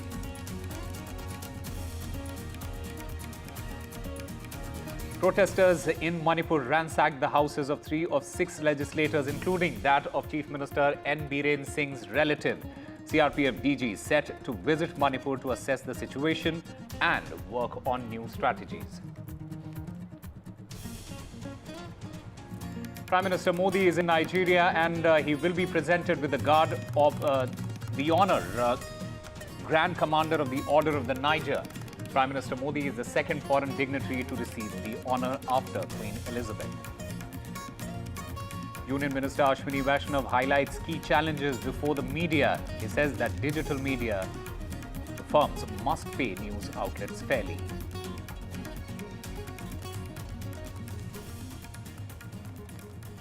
The situation in Manipur, it has remained grim after fresh spurts of violence there. Now, the centre is monitoring the situation. A team of senior officials are set to visit the state. Now, tension has prevailed in Manipur and the CRPF DG is now set to visit Manipur. The big focus will be on bringing normalcy. Sources say that forces and the state police, they are working on new strategy and that there are efforts to restore law and order situation soon. The curfew has been reimposed due to prevailing situation in the state.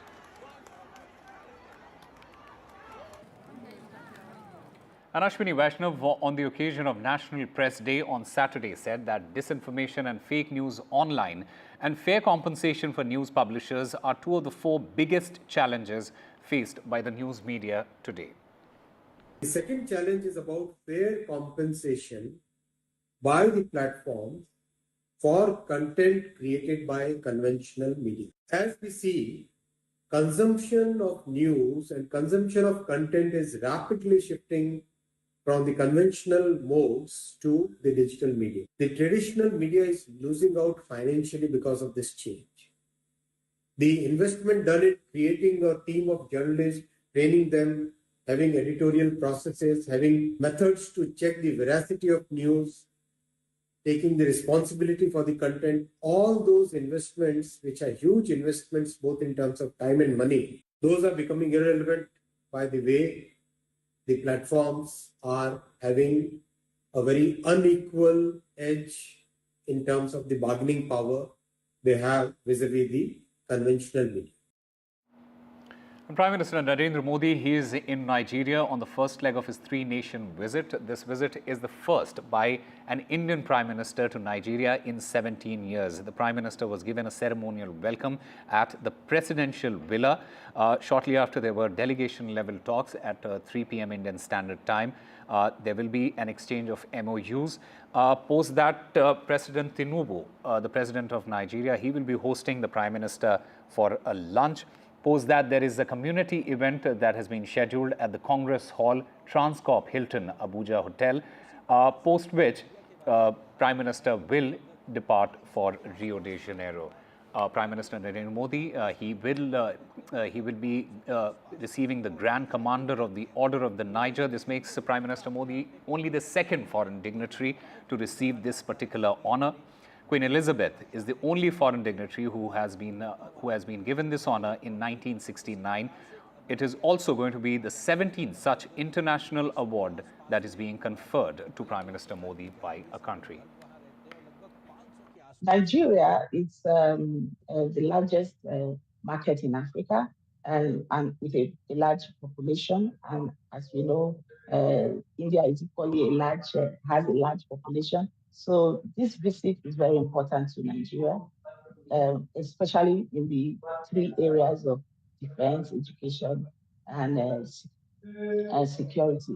As we know, Nigeria is battling insecurity in the Northwest, in particular, all over the country, but particularly in the Northwest with insurgency and all that. And then we have a large number of out-of-school children. So this partnership will help bridge the gap in this area.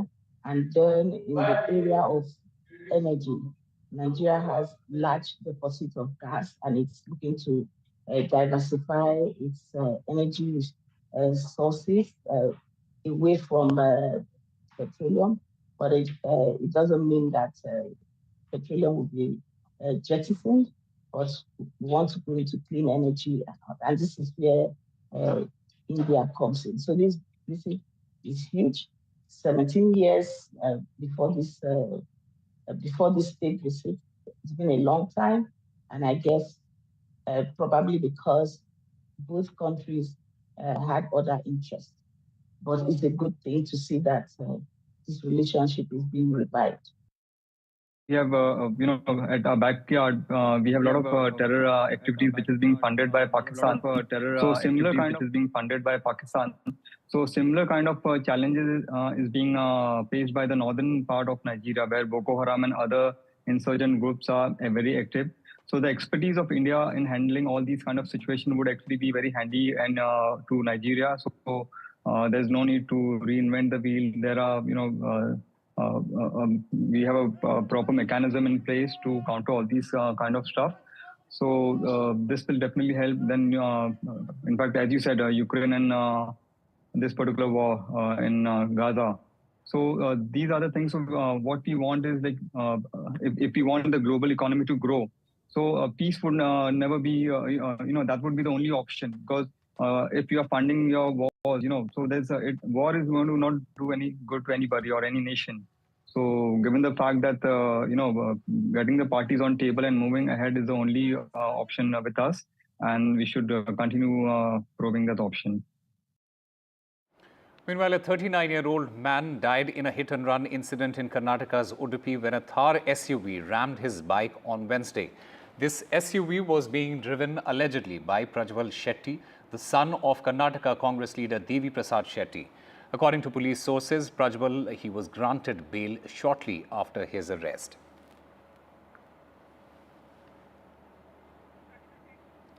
And my colleague Pratibha joins us to get us more on this. Pratibha, what has been the reaction after the accused was granted bail?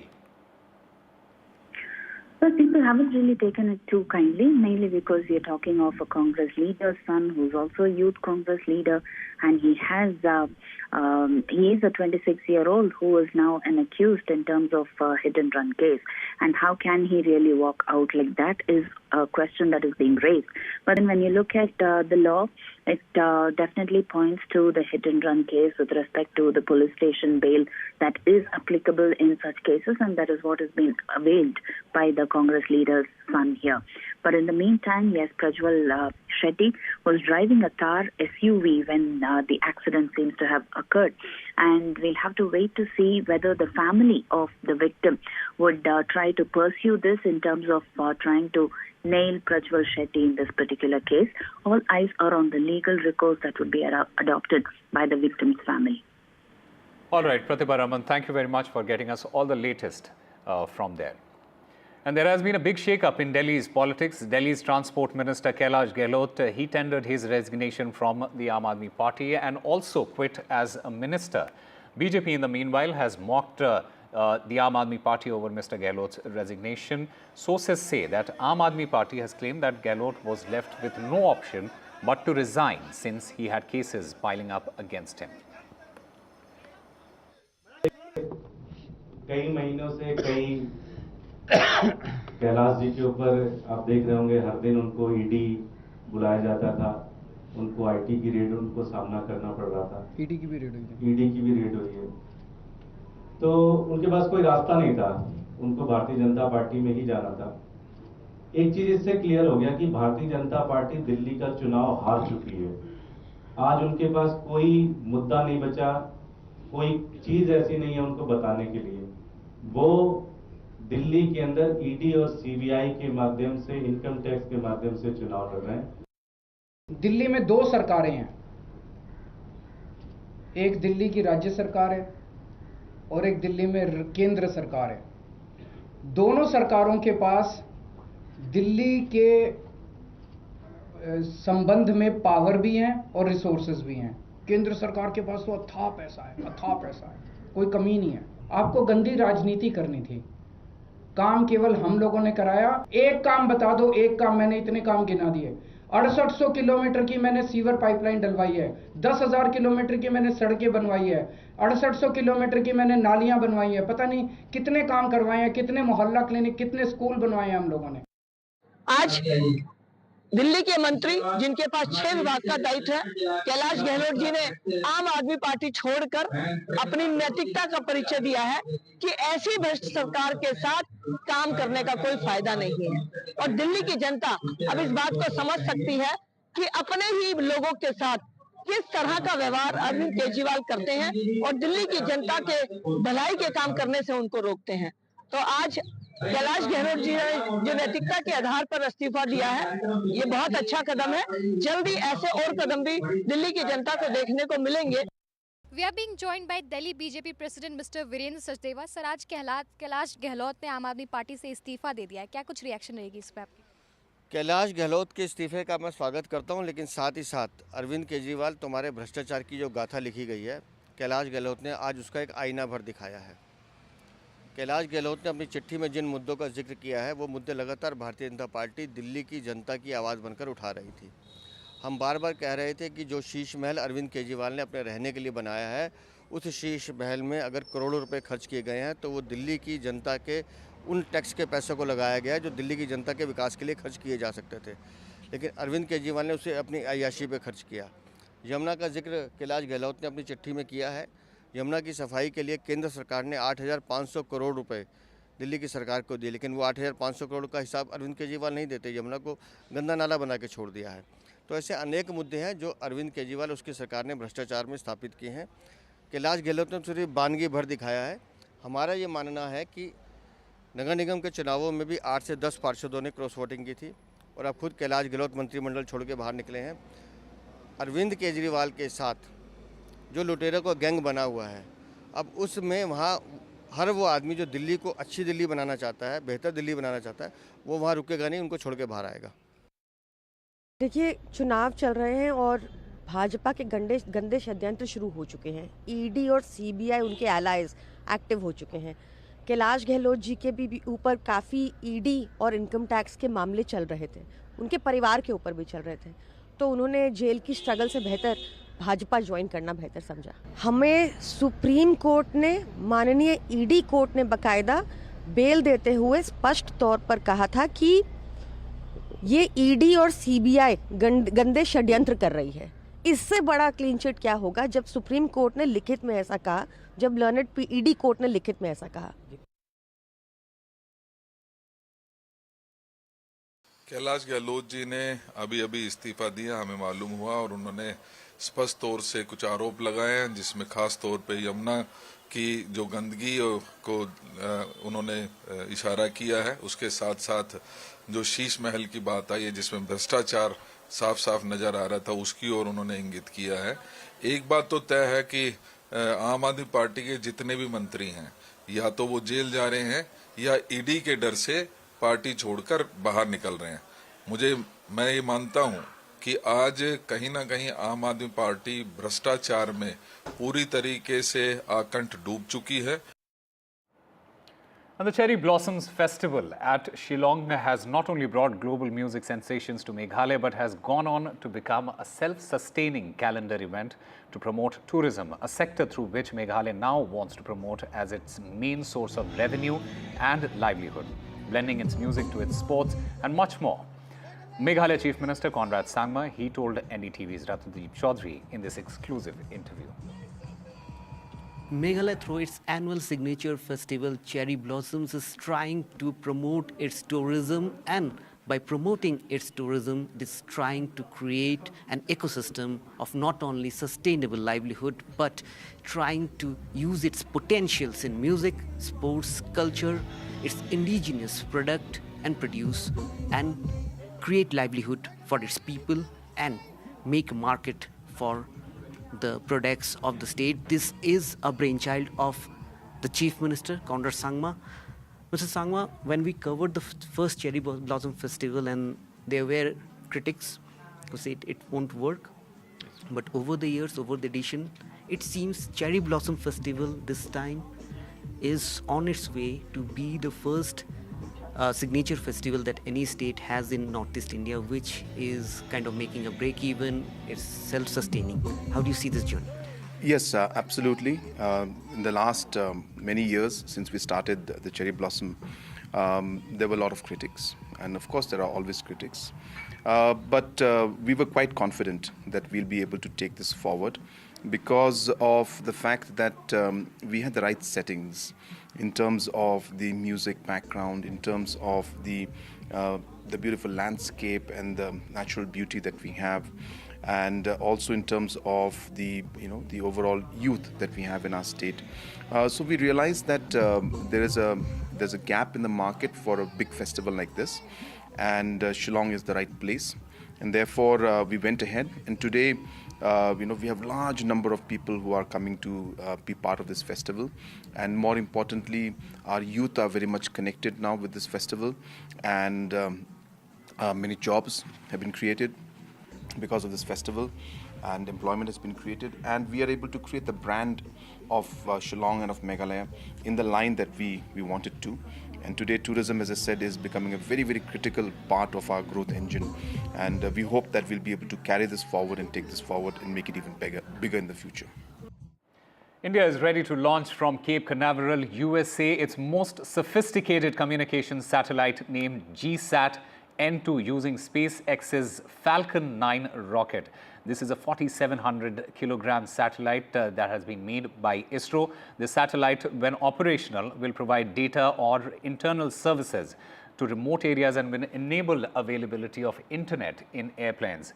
NDTV science editor Pallab Bagla, he spoke to Dr. M. Shankaran, director of the U.R. Rao Satellite Center. I have with me Dr. M. Shankaran, the director of the U.R. Rao Satellite Center. Namaskar, Dr. Shankaran. Thanks a lot for speaking to us. What is special about the GSAT-20 and what new capability will this satellite give us? GSAT-20 is going to be truly high throughput satellite, India's highest throughput satellite, which is designed for a 48 Gbps kind of throughput. This satellite is working in both the user link as well as the uplink in Ka band, which gives us additional bandwidth and additional capacity.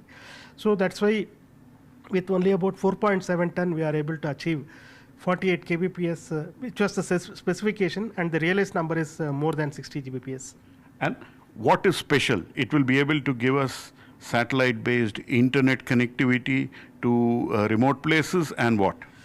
This is going to give high throughput data. Any type of data can be transferred through this satellite throughout the Indian subcontinent. But this satellite is also designed for in-flight connectivity, which is going to be the first of service for Indian continent. Once this is operational, India can also have in-flight connectivity. That is, you can work on your mobiles and laptops when you are in flight. Meaning that is one gap we have. See, whenever we go into a flight, once we switch off the phone or go into aeroplane mode, we have no internet available in India. So you are filling a very big gap which exists in India. Yes, this is if you see the global map of in-flight connectivity, there will be a big hole around India. The rest of the world will be covered by some service provider. This gap is now being filled, and the service provider who is going to use this capacity in GSAT-20 will be able to make this operational quickly. Time for a very short break. More news and updates on the other side.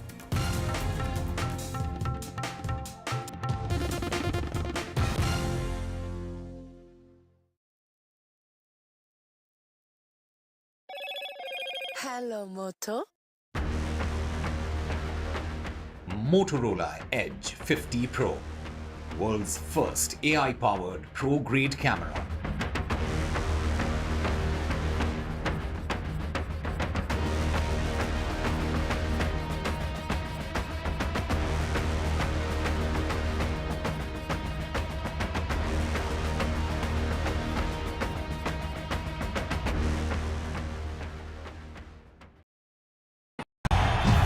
तालियों के साथ हम स्वागत करेंगे आदरणीय मोदी जी का। छत्रपति शिवाजी महाराज की।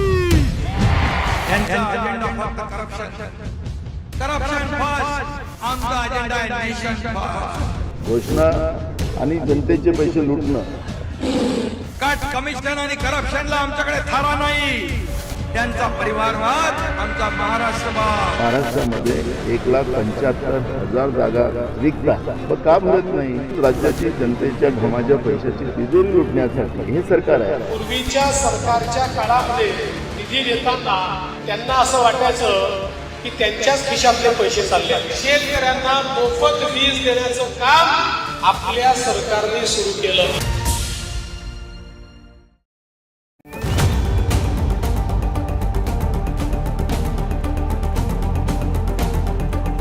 This week on India Ascents. All eyes on upcoming Rio G20. India poised to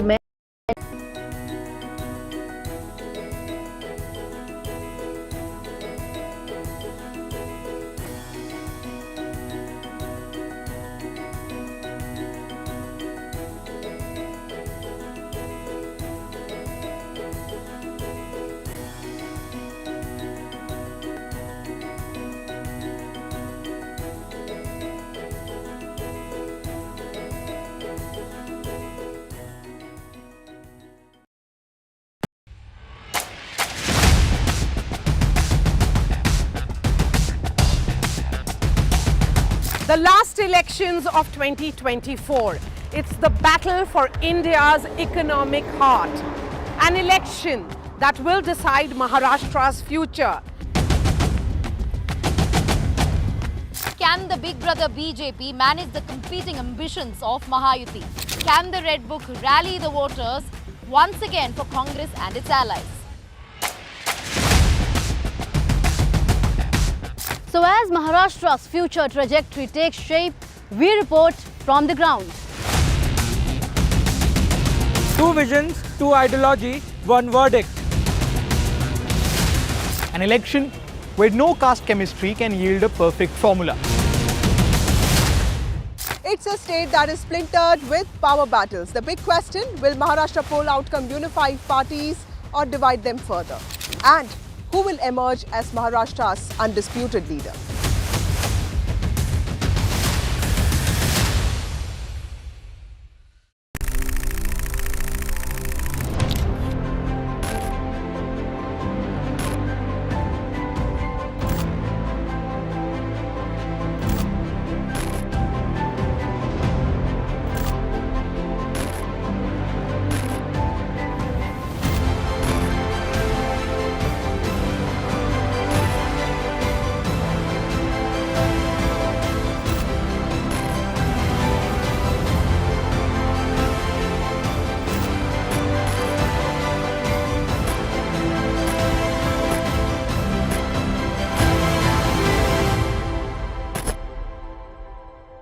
Every stage of your life, you have learnt something from people who are either senior to you in age or experience.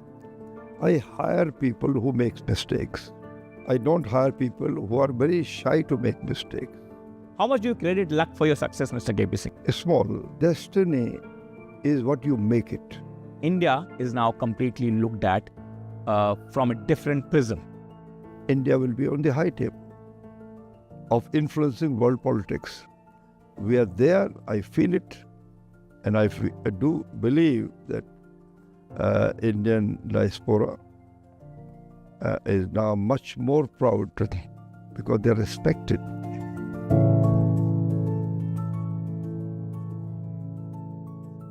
I've been reporting on all issues, big and small, from Andhra Pradesh, Telangana, rest of South India, bringing you all the action, all that you need to know, all that you want to know. The energy of Maximum City is infectious. I bring in that energy in our news coverage from financial capital Mumbai. India's IT capital is always buzz. It's literally a city that never sleeps. And I keep you ahead on all the Bengaluru buzz. Covering from the southernmost part of India over the last 23 years, I bring in-depth and 360-degree coverage from the Dravidian heartland. The land of Mishti is also known for its bitter politics. I have seen much water flow under the Howrah Bridge, covering Bengal in all its vivid colors.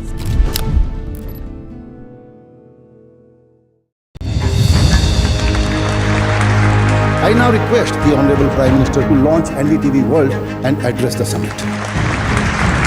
It was the grand launch of NDTV World by Prime Minister Narendra Modi.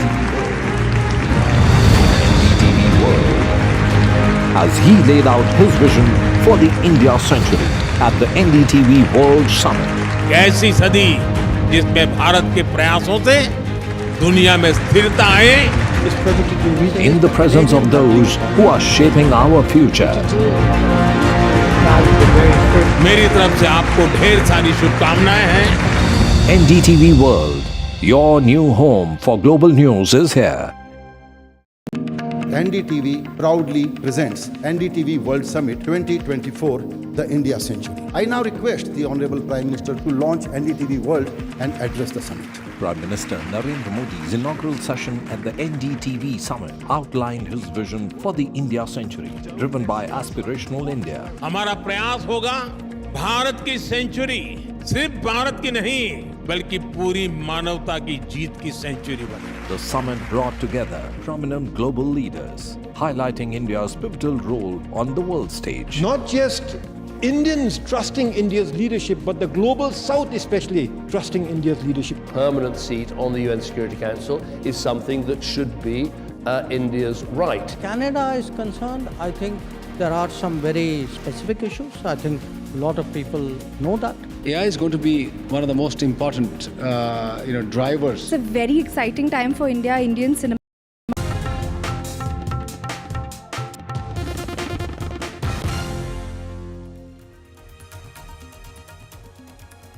In a setback for the Aam Aadmi Party, Delhi Transport Minister Kailash Gehlot quits the Aam Aadmi Party. Delhi Minister Gehlot says that Aam Aadmi Party failed the people of Delhi. Ex-BJP MLA in the meanwhile, Mr. Anil Jha, he joined shortly after Delhi Minister's exit. Congress leader's son crushed a biker to death with his speeding car in Karnataka's Udupi. This accident was caught on CCTV. The accused is now out on bail. Actor Kasturi Shankar sent to judicial custody till 29th of November. Kasturi, remember, was arrested for comments against Telugu community. Protesters in Manipur ransacked the houses of 3 of 6 legislators, including that of Chief Minister N. Biren Singh's relative.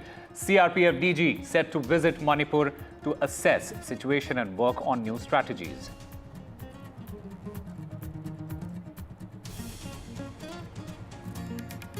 Union Minister Ashwini Vaishnav highlights key challenges before the media. He says that digital platforms must pay news outlets fairly. Prime Minister Narendra Modi is in Nigeria and will be presented with the honour Grand Commander of the Order of the Niger. Prime Minister Modi is the second foreign dignitary to receive this honour after Queen Elizabeth.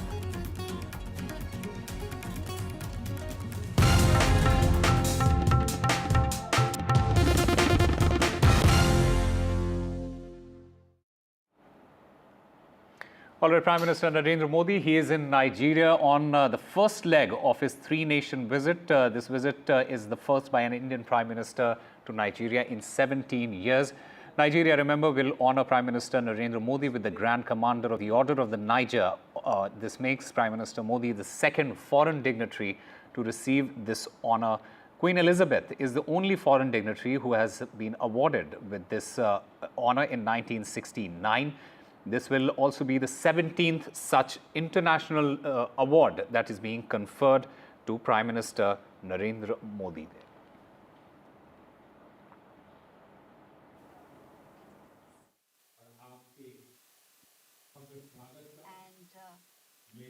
I thank you very much for the grand welcome. राष्ट्रपति तिनबू ने भी उसी तरह से उसी प्रेम से सबको नमस्कार. All right, so the Prime Minister there is going to be he received a ceremonial welcome there in Nigeria after he arrived. A guard of honor was given to the Prime Minister after he arrived there. In fact, there is a delegation level meeting that took place as well as MOUs that were exchanged. Remember, the Prime Minister also met the Indian diaspora after he arrived, and today in the evening he will be leaving for Rio de Janeiro. Prime Minister Narendra Modi, remember, is in Nigeria. This is the first leg of his 3-nation visit. He is going to also be visiting Guyana as well as Brazil. Remember, this visit is the first by an Indian Prime Minister to Nigeria in 17 long years. From Nigeria will also honour Prime Minister Narendra Modi with the Grand Commander of the Order of the Niger. कि सरकार एक congenial environment तो बना सकती है, मगर सरकार स्वयं व्यापार अब नहीं करती है. व्यापार करने के लिए हमें जो व्यापारी समुदाय हैं, समूह हैं, जी हाँ, और इसीलिए मेरा तो विशेष रूप से आग्रह होगा जो CII है, फिकी है और दूसरे बड़े बड़े एपेक्स बिजनेस चैम्बर हैं, जी हाँ, उनको एक मिलकर, एक उनमें स्पर्धा है वो ठीक है, मगर मिलकर एक ऐसा एक्शन प्लान बनाना चाहिए कि इस समय जबकि नाइजीरिया अब राजनीतिक रूप से तैयार है भारत से संबंधों को बढ़ाने के लिए, तो कैसे हमारे एक्सपोर्टर्स, हमारी इंडस्ट्री बिजनेस कम्युनिटी जाकर इन चीज़ों को अगले 2-3-4 सालों में अच्छी तरह से बढ़ा दे, ताकि उसके लिए फिर हमें 7 साल या 11 साल प्रतीक्षा करने की आवश्यकता न पड़े. All right, so the Prime Minister there in Nigeria, he in fact received a ceremonial welcome after he arrived at the presidential villa. He was also given a guard of honor. He's also conducted delegation-level talks. There is also going to be exchange of MOUs post this. A lunch is being hosted by President Tinubu of Nigeria for the Prime Minister of India there. There is also going to be a community event at the Congress Hall in Abuja Hotel, Hilton Abuja Hotel, and post which the Prime Minister will then embark for Rio de Janeiro.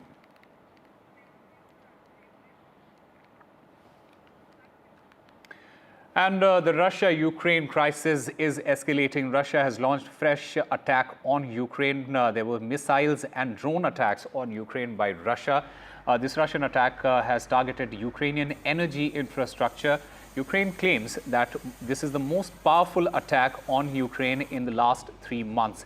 In fact, Vladimir Zelensky, he said that Russia has launched 120 missiles and 90 drones. So Russia on Sunday launched a massive drone and missile attack on Ukraine that officials say was the largest in months, killing and injuring civilians. Fears are mounting about Moscow's capacity to devastate power infrastructure and cause countrywide blackouts ahead of the harsh East European winter there.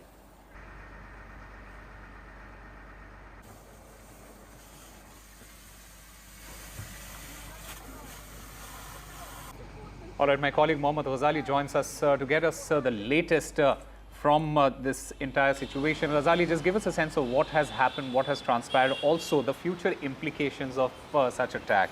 What are the potential long-term implications that this attack on Ukraine can have around the world? See, as you rightly pointed out, this seems to be the fiercest attack by Russia in the last couple of months. Around 120 missiles and 90 drones have been launched towards Ukraine, and which has almost killed 7 people and caused severe damage to the power system. And as you rightly pointed out, the Ukrainians are bracing for it. Winters is setting in, and this is a psychological pressure. As we saw it in the last couple of years during the winter season, Russia attacks the power grid system to ensure that in winters there is a blackout in key areas of Ukraine. Now, why this is happening, or what is the long-term implication? We know that in the US, Donald Trump will be assuming the office of the president in the next couple of months. He, meanwhile, during the campaigning has said that he will stop these wars, but there has been no such plan which has been announced or declared or shared by the United States. In the Biden administration, Zelensky was working on a peace plan which he had proposed and shared with Mr. Biden, but then there has been no progress. If you see the developments in the last 2-3 days, German Chancellor also spoke to Russian President Mr. Putin, and Zelensky, the Ukrainian president, was verbally very upset with that why communication is going on with Russia, yet Russia continues to attack. So right now it all appears now that perhaps after Trump coming into office, Mr. Zelensky also issued a statement that he is looking for a diplomatic breakthrough to end this war by next year. So all eyes will be on how Mr. Trump will bring these two leaders to the table, because we also know that how Elon Musk met Iranian envoy to the United Nations, though Iran declines or refuses to comment on these issues. But it appears now that Mr. Donald Trump, before even coming to office, is now working towards bringing varying factions together to one table, and that work is on, is what we are being told. But today's attack certainly shows that Russia is in no mood, or is not looking for any kind of ceasefire or an end to this war, because this is one of the fiercest attacks Ukraine has faced, and it is not the first time this is happening. Just last week, Ukraine has also launched drone attack, which happened to be the fiercest towards Moscow, while launching drones towards Russia. So it now appears that all the other European nations and leaders are hinting that talks should resume with Mr. Putin to stop this war. But Mr. Zelensky, he is also like issuing different kind of a statement, creating utter confusion. On one hand, he says that there should be no talks and Russia should ultimately stop the war. But he also says that he is looking for a diplomatic breakthrough. All right, Mohammad Ghazali, thank you very much for getting us all the latest and putting everything in perspective there for our viewers. And news now from the national capital, Delhi Transport Minister Kailash Gehlot. He has tendered his resignation from the Aam Aadmi Party and quit as a minister. The BJP, in the meanwhile, has attacked the Aam Aadmi Party, saying that the Aam Aadmi Party has failed the people of Delhi. Sources also claim that Aam Aadmi Party claims that Gehlot was left with no option but to resign since he had cases piling up against him. In fact, let's listen in to some of the reactions that have come in. Delhi में दो सरकारें हैं, एक दिल्ली की राज्य सरकार है और एक दिल्ली में केंद्र सरकार है। दोनों सरकारों के पास दिल्ली के संबंध में पावर भी हैं और रिसोर्सेज भी हैं। केंद्र सरकार के पास तो अथाह पैसा है, कोई कमी नहीं है। आपको गंदी राजनीति करनी थी, काम केवल हम लोगों ने कराया। एक काम बता दो, एक काम, मैंने इतने काम गिना दिए। 6800 किलोमीटर की मैंने सीवर पाइपलाइन डलवाई है, 10,000 किलोमीटर की मैंने सड़कें बनवाई है, 6800 किलोमीटर की मैंने नालियां बनवाई है, पता नहीं कितने काम करवाए हैं, कितने मोहल्ला क्लिनिक, कितने स्कूल बनवाए हैं हम लोगों ने। कई महीनों से कैलाश जी के ऊपर आप देख रहे होंगे, हर दिन उनको ईडी बुलाया जाता था, उनको आईटी की रेड उनको सामना करना पड़ रहा था। ईडी की भी रेड हुई है। तो उनके पास कोई रास्ता नहीं था, उनको भारतीय जनता पार्टी में ही जाना था। एक चीज इससे क्लियर हो गया कि भारतीय जनता पार्टी दिल्ली का चुनाव हार चुकी है। आज उनके पास कोई मुद्दा नहीं बचा, कोई चीज ऐसी नहीं है उनको बताने के लिए। वो दिल्ली के अंदर ईडी और सीबीआई के माध्यम से, इनकम टैक्स के माध्यम से चुनाव लड़ रहे हैं। We are being joined by Delhi BJP President Mr. Biren Sachdeva. Sir, आज कैलाश गहलोत ने आम आदमी पार्टी से इस्तीफा दे दिया है, क्या कुछ रिएक्शन रहेगी इस पर आपकी? कैलाश गहलोत के इस्तीफे का मैं स्वागत करता हूं, लेकिन साथ ही साथ अरविंद केजरीवाल, तुम्हारे भ्रष्टाचार की जो गाथा लिखी गई है, कैलाश गहलोत ने आज उसका एक आईना भर दिखाया है। कैलाश गहलोत ने अपनी चिट्ठी में जिन मुद्दों का जिक्र किया है, वो मुद्दे लगातार भारतीय जनता पार्टी दिल्ली की जनता की आवाज़ बनकर उठा रही थी। हम बार बार कह रहे थे कि जो शीश महल अरविंद केजरीवाल ने अपने रहने के लिए बनाया है, उस शीश महल में अगर करोड़ों रुपए खर्च किए गए हैं तो वो दिल्ली की जनता के उन टैक्स के पैसों को लगाया गया है जो दिल्ली की जनता के विकास के लिए खर्च किए जा सकते थे, लेकिन अरविंद केजरीवाल ने उसे अपनी अय्याशी पे खर्च किया। यमुना का जिक्र कैलाश गहलोत ने अपनी चिट्ठी में किया है। यमुना की सफाई के लिए केंद्र सरकार ने 8,500 करोड़ रुपये दिल्ली की सरकार को दिए, लेकिन वो 8,500 करोड़ का हिसाब अरविंद केजरीवाल नहीं देते, यमुना को गंदा नाला बना के छोड़ दिया है। तो ऐसे अनेक मुद्दे हैं जो अरविंद केजरीवाल उसकी सरकार ने भ्रष्टाचार में स्थापित किए हैं। कैलाश गहलोत ने सिर्फ बानगी भर दिखाया है। हमारा ये मानना है कि नगर निगम के चुनावों में भी 8 से 10 पार्षदों ने क्रॉस वोटिंग की थी और अब खुद कैलाश गहलोत मंत्रिमंडल छोड़ के बाहर निकले हैं। अरविंद केजरीवाल के साथ जो लुटेरों का गैंग बना हुआ है, अब उसमें वहाँ हर वो आदमी जो दिल्ली को अच्छी दिल्ली बनाना चाहता है, बेहतर दिल्ली बनाना चाहता है, वो वहाँ रुकेगा नहीं, उनको छोड़ के बाहर आएगा। कैलाश गहलोत जी ने अभी इस्तीफा दिया, हमें मालूम हुआ, और उन्होंने स्पष्ट तौर से कुछ आरोप लगाए हैं, जिसमें खास तौर पे यमुना की जो गंदगी को उन्होंने इशारा किया है। उसके साथ साथ जो शीश महल की बात आई है, जिसमें भ्रष्टाचार साफ साफ नजर आ रहा था, उसकी ओर उन्होंने इंगित किया है। एक बात तो तय है कि आम आदमी पार्टी के जितने भी मंत्री हैं, या तो वो जेल जा रहे हैं या ईडी के डर से पार्टी छोड़कर बाहर निकल रहे हैं। मैं ये मानता हूं कि आज कहीं ना कहीं आम आदमी पार्टी भ्रष्टाचार में पूरी तरीके से आकंठ डूब चुकी है। Meanwhile, former BJP MLA Anil Jha, he joined the Aam Aadmi Party, citing dissatisfaction with the BJP leadership. Delhi Chief Minister Arvind Kejriwal, he was there at the press conference, highlighting Mr. Jha's influence in the Purvanchal community and unauthorized colonies. Remember, Mr. Anil Jha is a two-time BJP legislator from the Kirari Assembly constituency in northwest Delhi. A 39-year-old man died in a hit-and-run incident in Karnataka's Udupi when a Thar SUV rammed his bike on Wednesday. The SUV was being driven allegedly by Prajwal Shetty, the son of Karnataka Congress leader Devi Prasad Shetty. According to police sources, Prajwal was granted bail shortly after his arrest.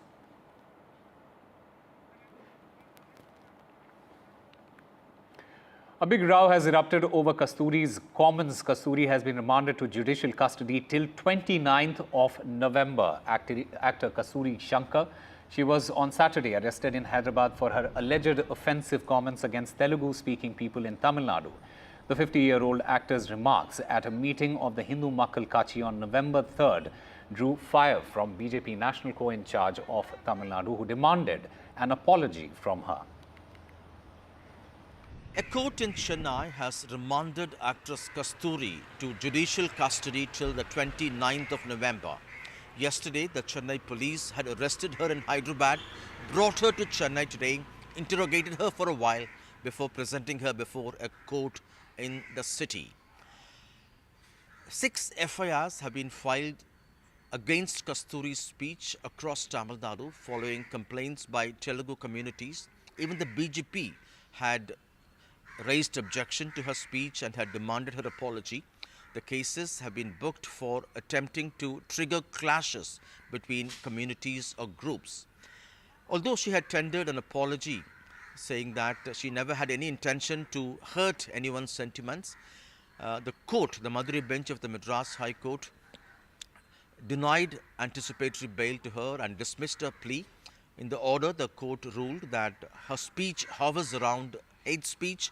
Even her apology isn't genuine in the view of the court, as she tried to justify her speech.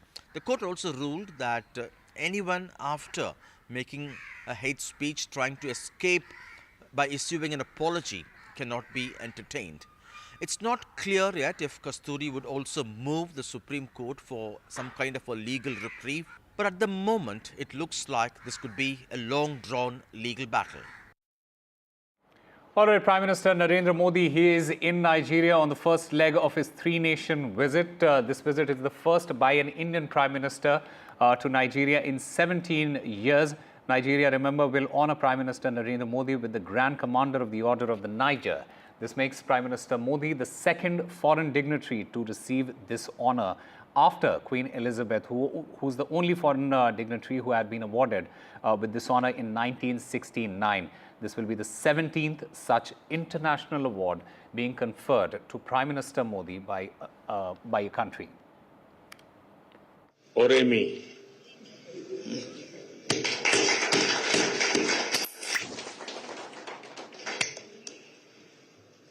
मेरे और मेरे delegation के गर्मजोशी से भरे स्वागत के लिए मैं आपका हृदय से बहुत बहुत आभार व्यक्त करता हूं। जैसे अभी बताया गया, 17 इयर्स के बाद भारत के प्रधानमंत्री की ये यात्रा है और मेरे लिए खुशी की बात है कि मेरे तीसरे टर्म में मुझे प्रारंभ में ही नाइजीरिया आने का अवसर मिला है और आपके भव्य स्वागत का, मेजबानी का सौभाग्य मिला है। मैं इसके लिए आपका बहुत बहुत आभारी हूं। एक्सेलेंसी, पिछले महीने नाइजीरिया में फ्लड्स में हुई जानहानि के लिए ओरेमी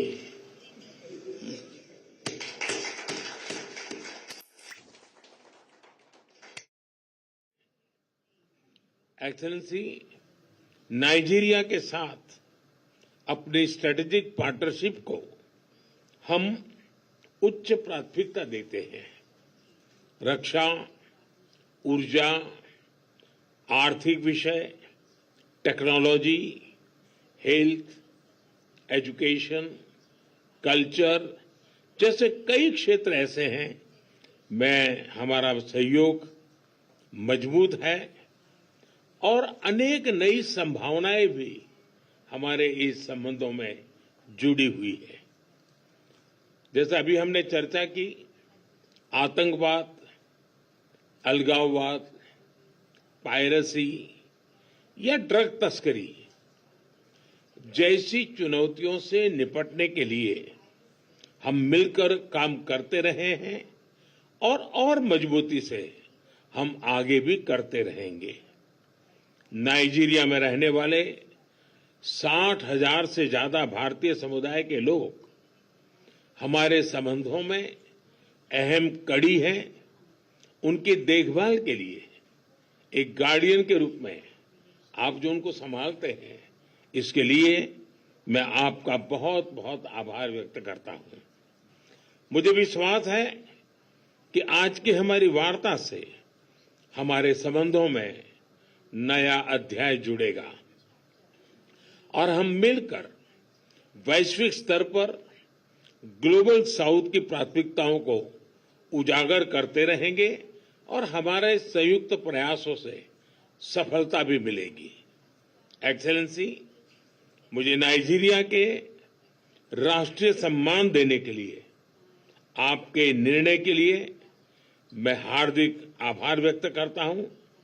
यह सम्मान केवल मेरा नहीं, लेकिन ये सम्मान 140 करोड़ भारतवासियों का सम्मान है और यह भारत नाइजीरिया के सदियों पुराने जो संबंध है, उन संबंधों का सम्मान है और इस सम्मान के लिए मैं नाइजीरिया का, आपके सरकार का और देशवासियों का हृदय से बहुत बहुत आभार व्यक्त करता हूं।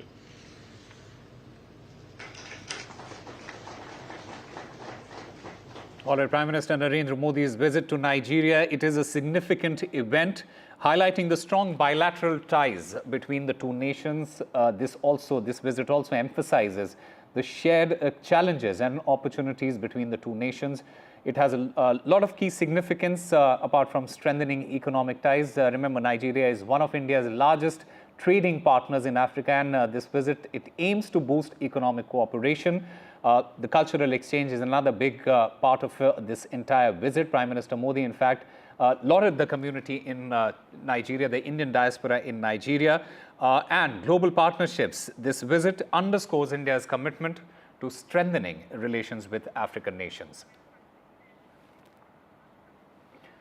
And Union Minister Ashwini Vaishnav, on the occasion of National Press Day on Saturday, said that disinformation and fake news online and fair compensation for news publishers are the two of the four biggest challenges faced by the news media today. Listen in. The second challenge is about fair compensation by the platforms for content created by conventional media. As we see, consumption of news and consumption of content is rapidly shifting from the conventional modes to the digital media. The traditional media is losing out financially because of this change. The investment done in creating a team of journalists, training them, having editorial processes, having methods to check the veracity of news, taking the responsibility for the content, all those investments, which are huge investments both in terms of time and money, those are becoming irrelevant by the way the platforms are having a very unequal edge in terms of the bargaining power they have vis-a-vis the conventional media. Time now for a very short break. More news and updates on the other side.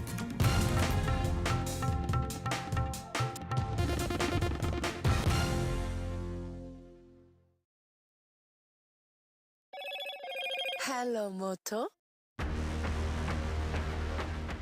Motorola Edge 50 Pro, world's first AI-powered pro-grade camera. Delhi's Transport Minister Kailash Gehlot quits the Aam Aadmi Party in a big setback for Aam Aadmi Party. Delhi Minister said that AAP failed the people of Delhi. Congress leader's son crushed a biker to death with his speeding car in Karnataka's Udupi. The accident caught on CCTV. The accused out on bail. Actor Kasturi sent to judicial custody till 29th of November. She was arrested for comments against Telugu community. Protesters in Manipur ransacked the houses of 3 of 6 legislators, including that of Chief Minister Biren Singh's relative. CRPF DG visits Manipur to assess situation and work on new strategies.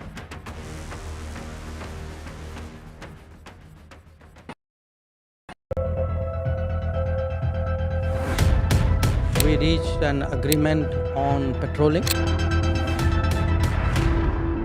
we have gone back to where the situation was in 2020, and we can say with that the disengagement process with China, you can say, has been completed. The understanding, to my knowledge, is that we will be able to do the patrolling which we were doing in 2020. Stay informed and entertained with the new and updated NDTV News app. You can watch all our channels live, listen to podcasts, read breaking and exclusive news from around the world and more. Download the NDTV app today and get access to the best journalism and storytelling on your smartphone or tablet. The NDTV app. News that matters to you. हम ये चुनाव विकास के मुद्दे पर लड़ रहे हैं. Let them come for an open debate with me. I've challenged Eknath Shinde multiple times. Congress is in the worst situation in this state. Mahayuti में भी इससे ज़्यादा dispute है. Everything is fair in love and politics. Vote देने वाले ही जिताने वाले हैं ना. So we worked on 4 options.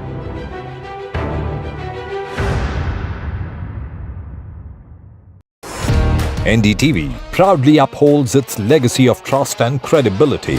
According to the prestigious Reuters Institute's Digital News Report 2024, NDTV is the top-most news platform in the country. Number 1 in both online and offline reach in India. Beating all its competition, NDTV stands for trust. It's a web of frauds, calls, luring emails, threatening messages. Cyber frauds have cast their net wide and everyone is at risk. We track the victims, their horror stories as they get conned online, extorted and robbed of their hard-earned money. How to identify a cyber fraud and how to stay cyber safe. What are your options? Fraud.con, NDTV initiative for cyber safety. Only on NDTV 24/7. Hello and welcome to India Sense, where I speak with global opinion makers. The United States has made a strategic decision over the last 20 years to move closer to India. Now, a $7 trillion economy seems a perfectly conceivable number. If you want to be a national party, is that you sort of accept the way the world is rather than want to endlessly hark back to how it was. Modi is promoting the digitization of the economy, which is accelerating growth in the country. In today's interconnected world, India's voice is more crucial than ever. When India speaks, the world listens. At NDTV World, we are that voice, bringing you intelligent and insightful news from India and beyond. From geopolitics and diplomacy to economic shifts, migrations, tech disruptions, and the stories of our diaspora. We cover the news that shapes our global future. NDTV World, your new home for global news, is here. I want to thank the American people for the extraordinary honor of being elected your 47th president. Donald triumphs. What does Trump's win mean for America, for the world, for the wars, and for India-US relations? Non-stop coverage on NDTV. Top analysts and voices from the ground. Extensive coverage on NDTV. तालियों के साथ हम स्वागत करेंगे आदरणीय मोदी जी का। छत्रपति शिवाजी महाराज की।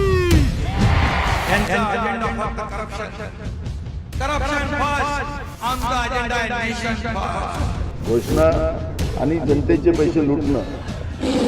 Cut commission आणि करप्शनला आमच्याकडे थारा नाही. त्यांचा परिवारवाद आमचा महाराष्ट्रवाद. महाराष्ट्रामध्ये 1,75,000 जागा रिक्त मग का भरत नाही? राज्याची जनतेच्या घमाच्या पैशाची तिजोरी लुटण्यासाठी हे सरकार आहे. पूर्वीच्या सरकारच्या काळामध्ये निधी देताना त्यांना असं वाटायचं की त्यांच्याच खिशातले पैसे चालले. शेतकऱ्यांना मोफत वीज देण्याचं काम आपल्या सरकारने सुरू केलं.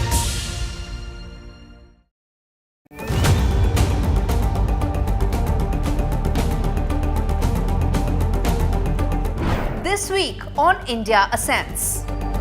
All eyes on upcoming Rio G20.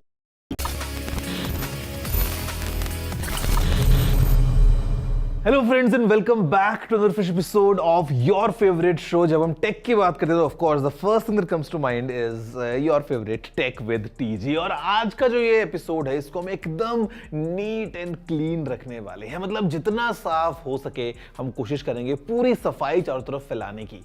अगर आपको अभी भी समझ में नहीं आया है the kind of hints I am dropping, today's episode is all about the science of clean. और इसकी बहुत ज़्यादा इंपॉर्टेंस जो है वो भी हो जाती है, मैं आपको बताऊंगा उसके बारे में आगे चलते हुए. लेकिन एक सिंपल सा फैक्ट ये है कि अभी सर्दियां शुरू होने वाली हैं and we know in cities like Delhi the pollution is a huge problem especially during winter months. तो आज हम थोड़ा समझते हैं in detail that what exactly is the science behind this clean और आखिर कैसे अलग अलग तरीके से वी कैन मेक श्योर कि हम हमारे आसपास की सराउंडिंग्स को क्लीन रख सकते हैं हमारे अपने फायदे के लिए. Guys, my name is Gaurav, aka Technical Guruji, in short TG. You are watching your favorite Tech with TG. जल्दी से आगे बढ़ते हैं, चलिए शुरू करते हैं.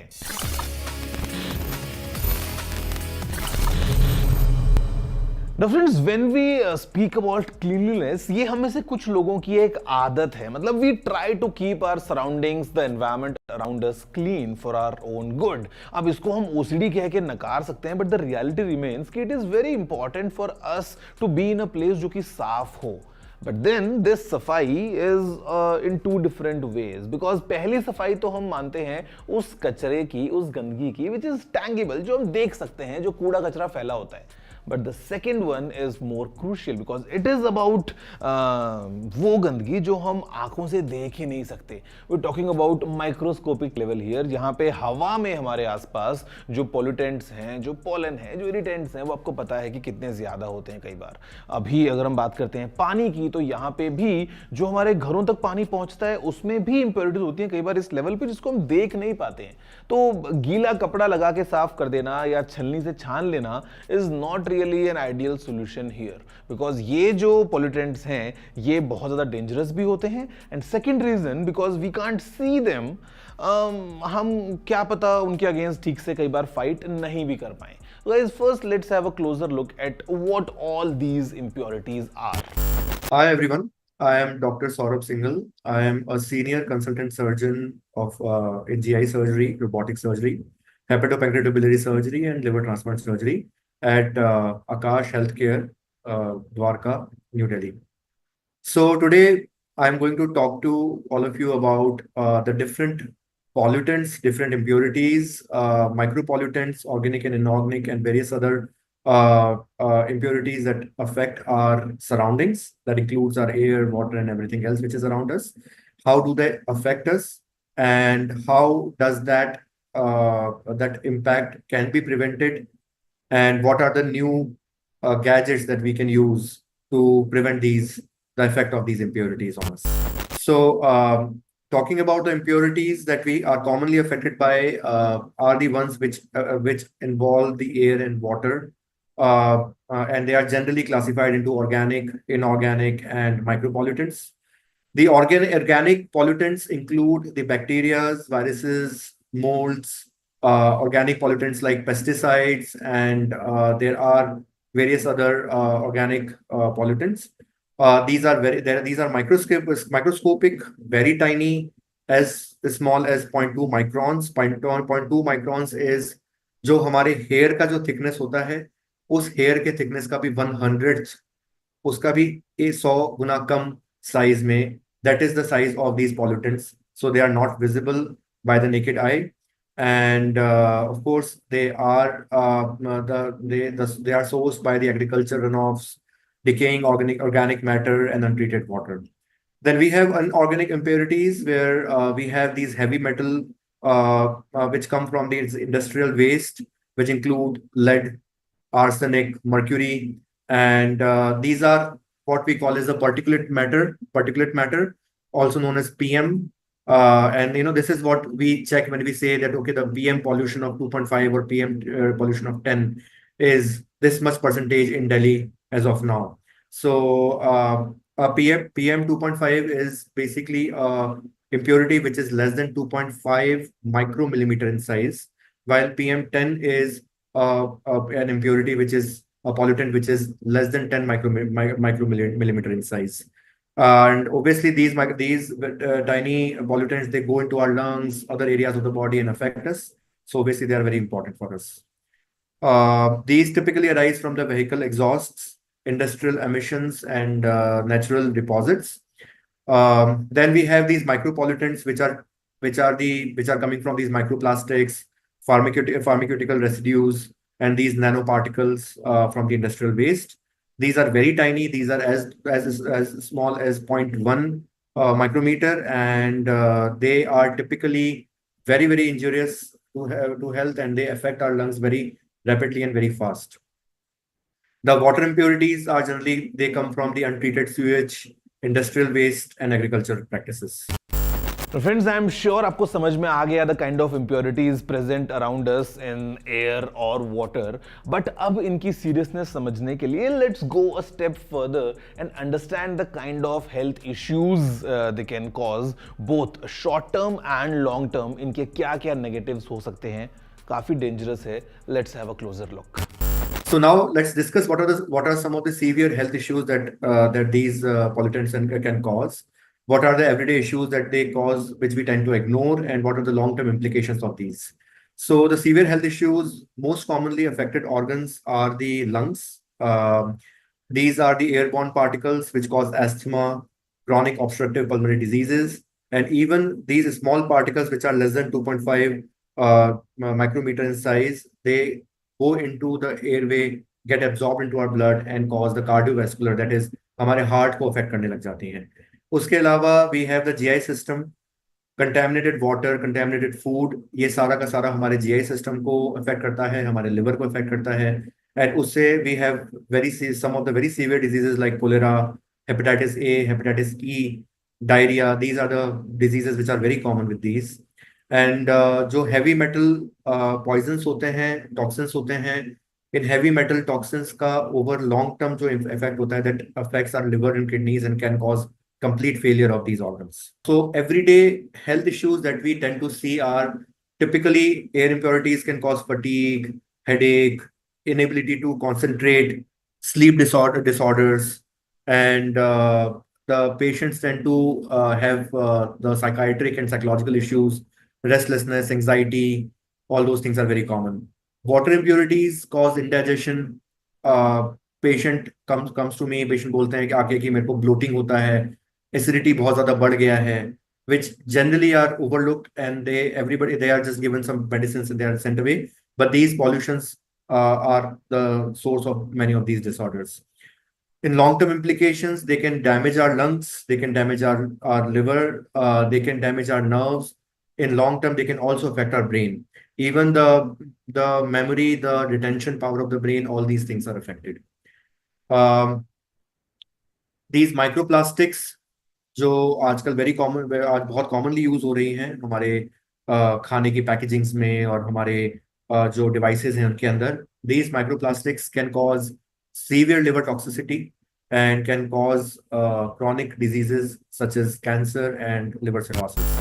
Now friends, जैसा हमने देखा है हमेशा in the past, whenever there is a problem, tech comes for the rescue. तो आज भी हमारे पास में, चाहे हम बात करते हैं सरफेस क्लीनर्स या डिसइंफेक्टेंट्स की, या हम बात करें हाई एंड एयर प्यूरिफायर्स या वैक्यूम क्लीनर्स की, टेक ने हमारी बहुत मदद की है to fight against all these impurities. And break के बाद will learn more about how tech helps us fight against all these pollutants and helps us create this clean environment around all of us.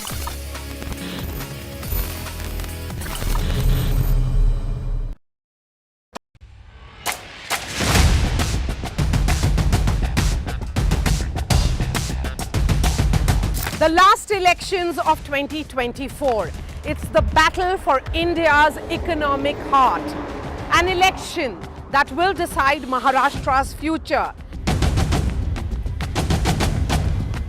Can the big brother BJP manage the competing ambitions of Mahayuti? Can the Red Book rally the voters once again for Congress and its allies? So as Maharashtra's future trajectory takes shape, we report from the ground. Two visions, two ideology, one verdict.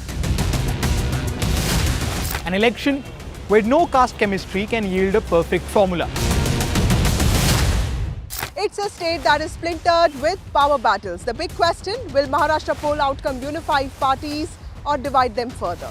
And who will emerge as Maharashtra's undisputed leader?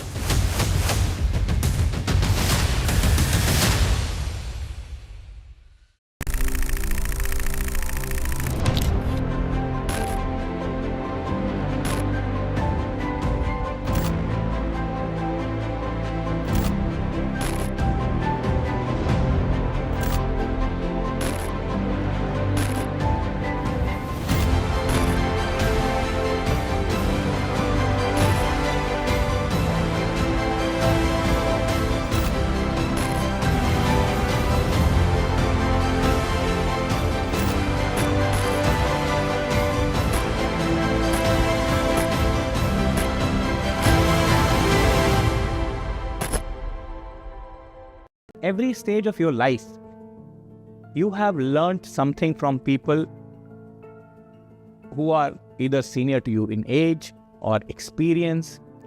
I hire people who make mistakes. I don't hire people who are very shy to make mistakes. How much do you credit luck for your success, Mr. KP Singh? Small. Destiny is what you make it. India is now completely looked at from a different prism. India will be on the high table of influencing world politics. We are there, I feel it, and I do believe that Indian diaspora is now much more proud because they are respected.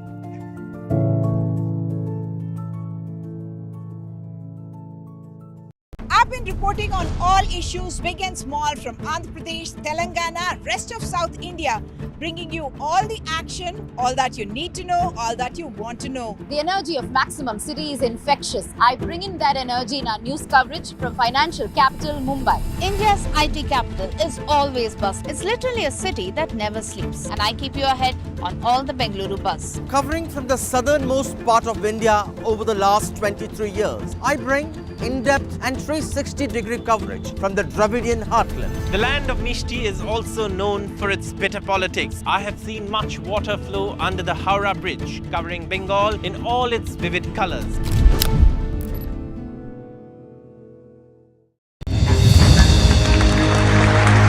I now request the Honorable Prime Minister to launch NDTV World and address the summit. It was the grand launch of NDTV World by Prime Minister Narendra Modi. NDTV World, as he laid out his vision for the India century at the NDTV World Summit. कैसी सदी जिसमें भारत के प्रयासों से दुनिया में स्थिरता आए, In the presence of those who are shaping our future. मेरी तरफ से आपको ढेर सारी शुभकामनाएं हैं। NDTV World, your new home for global news is here. NDTV proudly presents NDTV World Summit 2024, the India Century. I now request the Honorable Prime Minister to launch NDTV World and address the summit. Prime Minister Narendra Modi's inaugural session at the NDTV.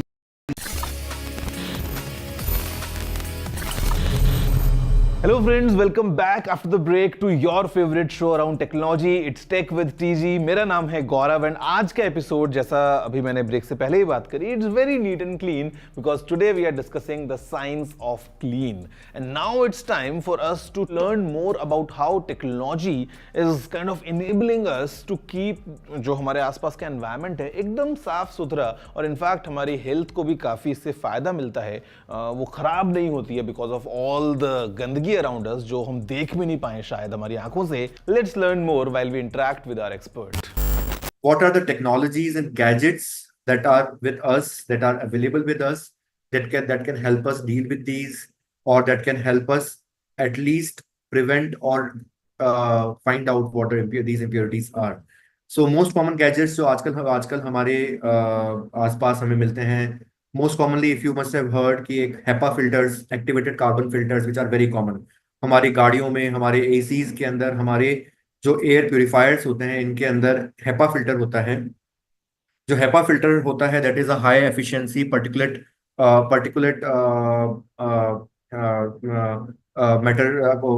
Matter को clear करने वाला जो filter होता है. And then we have these activated carbon filters. Carbon filters की एक special जो property होती है वो ये होती है कि these activated carbon they tend to absorb these fine particles and they do not let them pass. So when the air crosses this, the air gets purified. The air which comes on the other side is very clear. Then we have UVC technology. So the UV radiation has A, B, and C, three kind of waves. The C wave is a very beneficial wave. Now the UVC also comes from our sun, but it is filtered by our atmosphere. The UVC can also, this technology has recently come up, and UVC can be produced in the labs. We have those lamps, special kind of lamps. We have those these filters which have these UVC technologies. They kill these airborne pathogens, as well as they can also be used to clear the bloodborne pathogens. Then we have smart air quality monitors which are available very commonly these days. हमारे जो air purifiers होते हैं उनके अंदर भी लगा हुआ होता है, जो कि हमें बताता है कि हमारे एयर का जो PM 2.5 पी एंड जो PM10 है उसकी वैल्यू कितनी है. So these smart air quality monitors can be installed in our houses, in our cars, to detect कि हमारा इन हाउस एंड इन हमारी सराउंडिंग के अंदर एयर क्वालिटी कैसी है, and based on that we can take an action. Then we have reverse osmosis filters, which is also known as RO, which is very common now. These and also the other kind of UV purifiers which are used for the air, the filtration of the water. These clear these heavy metals. These also clear these microparticles as well as microplastics, as well as these viruses and bacteria from our water. Then very recently, a very interesting technology which has come up is nanotechnology. Nanotechnology based filter is basically a fusion of graphene plus carbon nanorods. उनको combine करके these nano filters are made. These filters are so fine that even a small particle of less than 0.1 micrometer gets filtered through these. So we get a very clear air and water through these. Then we have wearable gadgets such as these, even watches that we wear, the smart watch like the one which I am wearing right now. These watches have these, vitals monitoring, so that अगर आपके lungs affect हो रहे हैं, आपके air saturation, आपका blood में कितना है, ये detect करने में help करता है. These watches, newer watches also have these air and water quality and trackers. They have these pollution related trackers, and then also these stress related trackers, which are very commonly this stress is very common in these patients who have these effect of the pollution around, because of their health or on their health. So जो एक चीज जो काफी common है, specially आज northern India में, दिल्ली के अंदर खासकर, जहाँ पे विंटर्स में स्मॉग, जो स्मॉग क्या होता है कि स्मोक पॉल्यूशन होता है, वो और फॉग जब कंबाइन होते हैं, जो फॉग के जो पार्टिकल्स होते हैं उसमें जब स्मोक ऐड हो जाता है, तो जो स्मॉग पार्टिकल्स बनते हैं, these particles are very very injurious to our health. Winters के अंदर इन जनरल हमारे जो सांस लेने की जो रास्ता होता है, जैसे हम एयरवे बोलते हैं, एयरवे ट्रैक्ट बोलते हैं, इस एयरवे ट्रैक्ट के अंदर स्पैज्म की टेंडेंसीज होती हैं because of the cold air.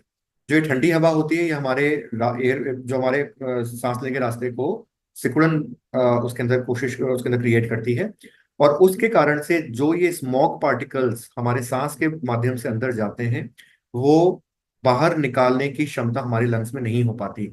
इस कारण से वो लंग्स के अंदर जाके सेटल होते हैं. लंग्स में जब वो जाते हैं तो वहां पे इन्फ्लेमेशन, सूजन करते हैं, रिएक्शन करते हैं. इस कारण से एस्थमा और खांसी, सांस की जकड़न, ये सब सारी चीजें होती हैं. ये विंटर्स में बहुत ज्यादा कॉमन हो जाती हैं.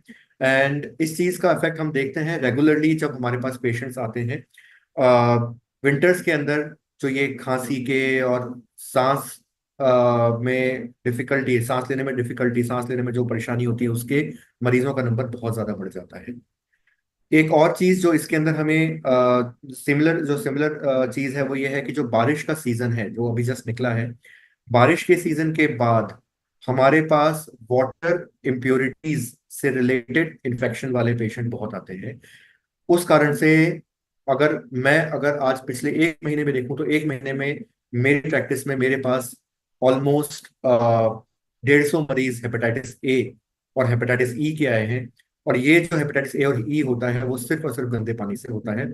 ये मरीज बारिश के सीजन के बाद बहुत कॉमन होते हैं क्योंकि उस टाइम पे गंदा पानी जो हमारा होता है वो गंदा पानी काफी फ्रीक्वेंटली हमारे खाने में मिक्स होके आता है। तो आपको उस टाइम पे ये प्रिकॉशंस लेने हैं।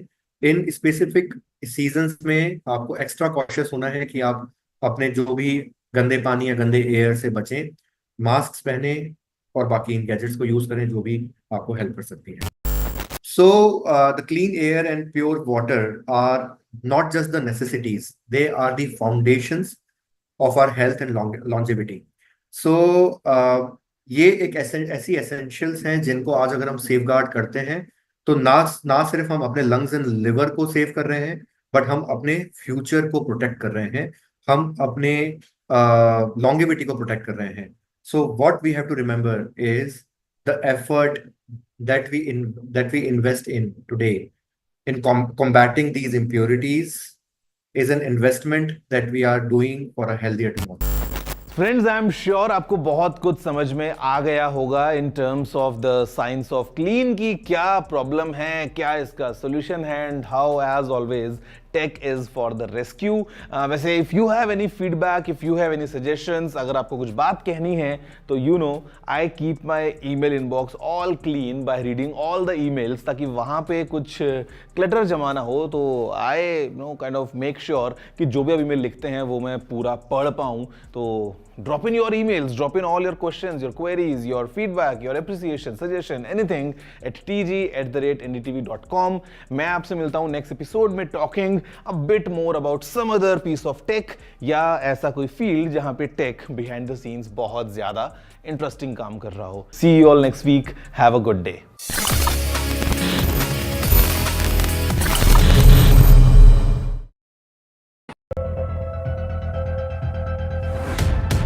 We reached an agreement on patrolling. You know, we have gone back to where the situation was in 2020, and we can say with that the disengagement process with China, you can say, has been completed. The understanding, to my knowledge, is that we will be able to do the patrolling which we were doing in 2020. Stay informed and entertained with the new and updated NDTV News app. You can watch all our channels live, listen to podcasts, read breaking and exclusive news from around the world and more. Download the NDTV app today and get access to the best journalism and storytelling on your smartphone or tablet. The NDTV app. News that matters to you. हम ये चुनाव विकास के मुद्दे पर लड़ रहे हैं। Let them come for an open debate with me. I've challenged Eknath Shinde multiple times. Congress is in the worst situation in this state. Mahayuti में भी इससे ज्यादा डिस्प्यूट है। Everything is fair in love and politics. Vote देने वाले ही जिताने वाले हैं ना। So we worked on 4 options.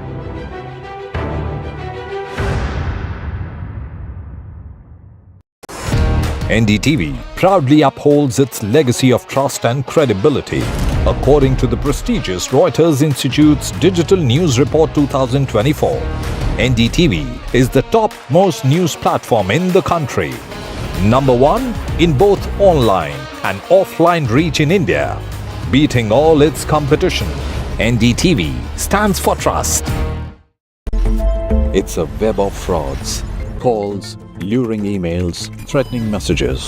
Cyber frauds have cast their net wide and everyone is at risk. We track the victims, their horror stories as they get conned online, extorted and robbed of their hard-earned money. How to identify a cyber fraud and how to stay cyber safe. What are your options? Fraud.con, NDTV initiative for cyber safety. Only on NDTV 24/7.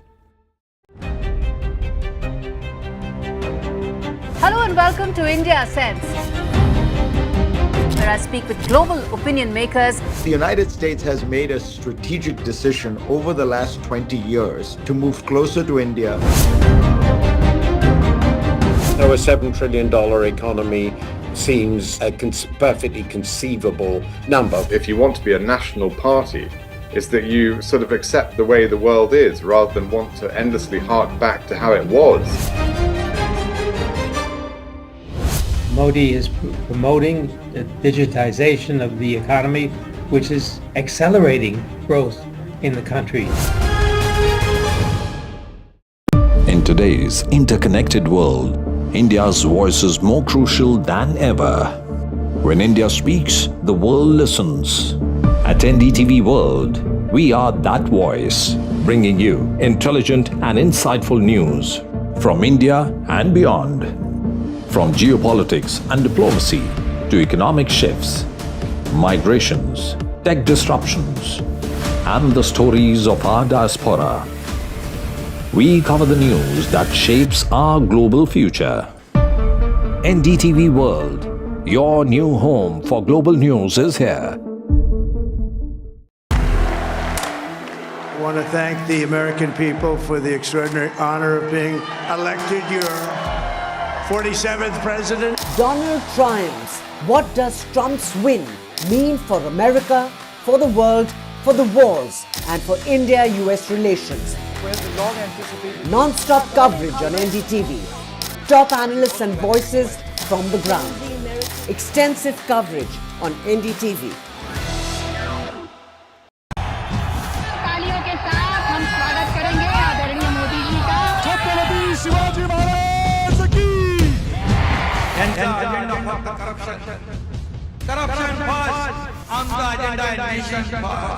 घोषणा आणि जनतेचे पैसे लुटणं. Cut commission आणि करप्शनला आमच्याकडे थारा नाही. त्यांचा परिवारवाद आमचा महाराष्ट्रवाद. महाराष्ट्रामध्ये 1,75,000 जागा रिक्त आहेत. पण का भरत नाही? राज्याची जनतेच्या घमाच्या पैशाची तिजोरी लुटण्यासाठी हे सरकार आहे. पूर्वीच्या सरकारच्या काळामध्ये निधी देताना त्यांना असं वाटायचं की त्यांच्याच खिशातले पैसे चालले. शेतकऱ्यांना मोफत वीज देण्याचं काम आपल्या सरकारने सुरू केलं.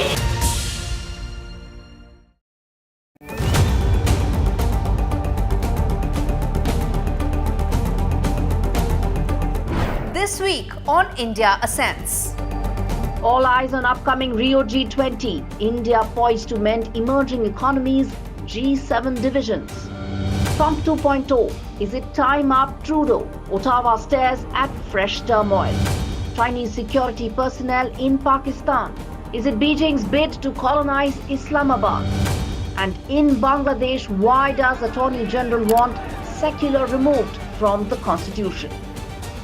All this and more only on India Sense with me, Gauri Dwivedi, at these timings on the NDTV network.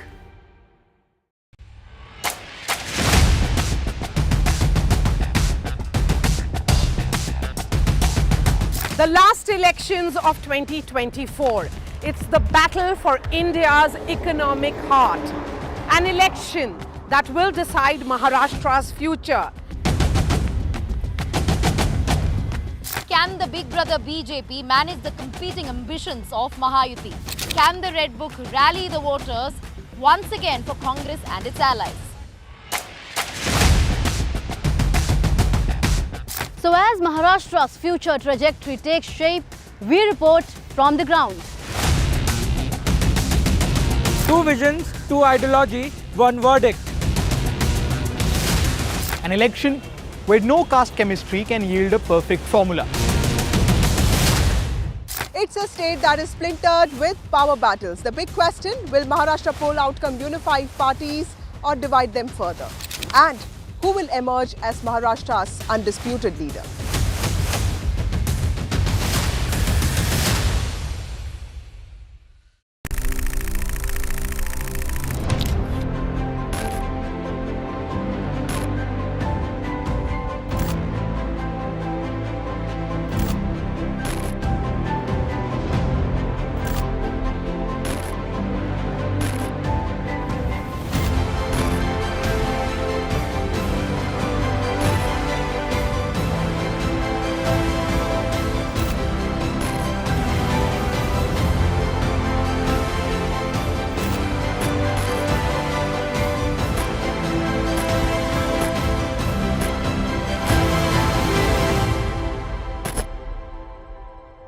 Every stage of your life.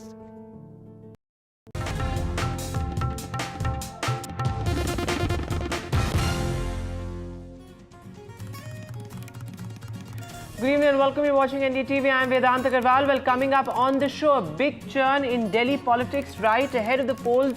A jolt to the Aam Aadmi Party with Kailash Gehlot, one of Aam Aadmi Party's senior most leaders, and Arvind Kejriwal's number 2, stepping down. In fact, he's also resigned from the party. We'll get you all the latest on that. First up, the headlines. A big setback for the Aam Aadmi Party. Kejriwal's number 2 quits. The top Delhi minister, Kailash Gehlot, dumps the Aam Aadmi Party ahead of the Delhi polls. He says the Aam Aadmi Party failed the people of Delhi. Meanwhile, the Aam Aadmi Party says Gehlot quit amid pressure from central agencies.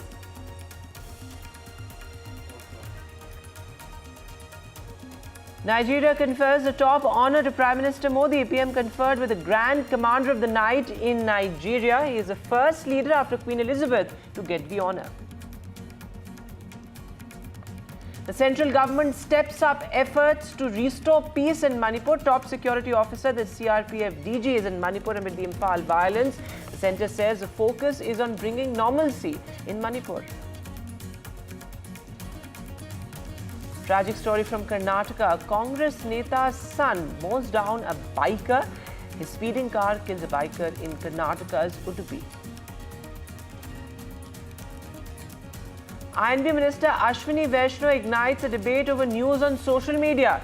Minister cautions big tech, says traditional news must be paid better for their content. This as he also raises the issue of the algorithm menace on social media.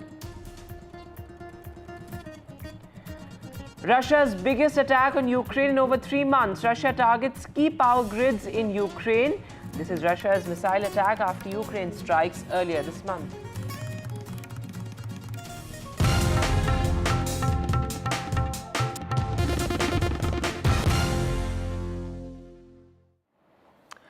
And well, our lead story, violence has clearly returned to Manipur, a state limping back to normalcy. But the centre has now stepped up efforts to restore peace and normalcy in the violence-hit state. Of course, we saw massive protests in Imphal. Of course, also what we saw in Jiribam earlier this week, extremely concerning.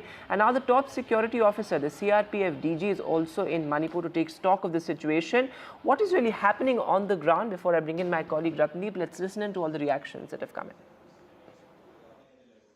We never expected even killing of infant children, less than 1 year old, women, irrespective of any caste, creed, religion.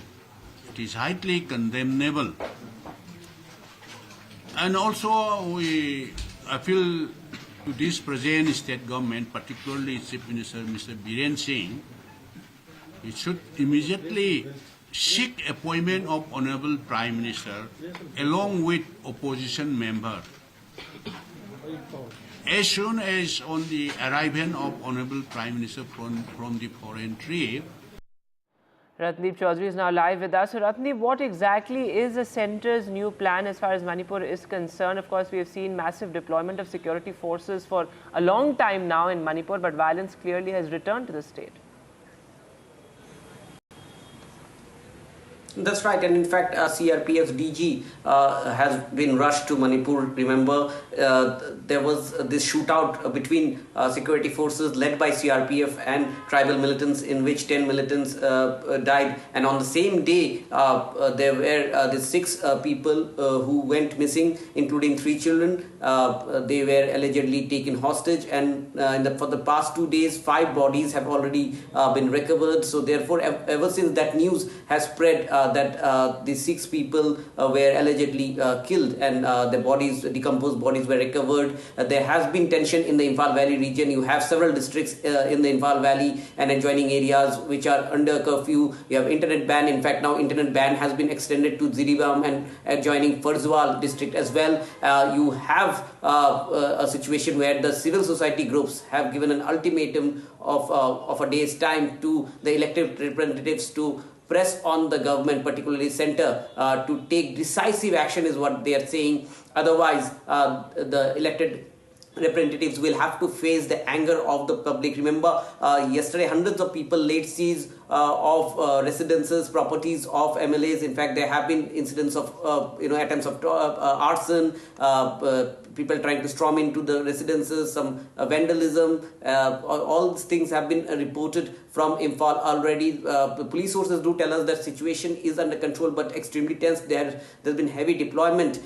So therefore, all these measures that police have and security forces have taken this time have been done in past. So therefore, with the security apparatus now being challenged once again, one remains to be seen that is there a new strategy with which perhaps centre and the state government will deal with this situation. All right, Ratndeep, thanks very much for joining us for the latest there. As Ratndeep is reporting, the CRPF DG has been rushed to Manipur. Efforts now on to restore normalcy. Though, of course, the situation remains grim in Manipur. We saw what happened yesterday in Imphal. Several MLAs' residences were attacked. There was violence. Also in Jiribam as well. That remains tense. But moving now to the other big headline, well, the Prime Minister has hailed the Sabarmati report, which is the new release, Vikrant Massey's new release, in fact. And the Prime Minister says the truth is finally coming out. This, of course, is on the 2002 Godhra train tragedy and the aftermath. The Prime Minister says fake narratives can persist only for a limited period of time. Let me go across to my colleague Aishwarya Jain joining us on the phone line. So, Aishwarya, as far as the entire 2002 riots were concerned, the Supreme Court, of course, also recently gave a clean chit to the Home Minister vis-a-vis the aftermath of the Godhra riots in 2002. But many would point out that the Sabarmati report coming out right ahead of elections in neighbouring Maharashtra is perhaps contentious in itself. Well, certainly, and it is Prime Minister Narendra Modi who has said that fake narratives can persist only for a limited period of time, as he praised the Sabarmati report, which is a newly release of Vikrant Massey. Remember, it is the actor himself who had faced a lot of threats after the movie came out on big screens, but it has now been endorsed and praised by none other than Prime Minister Narendra Modi, who at that point of time was a chief minister and has faced huge criticism after the riots that broke out after the entire incident. Prime Minister Narendra Modi in his tweet stated that it is good that this truth is coming out, and that too in a very way common people can see it. There have been different claims that have been made at that point of time, and it is directly Home Minister at that point of time, and Prime Minister was in contentious, and therefore the reason perhaps there was a lot of debate as well when this movie was showcased, when it was premiered, and now when it has come out and released, Prime Minister Narendra Modi made a remark while responding to social media X and stated that, and one of the users, when he stated that in his review and called a movie a must-watch and stated that the makers have done a commendable job in revealing the truth behind 2002 Godhra tragedy, in which 59 people, including women and kids, lost their life. It is Prime Minister Narendra Modi who said that and then posted that well said, and the truth has literally prevailed now after the movie was released. All right, Aishwarya, thanks very much for joining us for the latest there. So the Prime Minister endorsing the Sabarmati report. But moving now to the other big headline, well, the Prime Minister has been conferred with the top honor in Nigeria, the GCON, which is the Grand Commander of the Night. This is the top honor of Nigeria. He is the second foreign leader after Queen Elizabeth to be honored with the GCON. Remember, the Prime Minister's visit to Nigeria is crucial in the sense that it's the first in its three-nation tour. Of course, in its G20 presidency as well, India has talked a great deal about how Africa and African countries need to be taken on board as far as the new global order is concerned. Excellency, मुझे Nigeria के राष्ट्रीय सम्मान देने के लिए आपके निर्णय के लिए मैं हार्दिक आभार व्यक्त करता हूं।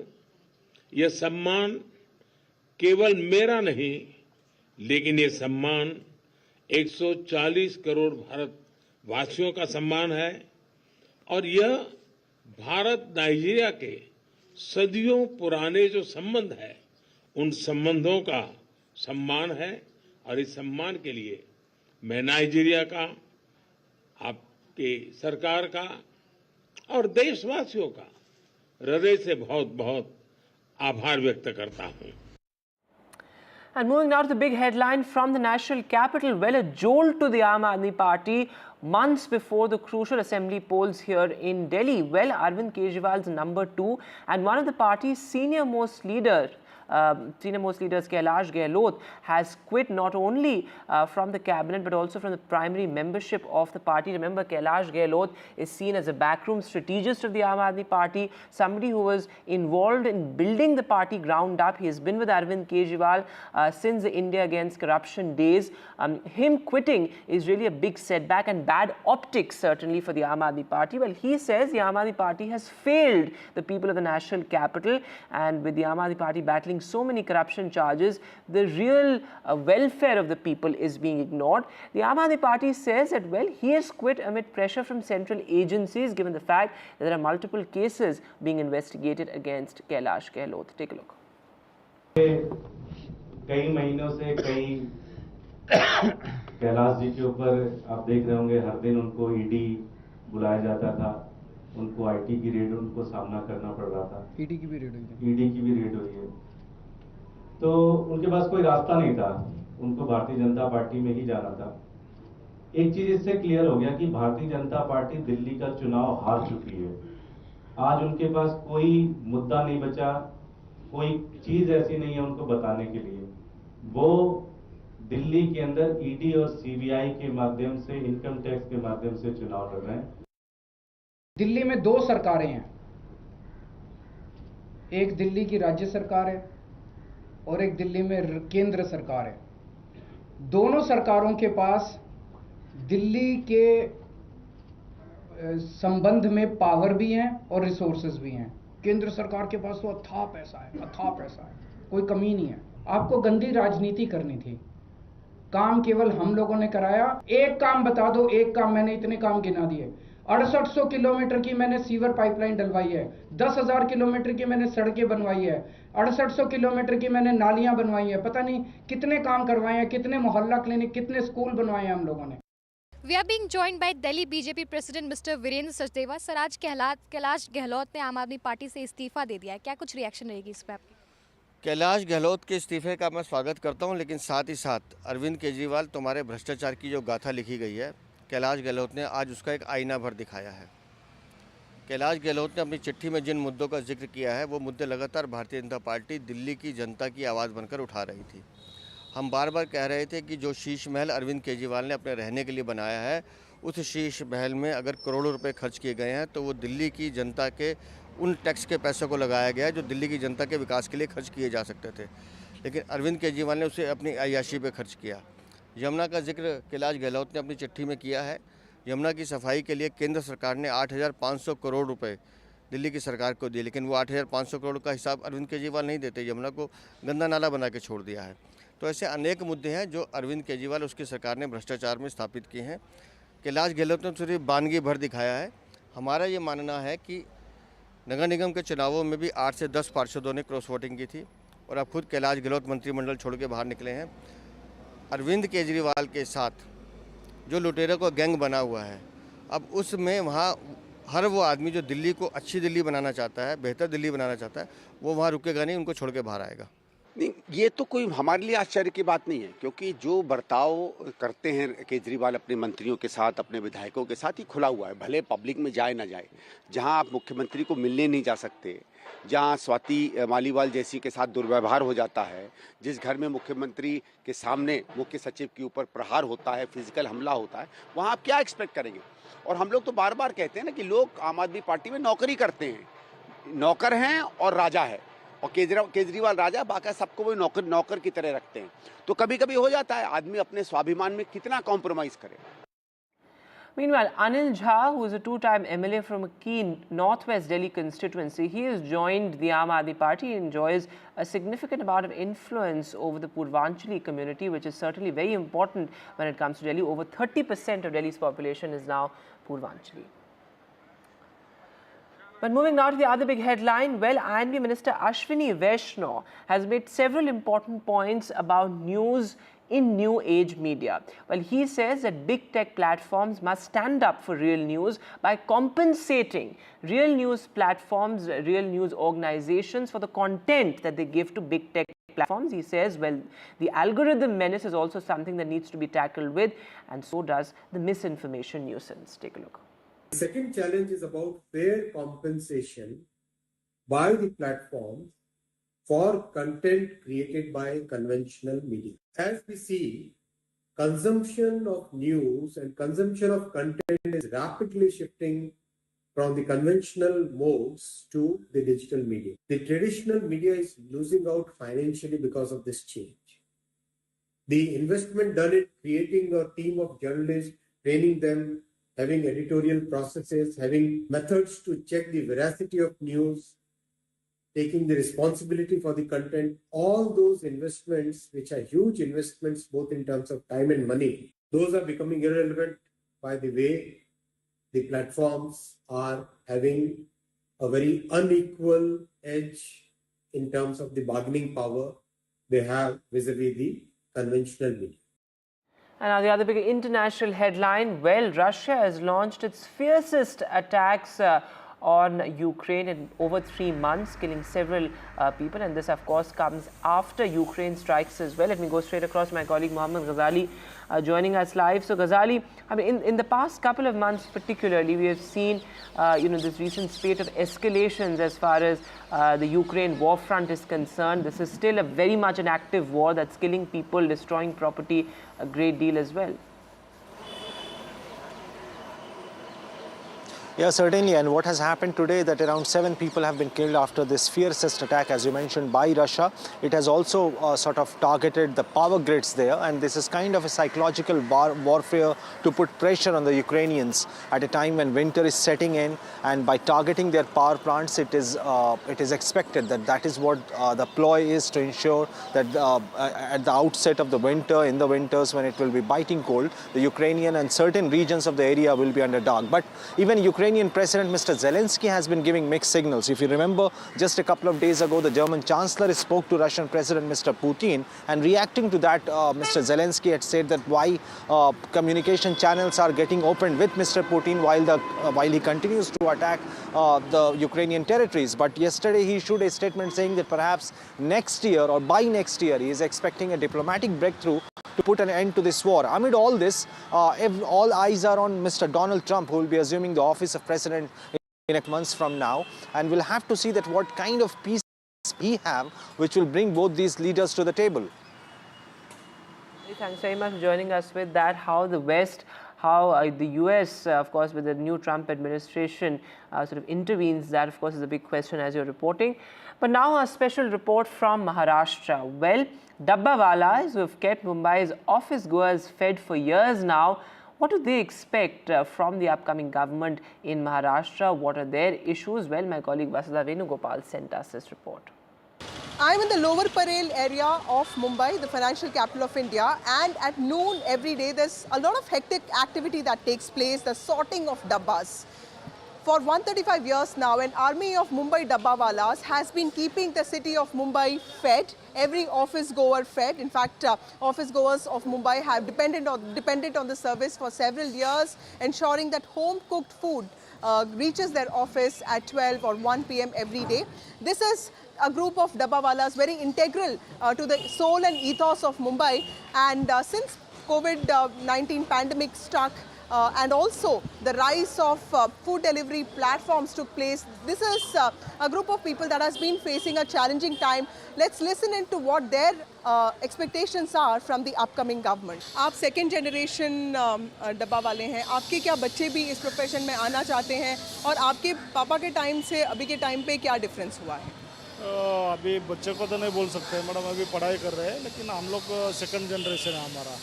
और हमारा डब्बा वाला भी पहला तो हमारा 5000 डब्बा वाला था, अभी 1500 से 2000 डब्बा वाला हमारा काम कर रहे हैं इसमें। 5000 से 2000 हो गए हैं। अच्छा।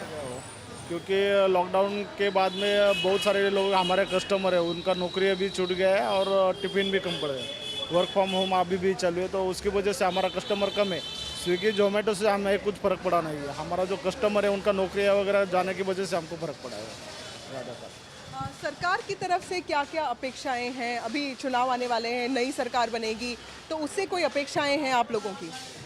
अपेक्षा तो ऐसे हमारे घर का प्रॉब्लम अभी भी सॉल्व नहीं हुआ है हमारा, तो घर का तो हमारा है, तो हमारी अपेक्षा ये रहेगी कि हमको घर मिले बम्बई में, वो भी अभी वो बीजेपी की तरफ से हमारा घर का भी चालू है, उसमें हो गया काम, लेकिन अभी तक मिला नहीं हमको। आप बताइए, नई सरकार की तरफ से क्या अपेक्षा है, एक्सपेक्टेशन क्या है? नई सरकार की तरफ से क्या अपेक्षा, जो घर का मंजूर हो गया है वो सबको मिलना मांगता है, घर मिलना मांगता है सबको, यही अपेक्षा है। महीने का कितना सर, एक घर से आप कितना पैसा लेते हैं? और क्या ये बहुत 1200-1500 बहुत कम माना जाता है ना, 2000 मुंबई के स्टैंडर्ड ऑफ लिविंग, ये कभी ये कॉस्ट आपने कभी सोचा नहीं कि इसको बढ़ाना चाहिए?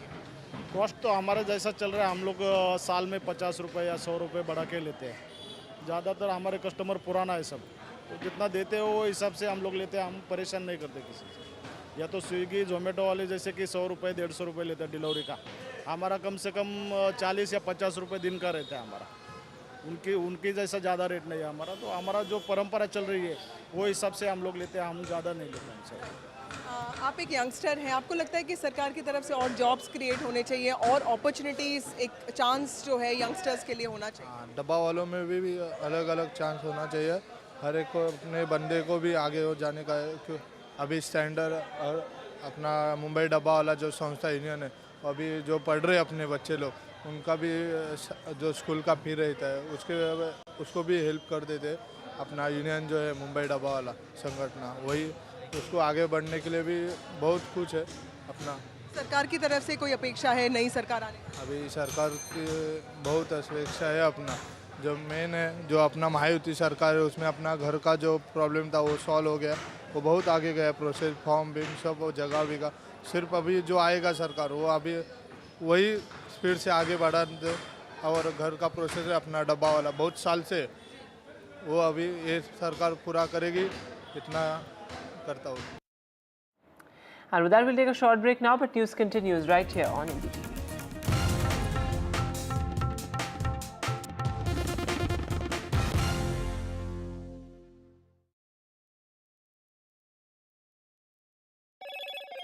Hello, Moto.